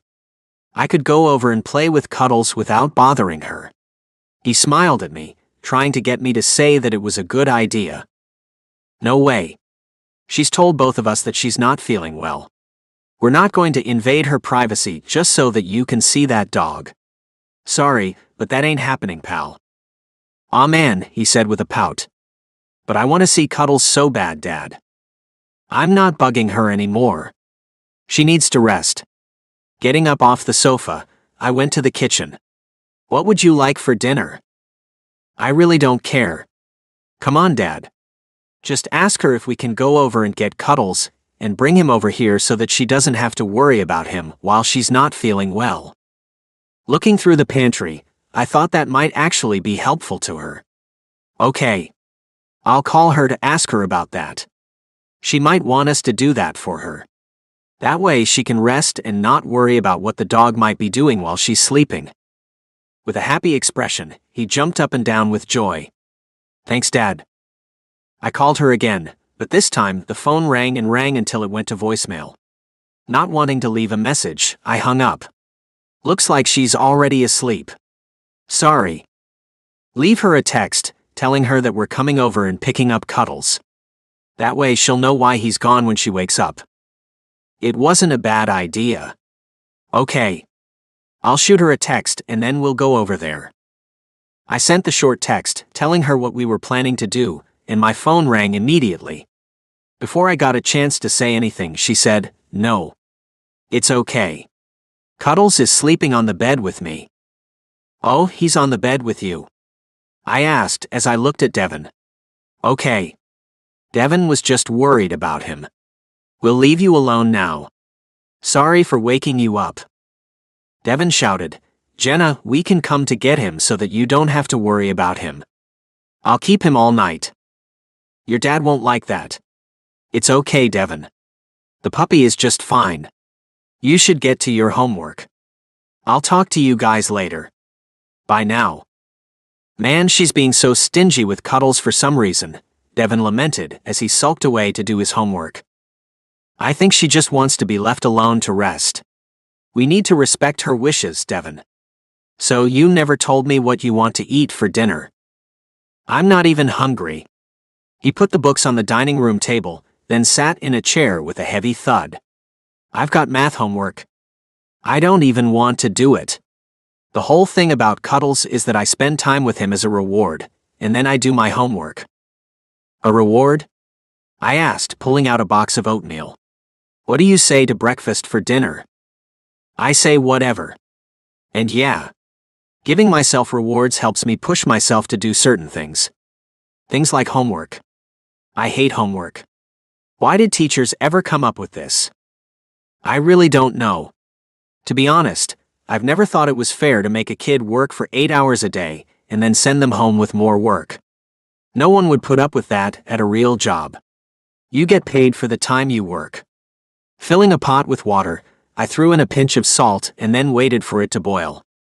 "You're a doctor, Dad. Can't you do something about ending homework? Can't you write a paper saying that it's bad for kids or something like that?" I wish it was that simple, son. Unfortunately, doctors are not in charge of teachers. But what a wonderful world it would be if doctors ruled the earth. I wouldn't go that far, he said with a grin. But ending homework would be like a superpower. Everyone would love whoever could make that happen. That person would be every kid's hero for sure. Okay, no more complaining and let's just get this homework done, shall we?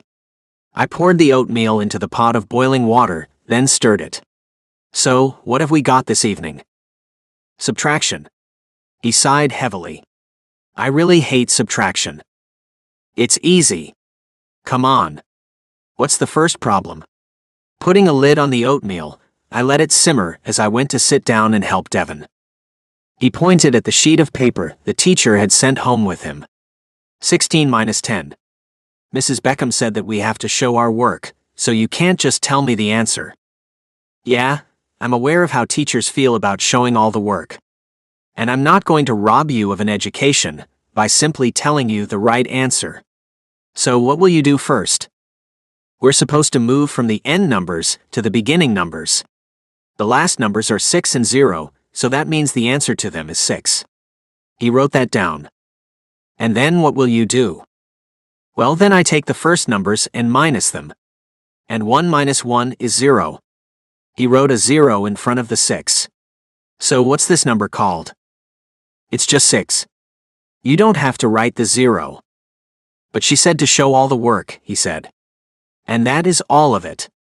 So I think I should leave the 0 there." "I guess if that's how she told you to do it, then leave it there. But in real life, you don't leave the 0. Just so you know." "Well, I wonder if she doesn't want me to leave it then.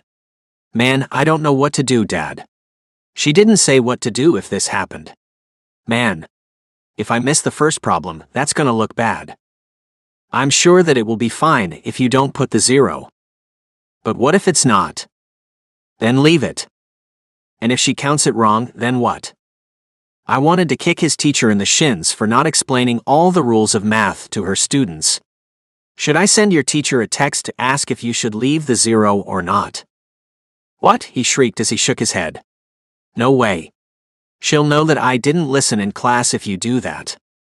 "So she did tell you what to do when this happens?" Rolling my eyes, I went on. "Then you had better rack your brain to remember what she said about the 0 in front thing. I'm gonna erase it." He turned the pencil upside down and got rid of the 0. "Okay, next problem. 27 minus 18. His brows shot up as his eyes went wide. Oh no. I've got to borrow. Why did she give us the hardest problems for homework? Taking the bowls of oatmeal to the table, I sat next to him. It's not hard. All you have to do is draw one line through the 2 and put a 1 there. Put it where? He asked, looking puzzled. Devin, this is not the first time you've had to do a math problem that has borrowing in it. Now stop acting so silly and just do the work. I get the impression that you're trying to play me, so that I'll do the work for you. Which I will not do. No, Dad. I really don't get it. He drew a line through the 2, then put the number 1 right over it. Which wasn't the right way to do it. See, it's all messy now. And she said that we can't make it messy. But how can I not make it look like this?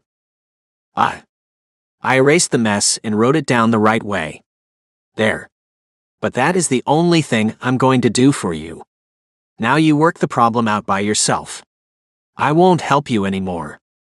Thanks for showing me how to do this, Dad, he said with a smile. Okay, so I have a 1 where the 2 was, and then what do I do? You take the 1 you took from the 2 and put it in front of the 7, making it what? I took a bite of oatmeal, while he looked cluelessly at the paper. He drew a 1 in front of the 7, but still didn't seem to understand. So now I take 18 away from 17. That's not going to work. It can't be done. It can be done. But that's not what you're going to do. You're only working with the number 8. So you're going to take 8 from 17. I took another bite. You should eat some of the oatmeal I gave you. Maybe it'll stimulate your brain into thinking a little bit harder. He wrote 17 minus 8 next to the original problem and stared at it. It's still an 8 on the bottom and a 7 on the top. I don't know what to do. No. It's an 8 on the bottom and a 17 on the top. He looked at me with drooping eyes that told me he was in way over his head. Dad, I don't get it. I really don't. He was tired, and I could see that. Devin, hold up one finger. He did as I said. Okay, why am I doing this? So we're going to start with the number after 8. You're going to call that one finger you have up 9. Okay? 9. Okay, hold up the next finger and call it the next number. He pulled up the next finger. You mean call it 10? Yes. And the next finger. 11. Yes. Keep going until you get to 17. He kept going, then stopped and looked at me. Now what? How many fingers are you holding up? 1, 2, 3, 4, 5, 6, 7, 8, 9. He looked at me with a bewildered expression. So what do I do now?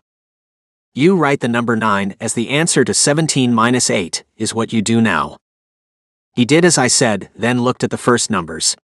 Oh no. 1 minus 1 again. Oh man. Just do what you did with the last problem and leave that 0 off. You're actually doing really well, Devin.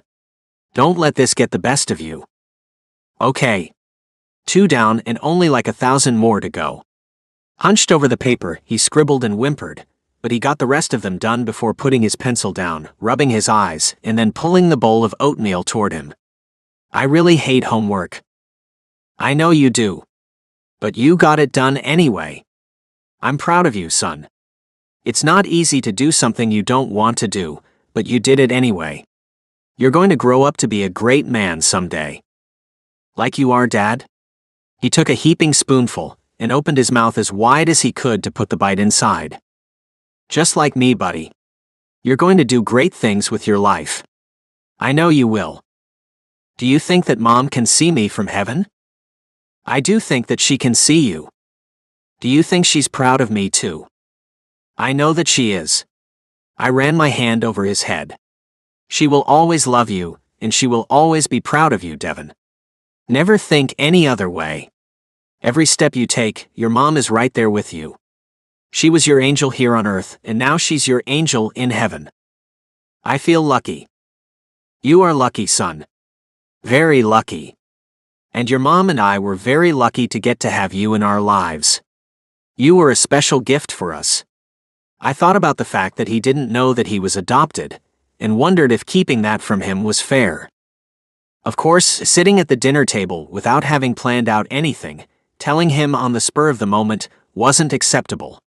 But I had to wonder whether there would ever be an acceptable time to tell him that he was left in a bathroom stall at the hospital. "You're a good dad," he said, then scooped up another huge spoonful of oatmeal. "I'm lucky to have you too. You're a gift to me too." He smiled before taking the bite. "I'm glad you think of me that way, buddy." I knew that his mother and I were gifts to him. Had it not been for us, who knows how his life might have been. We all got lucky that 4th day of May, 7 years ago. Maybe Jenna was right about not hating the woman who gave us such a special gift when she left him behind. Maybe Devin was always meant to be ours.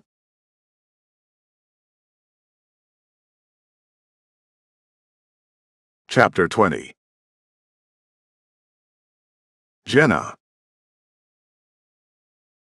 The delivery person rang the bell and left the bag from the liquor store on the porch. I went to get it and wished I had some sleeping pills I could spike Tobias' drink with so that I could knock him out. "I'll make you a drink and bring it to you," I called out as I took the bag and went to the kitchen.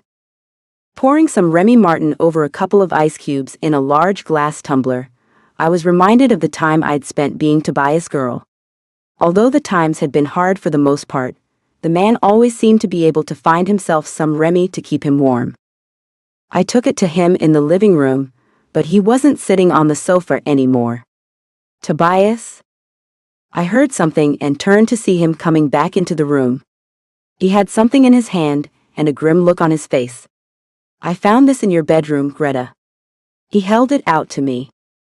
As I took the picture in my hand, the room began to swim, and my knees gave out as I sunk to a sitting position on the sofa, trying to hide the fact that I was completely freaking out. "What were you doing in my bedroom?" I wanted to look around. "I do plan on sharing a bed with you, baby." "That's not what I had in mind, Tobias. I mean, not right away. I've got guest rooms. You can take your pick of any of them." I turned the picture face down on the couch in front of me, handing the drink to Tobias. He sat it on the coffee table, not bothering to even take a sip. "Who is that little boy in the picture?" "A kid I used to babysit." "And you have a picture of him next to your bed because he and I had a real bond." "But he's older now," I said, trying to throw him off the track he was undoubtedly on.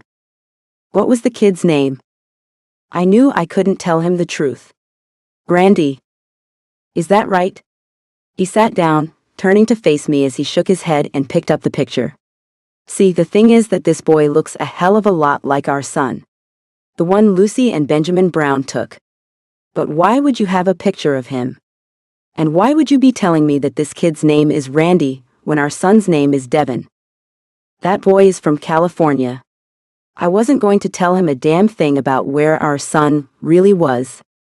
"So, you think that our son is in California and that his name is Randy?" He grinned knowingly at me. "I don't think that you think that at all.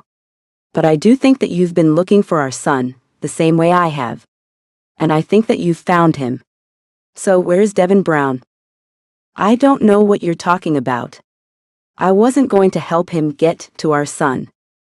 The kid in the picture is our son. You found him. So what's the deal?" He picked up the drink and sipped it as he looked at me, waiting patiently for my answer. "You know, we can leave for New York as early as tomorrow if you'd like. I can hire someone to pack my things. We can hop in my car and take off even as soon as tonight if you want." I had to get him the hell out of here. Laughing, he only shook his head. "You have found our son. And you're getting to spend time with him. Yet, you don't want to let me in on that? Why not?" "Well, it was you who abandoned him, so why would I think you would even want to spend time with him?" My hands began to shake, as fear of what he would do began to seep in. Tobias could be a dangerous man when he needed to be. He could be ruthless. And he was, above all, a man who thought of no one but himself. But you get to spend time with him. It's not fair. Like it was fair to me when you dumped my baby. Suddenly, fear was in the distance, and pure anger was up front. I stood, fists at my side. You will not bother that boy. He's in good hands. He's always been in good hands. Neither of us will go into his life and mess things up for him. His father has had to raise him alone, thanks to you, Tobias. I am his father. He stood up too, towering over me. I did what I thought was right for our son at the time. And now that things are chill for me, I can take him back. That's not going to happen. I wasn't going to back down. You've killed a person, Tobias. You have nothing to give that boy. You're going to go to prison. No one knows that I killed that woman, Greta. No one but you. And if you tell, you know what will happen to you. If I don't get you, one of my homies will. I'm not afraid of you, or any of the thugs you hang with. Even if I was, I still wouldn't hand that boy over to you. I'll do whatever you want, Tobias. As long as it means that we get away from him and leave him alone. It was going to nearly kill me to walk out of Devin's life, again. But if it meant that he'd be safe, at least until Tobias was in prison, then I would do whatever I had to do. You are not in charge here, he said with authority. Neither are you. I wasn't the same girl he'd pushed around before. He's taken care of. Much better than we could have ever done for him. I won't let you or anyone hurt our son. Not ever. His father is the one in charge. You don't want me to alert him of your presence, I can promise you that. You took his wife's life. You took the life of the mother of his child. You are his biggest enemy. You will always be that to him. He's a doctor, he scoffed. He saves lives, he doesn't take them. And I've got this. He pulled out a small gun that had been tucked into the back of his pants. And I'm not afraid to use it. Look, it doesn't have to be this dramatic. We can just leave.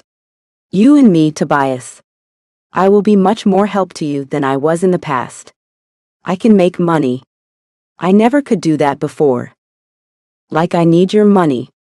He took another drink, then plopped down on the sofa. I sat down too, trying to de-escalate the tense situation. You're driving a car with a big dent on it. If you had money, you would have a new car, or at least, that dent fixed. There's no reason to put on airs with me, Tobias. What's really going on with your life? Just what I said. I've got a killer gig in New York. I mean, a real killer gig. You get what I'm saying? You're a hitman? It was just a guess, but that's all I could think of since he kept saying the word killer. He looked around as if anyone else was there. Hush. You don't want anyone to hear you saying that. But yeah. I make bank by taking out the trash for my homies back in New York. I'm sorry. I just can't believe you, Tobias. Not when you're driving that dented car. Do you even have a place there? Or is that a lie too? I am not lying, he said angrily. I'm not saying that you weren't offered a job as a hitman.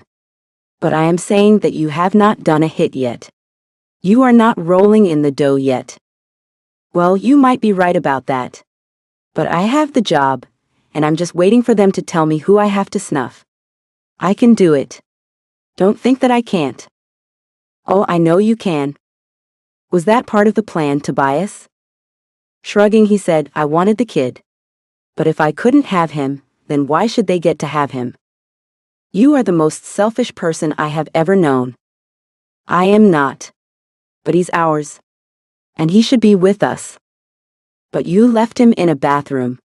God knows what could have happened to him. But God made sure our son was okay. He was better than just okay. Two good people took him in, made him their own.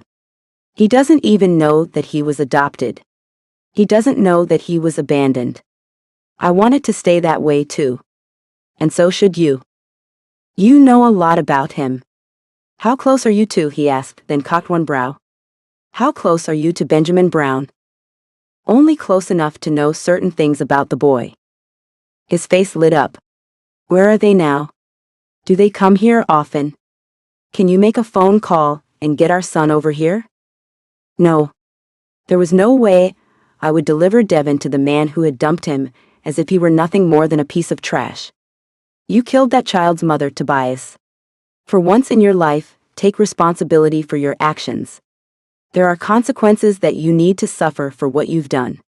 Not only did you take his natural mother away from him, but you also took the mother who raised him. And now, you want to take the only father he's ever known away too. For what? What can you do to make that boy happy? I'll tell you what you can do for him. Nothing. Not a damn thing. Let this go. Let him go. For his own good, let him go. Glaring at me, he asked, and what about you, Greta? Will you actually let him go? Or will you continue talking to him, keeping me out of it? My bet is that you will never stop contacting him. If you're going to have him, then I am too. For his sake, I will stop all contact with him.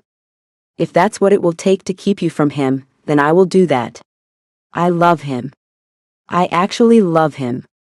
Sometimes, when you're a real parent, you do things that will hurt you in order to do what's best for your child. So I will walk away and never look back. If that's what I must do. I'm not going to just walk away. I didn't come here to find him. I came here to find you. But now that I see what you've been up to and have accomplished, I want in. And I get what I want. You know that. You think that I'm going to allow that? His short burst of laughter told me that he thought me to be as helpless as I was back then. You can't do shit to me, Greta. Even your threats are as shallow as you are. It's not smart to underestimate me. For now, I'm willing to go away with you. I know you don't have anywhere to go, so I'll get us a place. New York or wherever you want is fine with me. But if you continue to think that you're going to make that boy a part of this package, then the deal is off, and I'll become your enemy. How do I know that you haven't already become that, Greta? He wasn't wrong for thinking that I wasn't on his side. But I had to make him think that I was. I took his hand in mine and put on an act of epic proportions. Tobias, we've shared a lot. You took me in when I had nowhere else to go. You taught me the ways of the world. I had no one, and you became my someone. If it weren't for you, I don't know what might have happened to me. I'd gone from one foster home to another. You stopped all that for me. Yes, things weren't always the best. But you never left me behind. You always made sure I was taken care of. But you blame me for leaving our son behind. And you will always hate me for doing that. Now I can fix it. His dark eyes searched mine as if looking for an elusive answer. Why won't you let me fix it, Greta? He's better off where he is. I know that for a fact. You've got this great home, Greta. You're making money. You and I could live right here. We could raise our son together the way it was meant to be. If I thought for 1 second that we would be what's best for him, then I would agree with you. But he belongs with the man who raised him. They love each other. They've made lifelong bonds. We can't steal that from our son. We can't ever give him anything better than what he already has. We need to just get used to that fact. He's got a great future ahead of him. If you do what you want, it will destroy that child. I could not let that happen to Devin. Hurt filled his dark eyes. So, you think that guy is a better father than I could be? I'm not saying that you can't be a good father. I honestly didn't think he could be a good father to any child, but I wasn't going to get into that with him. I am saying that he already has a man in his life who is good to him and loves him. And he thinks that man is his real father. Finding out anything differently will tear him apart. And it will hurt the man who has taken him as his own too. Neither of them deserve that. If you look into your soul, surely you can find something inside of you that will change your mind about what's best for our son. I have to get Tobias as far away from here as I can, and I've got to do it fast.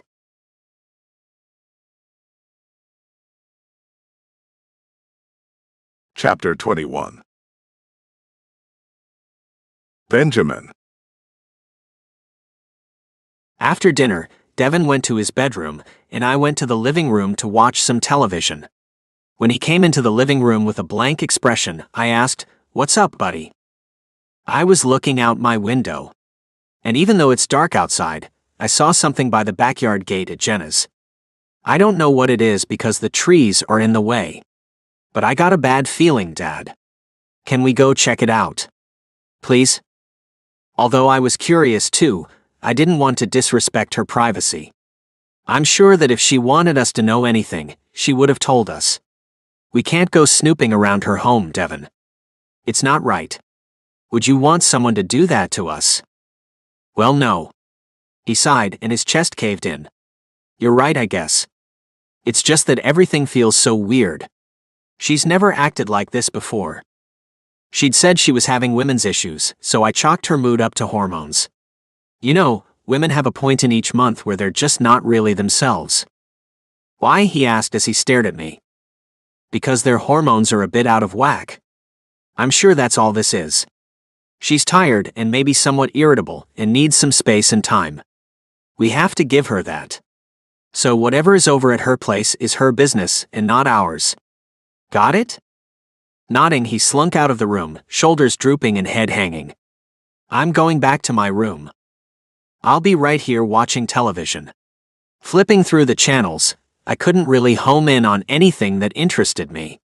Mostly because my mind was on Jenna. Devin was right, she hadn't been acting like herself.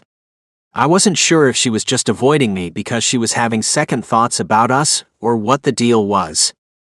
Devin came running back into the living room, nearly out of breath. A delivery truck just left her house. It said Spots Liquor on the side of it. So she ordered something to drink. Jenna orders a lot of things online, so that's not out of the ordinary. But she said she wasn't feeling well. So why would she order something right now?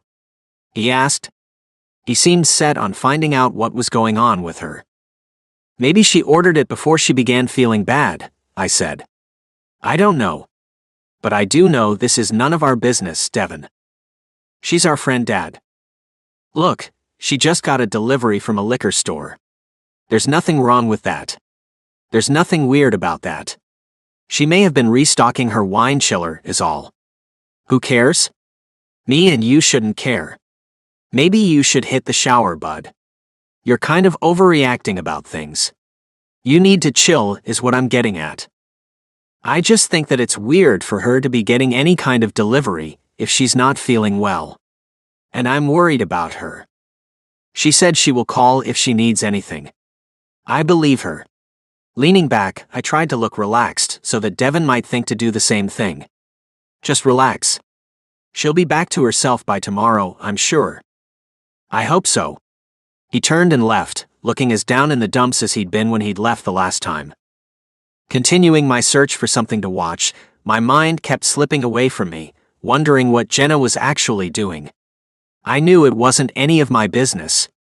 But I couldn't seem to help myself as I put the remote down and got off the sofa, making my way to the front door. Just a quick